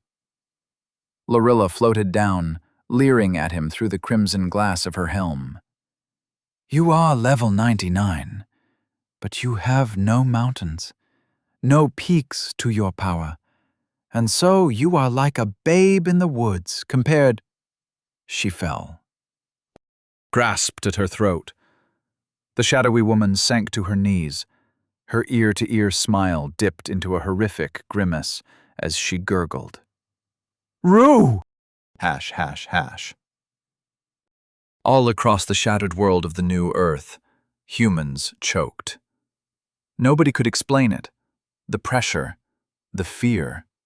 Humans stumbled to their knees, woke up in the middle of the night, collapsed, and wept as their airflow ceased under the controlling grip of an alien god. Hash, hash, hash. Morn stood, his scarecrow limbs withered and creaking, and raised his lute over his head. He felt the grip around his throat, but he stopped breathing after he climbed the mountain of death 500 years ago. He swung the lute down against Rue's head. The ancient wooden instrument shattered with a mournful twang. Rue twitched and stared at him with eyes of dull steel. No burning rage, just the implacability of an iron maiden. Morn held Rue's stare until, with no fanfare or acknowledgement, Rue blinked and released his technique. Glassick gasped for air. She edged away from Rue, faded into translucency, and vanished with a pop. Morn shook his head, but Rue raised a finger before he could speak. "Don't," Rue said. "The rules. Don't lecture me. Not now." "Why all the production, Rue?" Morn bent down with a creak and gathered his broken lute. "Why go to all this effort if you just want to die?" Rue sat for a moment as he watched the red screen above them. His fingers twitched. "Because it is what I want." "You want to drag us all down into a hell of your own making?" Rue smiled. "I didn't make this hell, old man. If you can't see that, you can't see anything." Morn stiffened and stared, but Rue ignored him. The air trembled, and Rue sat alone, watching the screen of blood and its view of the Mirabelle dungeon. Hash, hash, hash. Trench gasped for air as the technique vanished. Spots boomed across his vision. He stood, swayed, as though drunk. What was that? What kind of power was that? He shuddered with a fear he couldn't control. His willpower flushed through him, but it did nothing to remove the terror. Only when his chains wrapped around his bulging arms, his thighs, his ribs, did he feel the gentle caress that told him everything would be all right. He nodded to the chains and thanked them as they helped him stand. Only a fool believed that any one system was perfect, that any one system held all the answers. He might not have any mountains, but he had 10,000 chains. The Black Star system was not weak. It lost the war because of its nature, because of the vast resources of the Crimson Armada. But when it came to a small-scale battle, the power of friendship was not one to be underestimated. The two women crawled toward each other. He felt no bubbling in his blood, and he noted the shadows leaching back to their rightful places. The women lay distracted. It would be dishonorable to attack them. Trinch grinned and charged. His chains lashed out like the fangs of a hydra as his bestial roar split the air. Chapter 89. You're a mean one, Mr. Trinch. With a single step, Trinch crossed the glade. The armored woman crawled on all fours, distracted by the pressure around her throat, weak despite the magical jewels draped across her body. Chains wrapped around Trinch's body, binding him in a dark armor of his own. The chains moved with him, coated him, moved him, the metallic links serving as muscle fibers. Trinch kicked her in the stomach. His boot of chains crashed into her jewelry. Air cracked from the impact. Leaves shredded from the trees as the woman, Lorilla, flew into the air.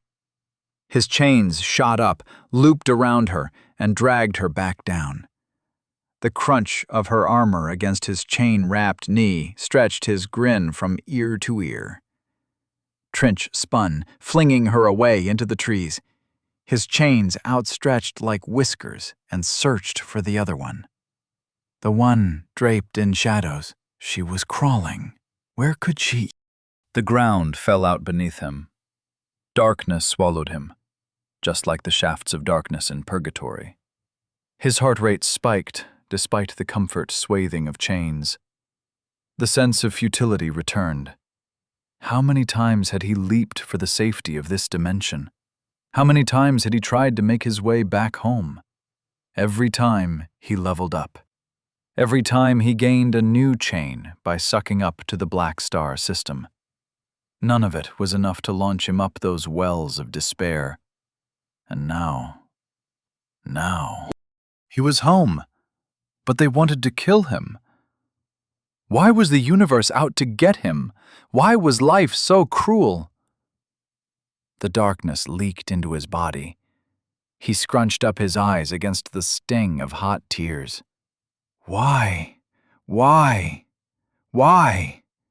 Why did he feel like this?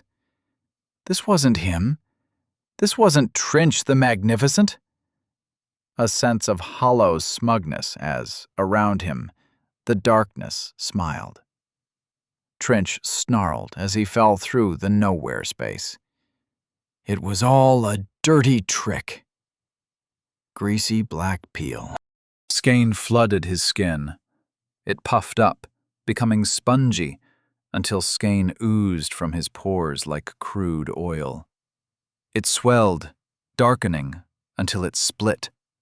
From his forehead to his navel, his skin sloughed away, and with it, he discarded the grasp of the shadowy technique. In an instant, he knelt in the glade under the sky of dark gold and glittering plum. His chains heaved and retracted from their flailing. Trees shattered, leaking sap of red and yellow in long, bloody rivers. He stood and stepped out from the blackened skin puddled around his feet. No sign of the women, no sense of them, no trace. But they were there as certainly as the promise of dawn. Hiding like scum. His lungs were bellows, his heart a fierce hammer. Stoke and pound, glow the forge of his rage. These women relied on tricks, but they thought they could stomp him.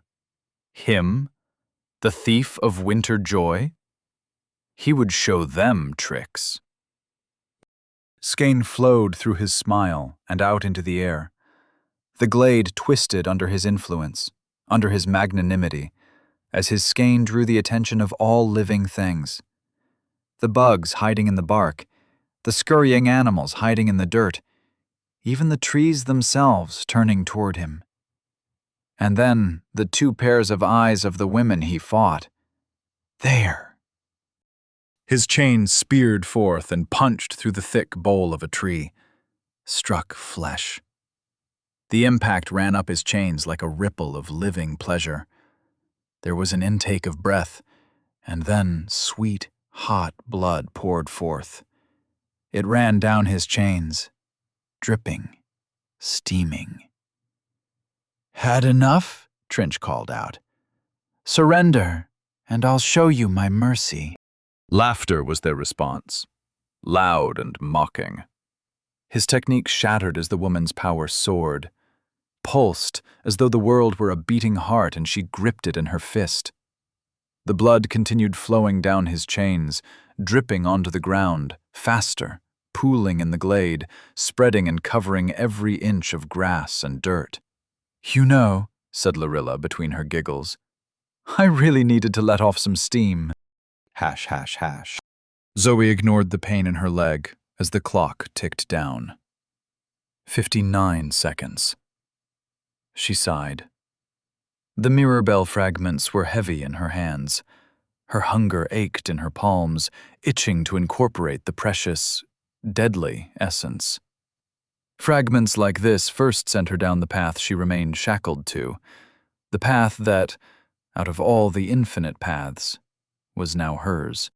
She breathed as the clock counted down inside her mind, each second stripped away by the hideous whispers of the mubilashi seed, suspended in the rotting brain flesh above her. She gripped the fragments tight.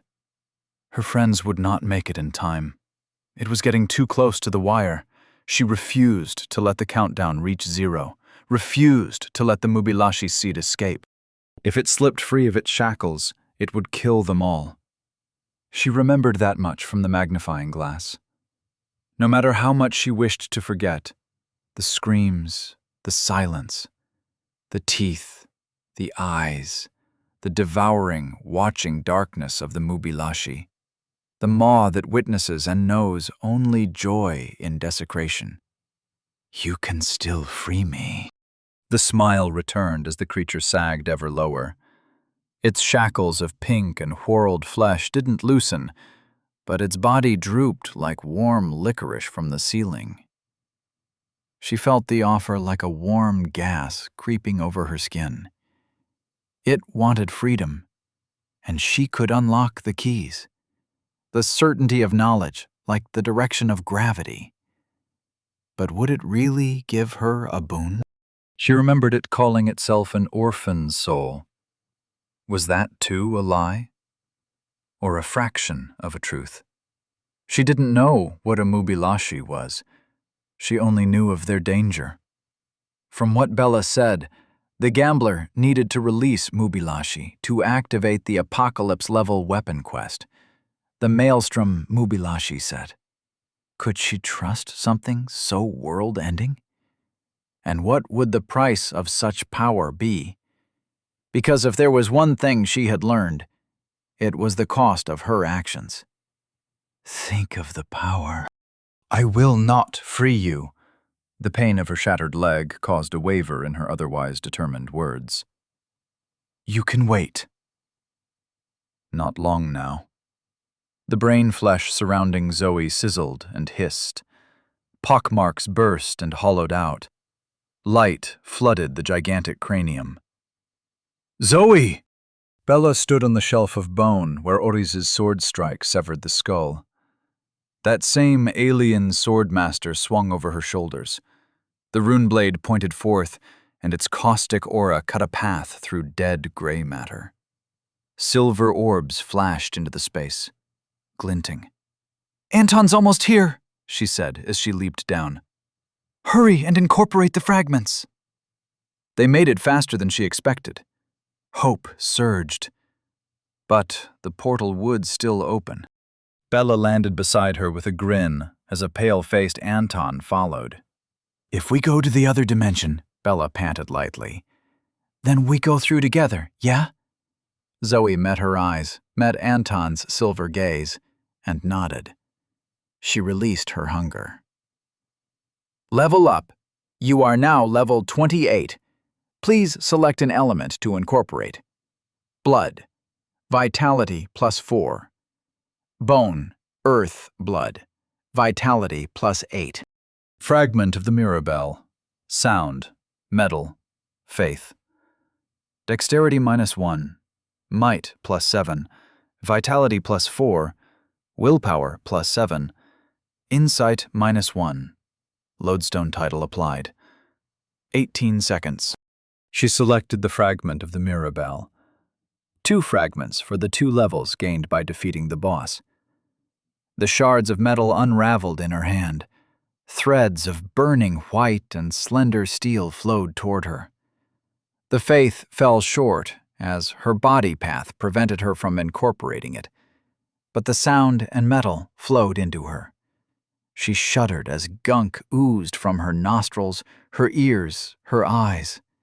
Essence forcing itself into her and forcing out impurities. Reality twisted and buckled and screamed, a gaping maw as the fabric of things stretched and gnashed. Toothless black jaws opened wide. A portal of darkness expanded out and surrounded the 3 humans. Besides the smell of decaying brains, there was no sign of the dungeon. Zoe shivered with the memory of passing between worlds, and then chains burst from the dark. They clanged as they reached out, grasping, tentacles of ghostly metal. Anton and Bella flinched back instinctively, but there was nowhere to go. Zoe's breath caught in her throat.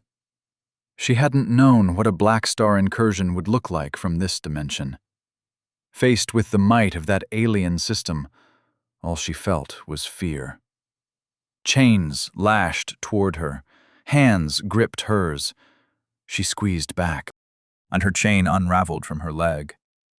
She gasped as her broken bones shifted, but then her chain reached out and brushed against the incoming storm of metal. It coiled around another chain, and they embraced. For a heartbeat, everything stilled, and then her locket glowed. "Hello, Zoe. It's so good to see you again. Really, really, really good. I missed you so much. Thanks for taking care of my chain for me." The voice invaded her mind like an overexcited child. Something groaned inside the structure of her brain as 2 systems pressed upon her with their combined weight. Blood replaced the gunk flowing from her nostrils and eyes. She wanted to scream, but she could not move. "Your friend really missed you as well." The chains retreated and the darkness slid away. Bright light flooded them from a featureless sky, the crashing sound of waves against a shore of sand and shells. A man sat on a rock, dragged close to the shore.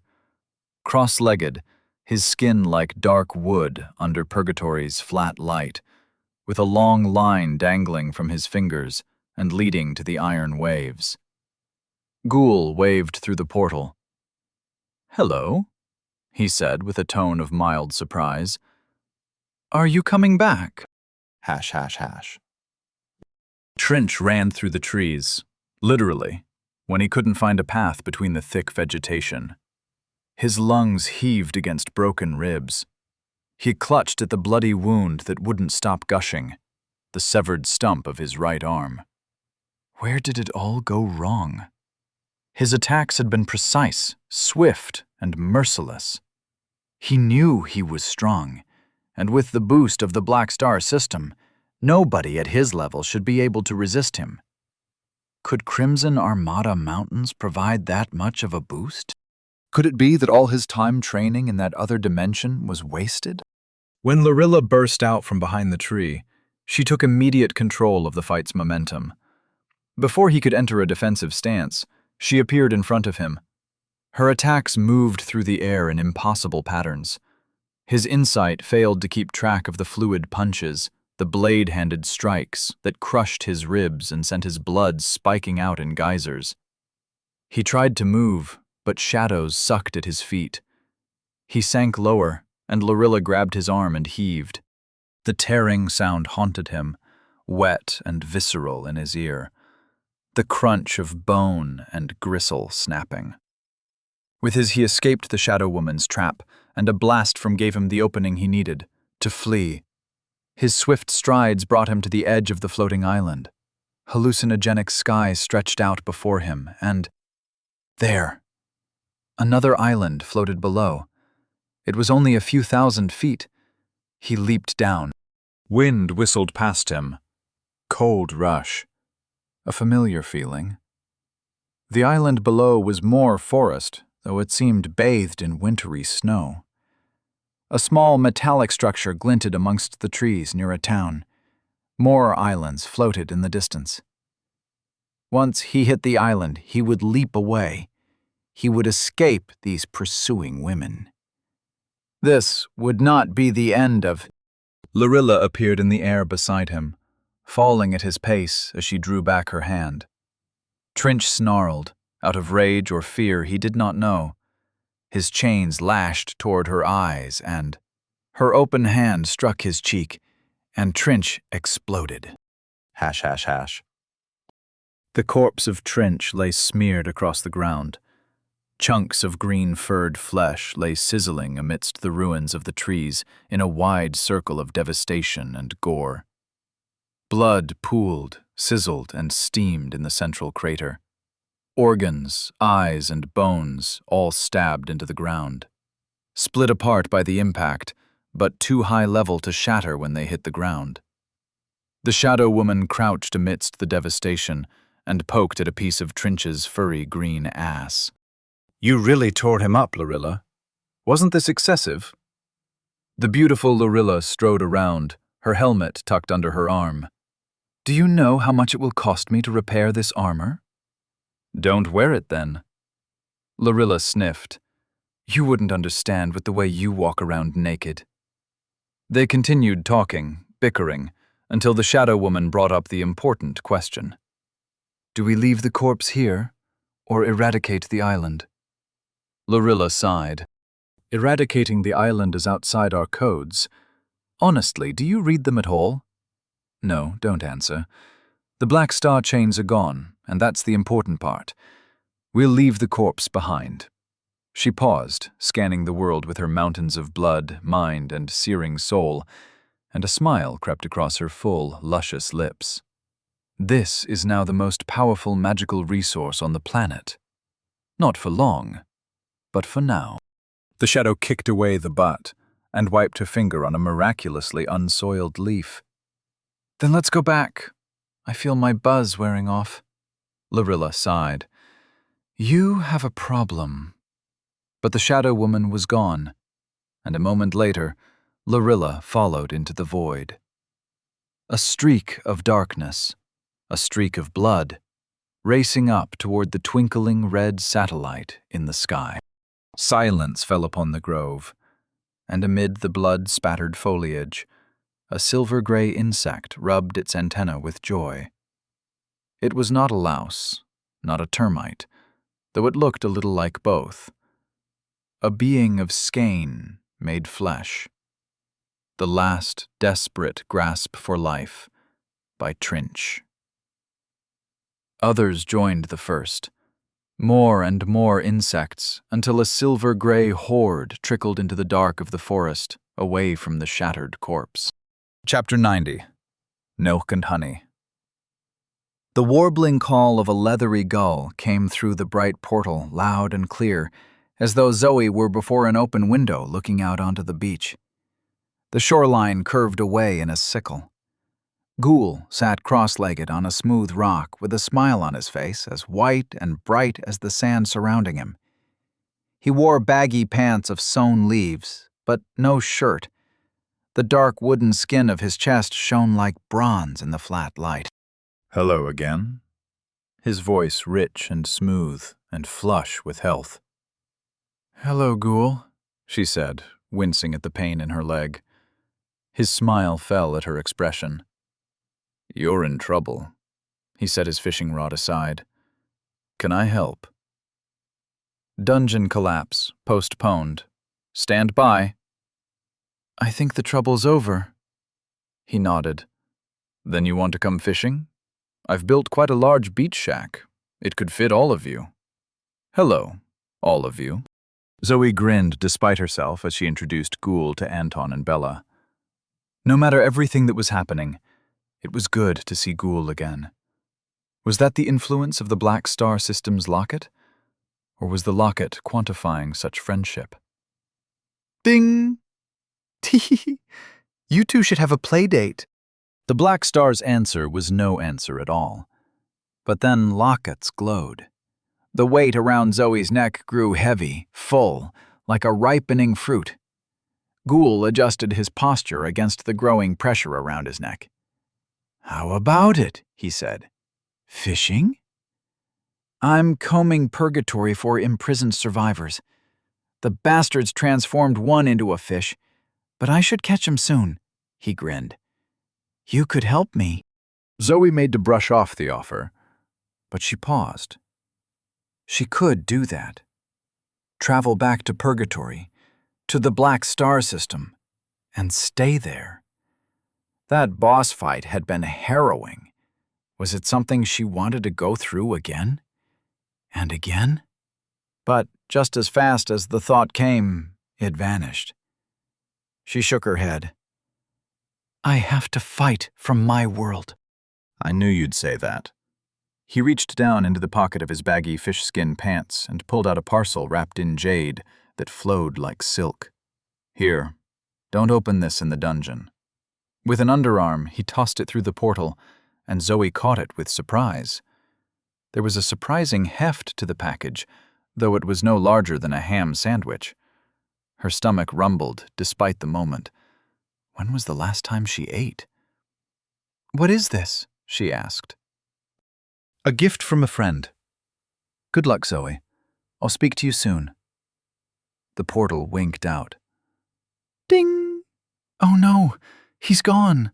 Whatever will you... I'm still here. Yay! Now we can play forever! Zoe grimaced at the shrill voice of the Black Star System. Bella gripped her shoulders and spoke, but the pounding in Zoe's temple drowned out all sound. Her head split as both systems sounded in her mind. Tee! Assessing performance. You're going to be my favorite, I can already tell. Time drooled as the Crimson Armada system hijacked her brain to crunch the numbers of her memory. Murdered. Murdered. Murdered. Alive. Mubilashi seed. Alive. Loot. Acquired. Rooms cleared. 6 out of 7. Dungeon pillar. Destroyed. Quest status. Resolved. Grade B. Initiating. Ending. What does that mean? Bella asked. I think we're finally done, Anton responded. At least, I hope we're done. Zoe looked around the room of rotting brains. The Mubilashi winked at her with a stark white eye the size of its face. You should have freed me when you had the chance, Zoe Chambers. I wish you luck. May you live to regret your choices. Bella threw a fragment of bone at the suspended figure. Shut up! The fragment touched the nebula skin of the Mubilashi seed and vanished. What is that thing talking about? Bella asked with a shudder. I don't know, Zoe said. I think... It would have been nice to devour you cell by cell, alas. The Mubilashi seed's sigh passed through them like grains of static. And then the Crimson Armada spoke with a clarion of jubilation. Congratulations! You have cleared the Mirror Bell dungeon. Transitioning... And the world fell out from under them, like a trap door into a void between voids. Hash, hash, hash. Zoe lay back in the spa. Hot water ate away at her aches and pains. Flowers and oils floated on the top, steaming aromatically, and colored the water lily-white like strained milk. The herbs, the essences, woven into the water, moved through her body. An itch like a dull vibration, not painful, nothing was painful, moved through the shattered bones in her leg. She sank back. Water rose her neck, her chin. It should have been scalding, near boiling as it was, but her might-enhanced body, her vitality-enhanced body, allowed her to enjoy the temperature. Her ears dipped below the surface. A sound like pop rocks as the fractures in her bones clicked back together into a seamless whole. Only her face and breasts remained in the air, and with a deep breath, she submerged both. Floating in a boiling womb, milk around her, and the taste of honey on her tongue. A flutter of moth wings across her heart as she spun. The spa extended out, smooth terracotta-tiled walls growing to give her as much room as she needed. A space not restricted by space. As though she floated, healed, inside a dream, which was not too far off. She kicked to the surface, gasped as the steamy air touched cool upon her flushed cheeks, and leaned on the edge of the spa. Zazatha handed her a cut crystal glass of some amber alcohol that tasted like weak honeycomb bourbon. She swished the ice around and listened to the clinking with slight disbelief before drinking. The little moan that escaped her lips was beyond her control. Her friends were nearby, but she felt no need to disturb them. Bella floated in her pool, while a white-uniformed attendant, not Zazatha, wiped down her rune blade with oils. Skeen fluctuated around the sword as it crooned with pleasure. On the other side of the room, Anton lay face down on a massage table. He groaned as a heavy-set woman kneaded his back like an overworked baker. "So," she began her question as Zazatha topped up her glass, "why exactly were you trying to kill us?" Zazatha grimaced, his pained expression out of place on his soft, scholarly face. He sat back in his wooden chair and set the decanter on the table beside him. "You see all this?" He gestured to the upper floor of the bathhouse, with its glass ceiling fogged by steam and the tall windows along the wall letting in fat slants of light. "And you hear the bustle of the town beyond?" "I see, I hear. This was all underwater, though?" "From the perspective of the space and time we occupy, it will be underwater in the future," he sighed. "This is what I fought for. To protect this bustling town, this decadence, I'll admit it, but also this beauty, and this love of beauty. It was a beautiful town before they ruined it.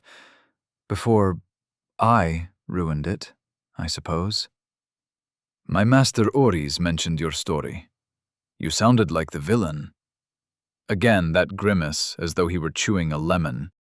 "That's all that's left after the Crimson Armada turns you into a dungeon. Stories, words, echoes. No town, no people, nothing. All of it wrapped up around a wound between dimensions like a band-aid, like a gag." He sighed. "If I sound bitter, I am." "It's been thousands of years. Haven't you come to terms with it?" "We only get to experience this normality when adventurers clear the dungeon. Most fail." He turned as a door swung open, and an attendant pushed in a long, wheeled table. "Ah, lunch is served. This way?" ###. Zoe spread the dungeon fruit preserve on a cracker and took another bite. Sweet and tangy, like how you imagine smoking a cigarette might be as a child. She took another bite. She sat alone at the table, picking at the various preparations of dungeon fruit. There were pies, tarts, sliced, fresh, or grilled, and even a salsa with salty chips. Underneath a domed metal lid sat mirror-dial steaks, sausages, and a boat of white gravy. There was no need for the food to replenish her skein. She felt as though she breathed it, bathed in it, and dripped it onto the tiles. It was all full, all around her. She was a drop in a deep well. Zazatha approached the table with a rolled paper under one arm. "I have your prize." Zoe eyed the paper. What was it? Some kind of magical scroll? A list? But she set those questions aside as she gestured at the opulent space of steam and sunlight and terracotta tiles. How long can we stay here? Zazatha's eyebrows rose up his slender gray forehead. I'm pleased you like my past. Most adventurers only stay to heal and receive their prize. They're usually quite interested in returning to their homes and bragging of victory. When the people aren't real, he gestured wryly to himself and the other attendants, the joy lacks charm, or so I have been told. Zoe snorted. My world was just integrated. I don't even know if I have a home to return to, let alone how I would get there if it did. He nodded. Sounds like the Crimson Armada hasn't changed. Do you know what year it is out there? I have no idea what answer would satisfy that question. Water splashed onto the floor as Bella hauled herself from her spa. A sloppy grin hung from her face as she weaved her way between the pools sunken into the floor. She gripped a near-empty crystal decanter of fuchsia wine. Did I hear someone say prize? She sat in the chair opposite Zoe. Hey, Anton, you want to see the prize? Later, Anton said into the cushion of the massage table. At some point, while Zoe was eating, the masseuse lost her shirt. She ground her elbow deep into Anton's calves, and he moaned shamelessly. Just us girls, then, Bella said with a wink. You're drunk, Zoe said. I know, right? It took long enough. You think they have Bloody Marys in here? We don't have everything, Zazatha said with a touch of melancholy. Only what we had in our lives. It doesn't matter, Zoe said awkwardly. What is the prize? Zazatha cleared part of the table so he could unroll the scroll. The material was thick, more like leather than paper, and when fully unrolled it was almost 6 feet long. Zoe stood to get a better view. She gasped. Is this what I think it is? Zazatha smiled, a complicated expression torn between pride and shame. This is my life's work and the reason for my sorry existence. This is my crime against the system. The blueprints for the Mirabelle. ###. Anton's silver eyes floated up and down the blueprint as he committed every inch to memory. Equations, diagrams, lists of ingredients, notations of skein. A complex work of math that none of them had seen before. While he scanned, Zoe and Bella pointed at various sections, comparing the notes to their own experiences handling skein. Zazatha stood back, his hands clasped behind his back, waiting. Finally, Anton's eyes blinked out. I don't understand half of this, he shook his head. It's too complicated. I feel like I'm looking at the blueprints of the atomic bomb. But you memorized it? Zoe asked him. I could draw it blindfolded. Good, she sighed as she turned back to Zazatha. What's the catch? If the system locked you up for creating this item, why can we have the designs? Zazatha shrugged, the expression too human on the alien body. You defeated me and mine, and so I, by the authority enforced by the Crimson Armada, deem you worthy. They did not lock me up for my creation, but for my actions, for my beliefs. Maybe you will do better. That is the system's goal, at least. Zoe looked down at the blueprint. Sickness rose in her guts as flashes of comprehension flitted through her brain. She couldn't believe she had incorporated the fragments. She hadn't known, but no wonder everyone who did looked at her as though she were mad. She caught Bella's look, the same as hers. With a guilty start, Zoe remembered she wasn't the only one with this complicated essence stitched into her soul. I think I understand the idea of it, Zoe said. But what exactly does it do? Zazatha smiled. All scientist, all glee. He snapped his fingers. An unholy item that strips control of the Crimson Armada system wherever it tolls. Zoe's eyes widened. It takes away the system? Zazatha nodded as his grin sharpened and became crueler, like the smirk of the old fighter who threw Zoe into the shaft of darkness. It's how I took control of the town, he said. When someone loses the system, when they lose their skein, even the highest-level adventurer is only so much meat. Zoe stared back down at the blueprints. A cold and glorious plan unfolded behind her eyes. With a weapon like this, a lowly mortal could kill a god. Chapter 91. We are all children under the thumb of heaven. The polyp fell through the atmosphere of shattered earth with the grace of a maggot falling from a hanged corpse. Several stories tall, pale as bone, it burned as the atmosphere rejected its presence. White flesh burned. The layer of armored fat bubbled. A nimbus of cornflower fire erupted as the polyp sizzled its way through the sky. Inside the mass of undiluted flesh, a spark awoke. Two gods flashed past, one a slink of shadows, and the other a ghost of blood. They were familiar, but the polyp barely noticed them as it fell. Fast, so fast, too fast. Motion arrested, the pill-shaped entity drifted down the last few thousand feet toward its destination with the grace of a butterfly. The island beneath grew as it approached, a floating rocky outcrop with a forested cap. Winter dominated one half, snow and ice coating the leafy trees. For the leaves to remain, the cold must be unnatural.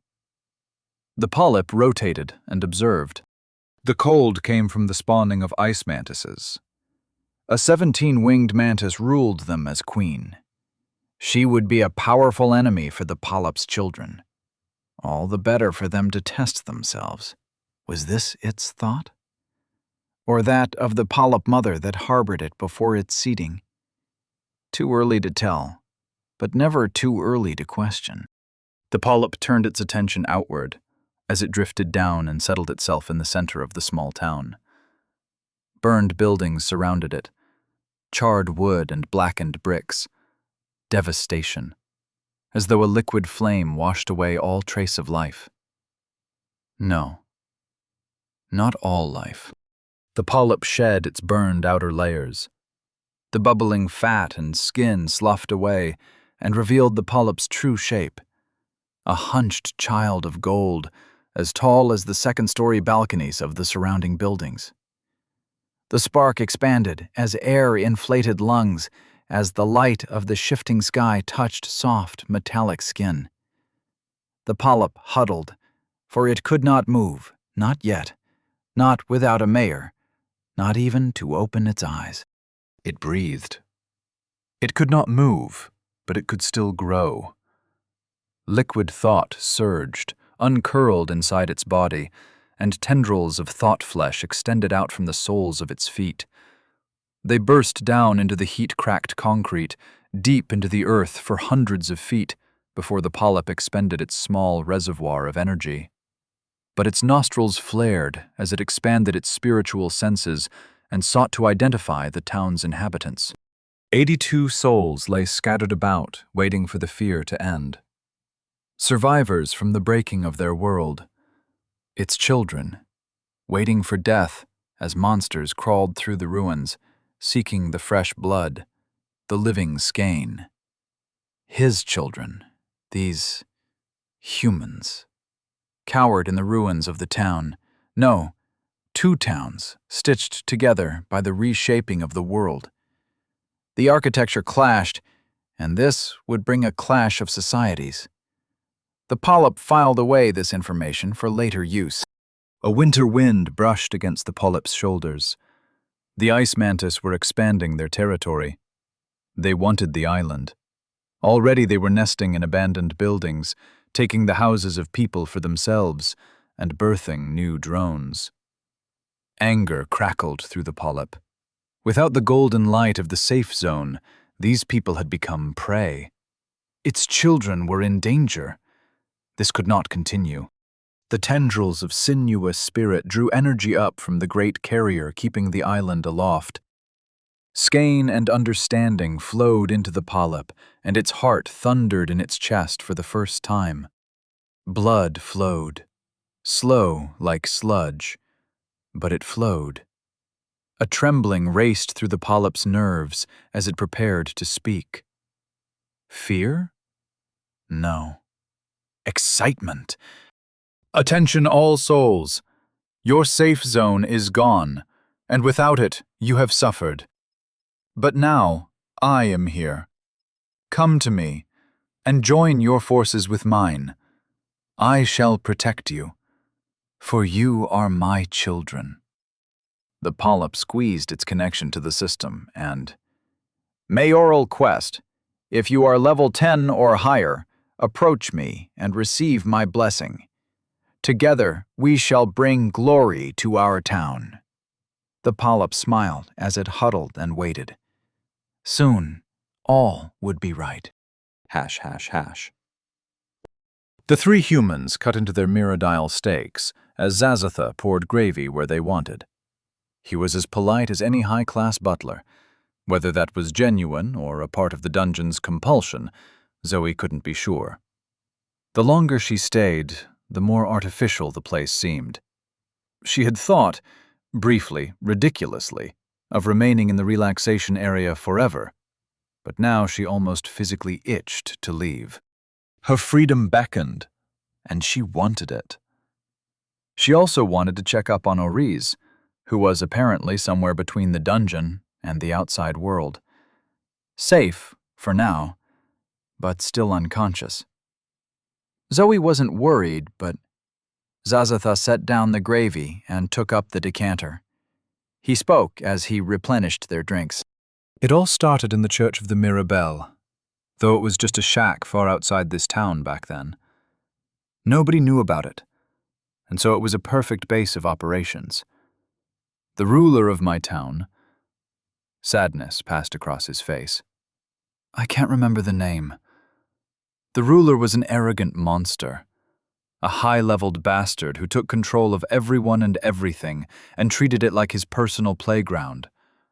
There was nothing anyone could do. Nobody in my town had crossed the threshold of level 50, and the mayor was near level 99. I worked at the school, but when I and some of the other educated people in town spoke out against the mayor's indulgences, well, we fled the wrath and flames to the outskirts of the town, to the countryside.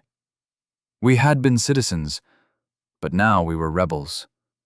We couldn't let him treat our history, our people, with such disregard.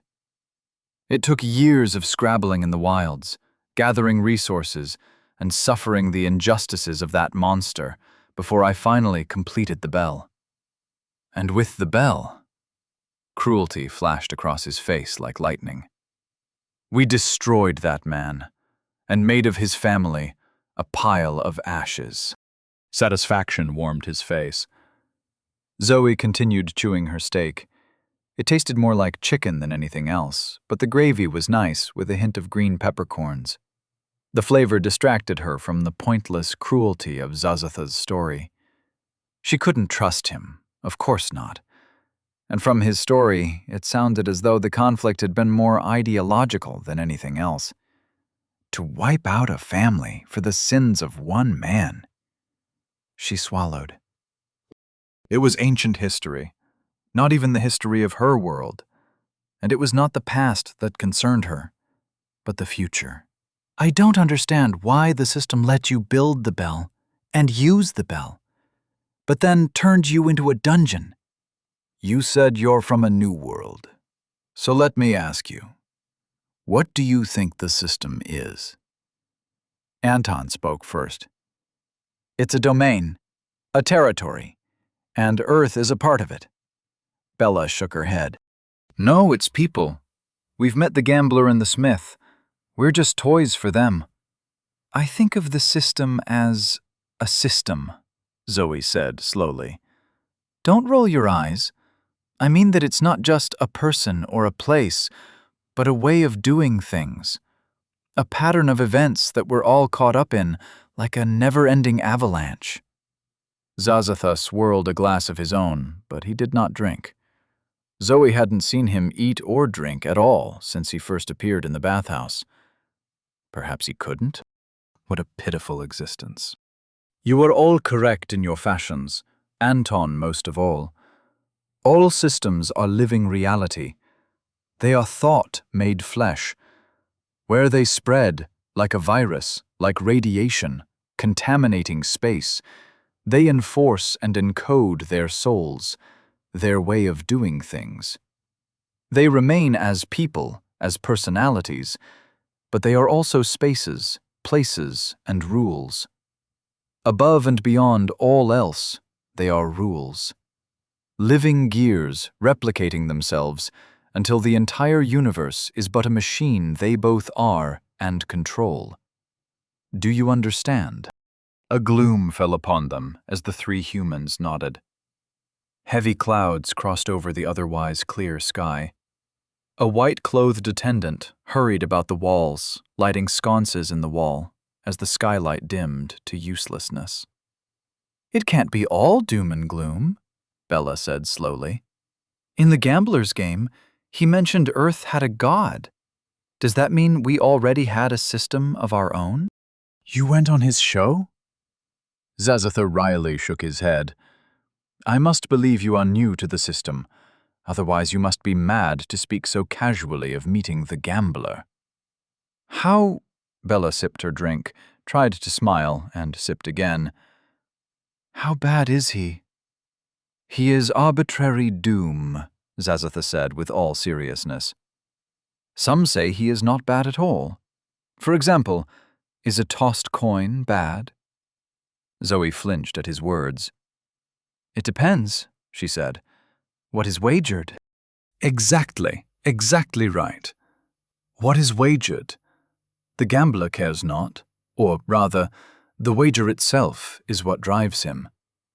The Crimson Armada is too large, too spread out, for everything to be calculated to the precision demanded by the smith. Across the distances of space, there must be an allowance for randomness, and that is the role, and burden, and joy of the gambler. But how can you make an ally, a god, of someone as willing to watch you die as watch you succeed? How do you look a tossed coin in the eye?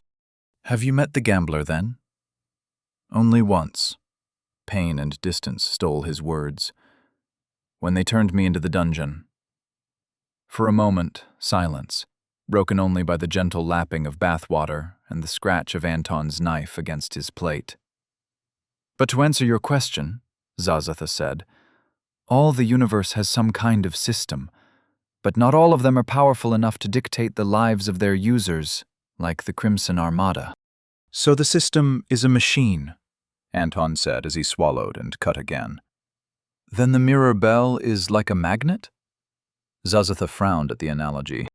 If the machine ran on electricity, then yes, that is a perfect example. The sound of the mirror bell is anathema to the Crimson Armada system. It nullifies the frequency of skein, rendering it useless.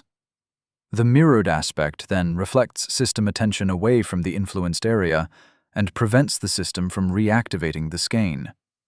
Since skein is the building block of the Crimson Armada system, this removes any system enhancement that comes from levels. It removes the ability to harness techniques and body paths. But body path abilities don't use skein, Zoe said. No, they don't use your skein. They rely on the skein of the system.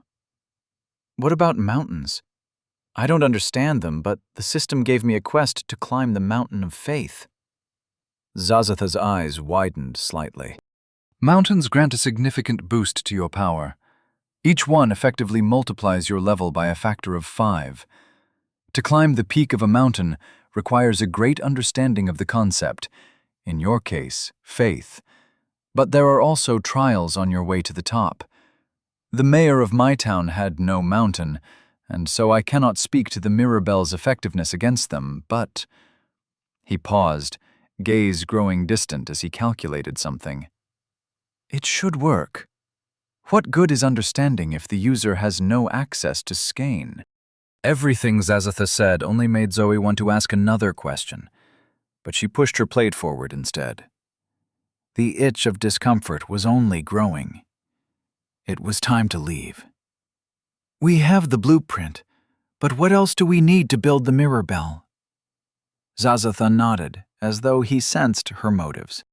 When you build, a quest will form and detail what you need. I warn you, though, in an undertaking such as this, not everything will be apparent or orderly. The crafting and even gathering of resources will depend more on your ability to understand the concepts of the mirror bell rather than simply follow instructions. He paused, as though weighing something. You only received a B-, and so your quest to build the mirror bell will be less helpful. But I can give you a different instruction, though it truly pains me to say it. Already the walls were growing foggy, as though the dungeon sensed Zoe's readiness to leave and was accommodating her wishes. Yes? Don't rely on the mirror bell, Zoe started. What do you mean? Zazatha looked at the walls and sighed. Our time grows short. He met Zoe with a piercing gaze, and Zoe shuddered under the pressure of one who defied the system. All dungeons contain secrets, forbidden techniques, great weapons. One is never enough. Mine is not enough. I don't know this Rue you wish to destroy, but he will have monstrous techniques and secrets of his own. You must conquer other dungeons, take their spoils, and combine them with your own projects. Only by creating something new can you be sure it cannot be countered by something old. Zoe nodded. Her friend stood beside her.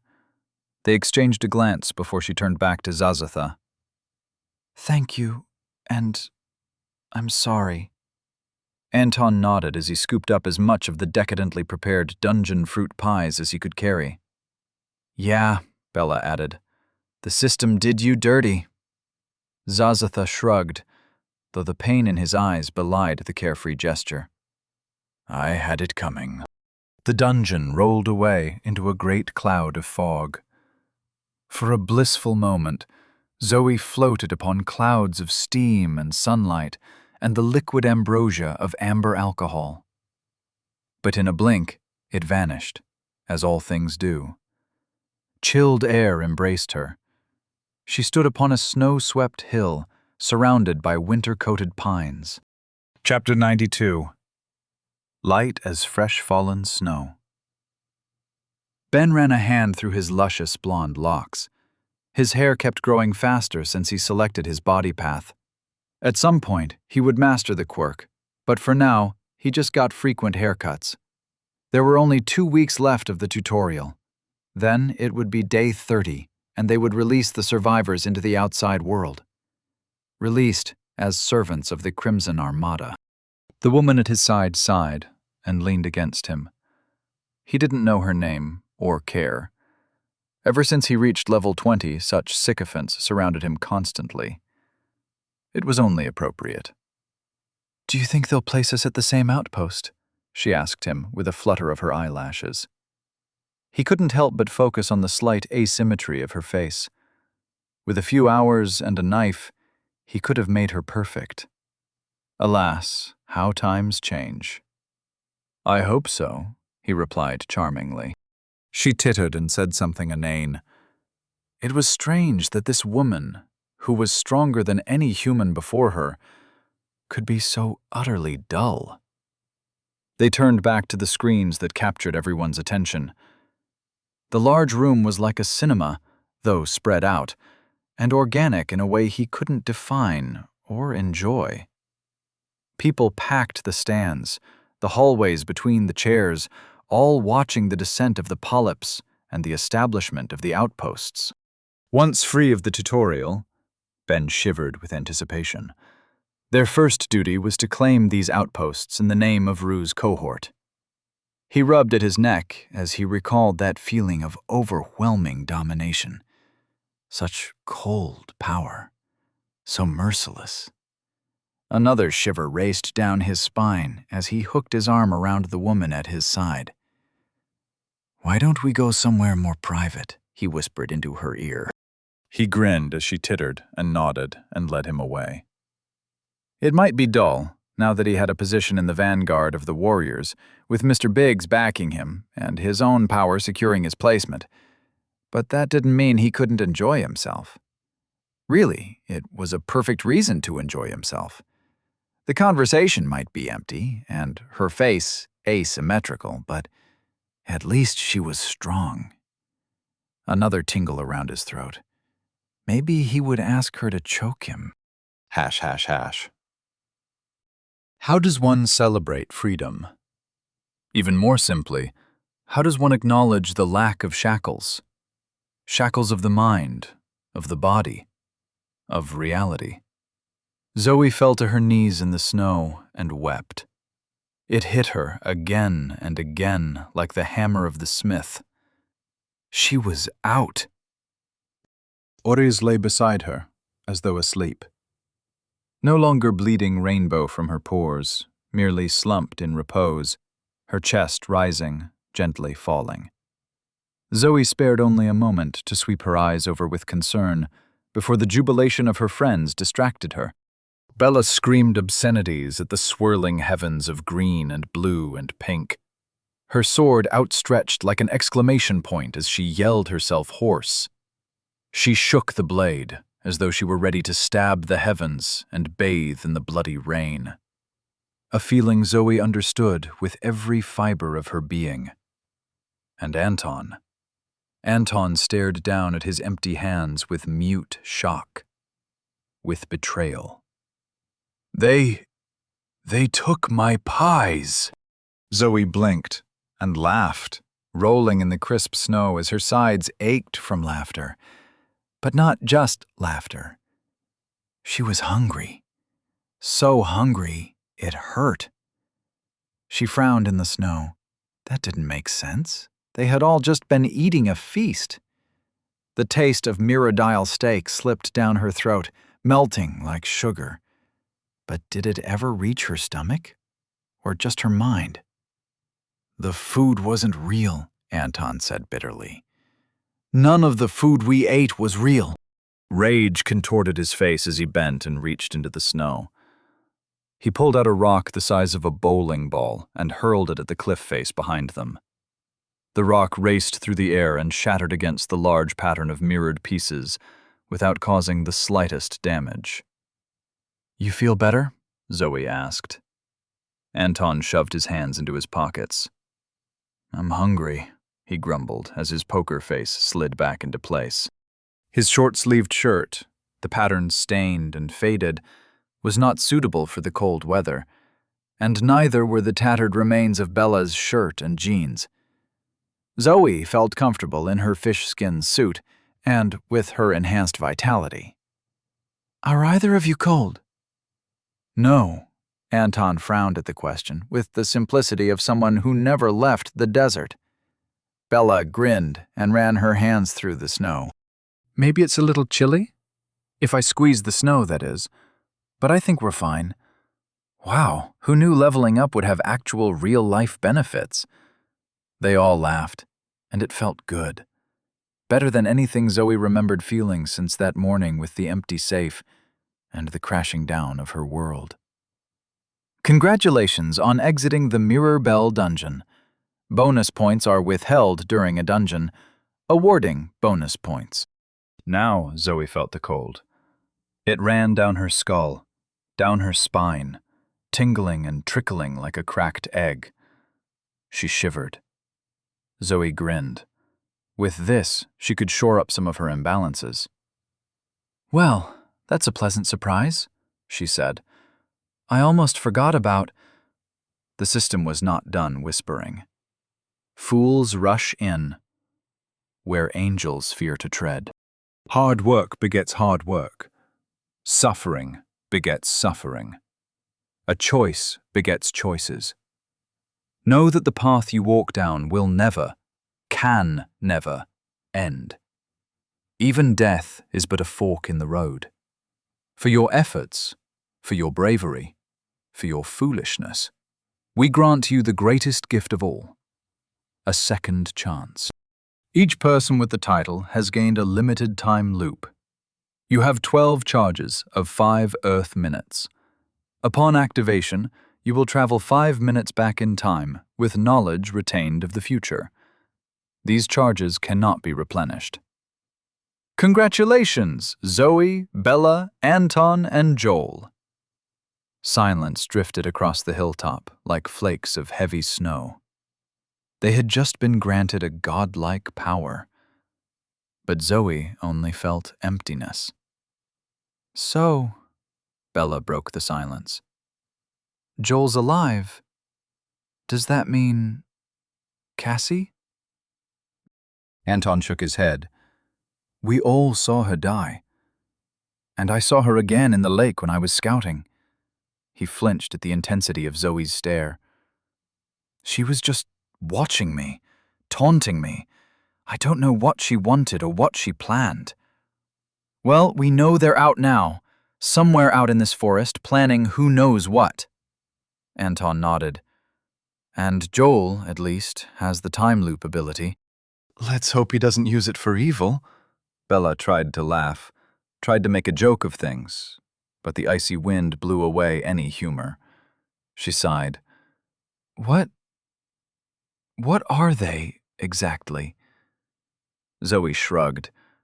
Sometimes when I'm incorporating, I get a prompt to quit, to reject the system. I think they're what happens when you do. But what are they? I couldn't tell you. Her chain coiled around her arm. She had almost forgotten the ghostly metal, the way it sunk into her flesh as though almost a tattoo, almost a shadow, almost a forgotten memory, until it spoke. They aren't friends, Zoe smiled. Couldn't have said it better myself. Bella frowned. Said what? Oh? Zoe raised an eyebrow. You can't hear that? Anton shook his head. You going crazy, boss? Crazier than this crazy world, I mean? Zoe tapped the chain. It seems the Black Star system has lingered beyond the incursion. So if you hear me muttering to myself, I'm not crazy, just talking to the voice in my head. Sure thing.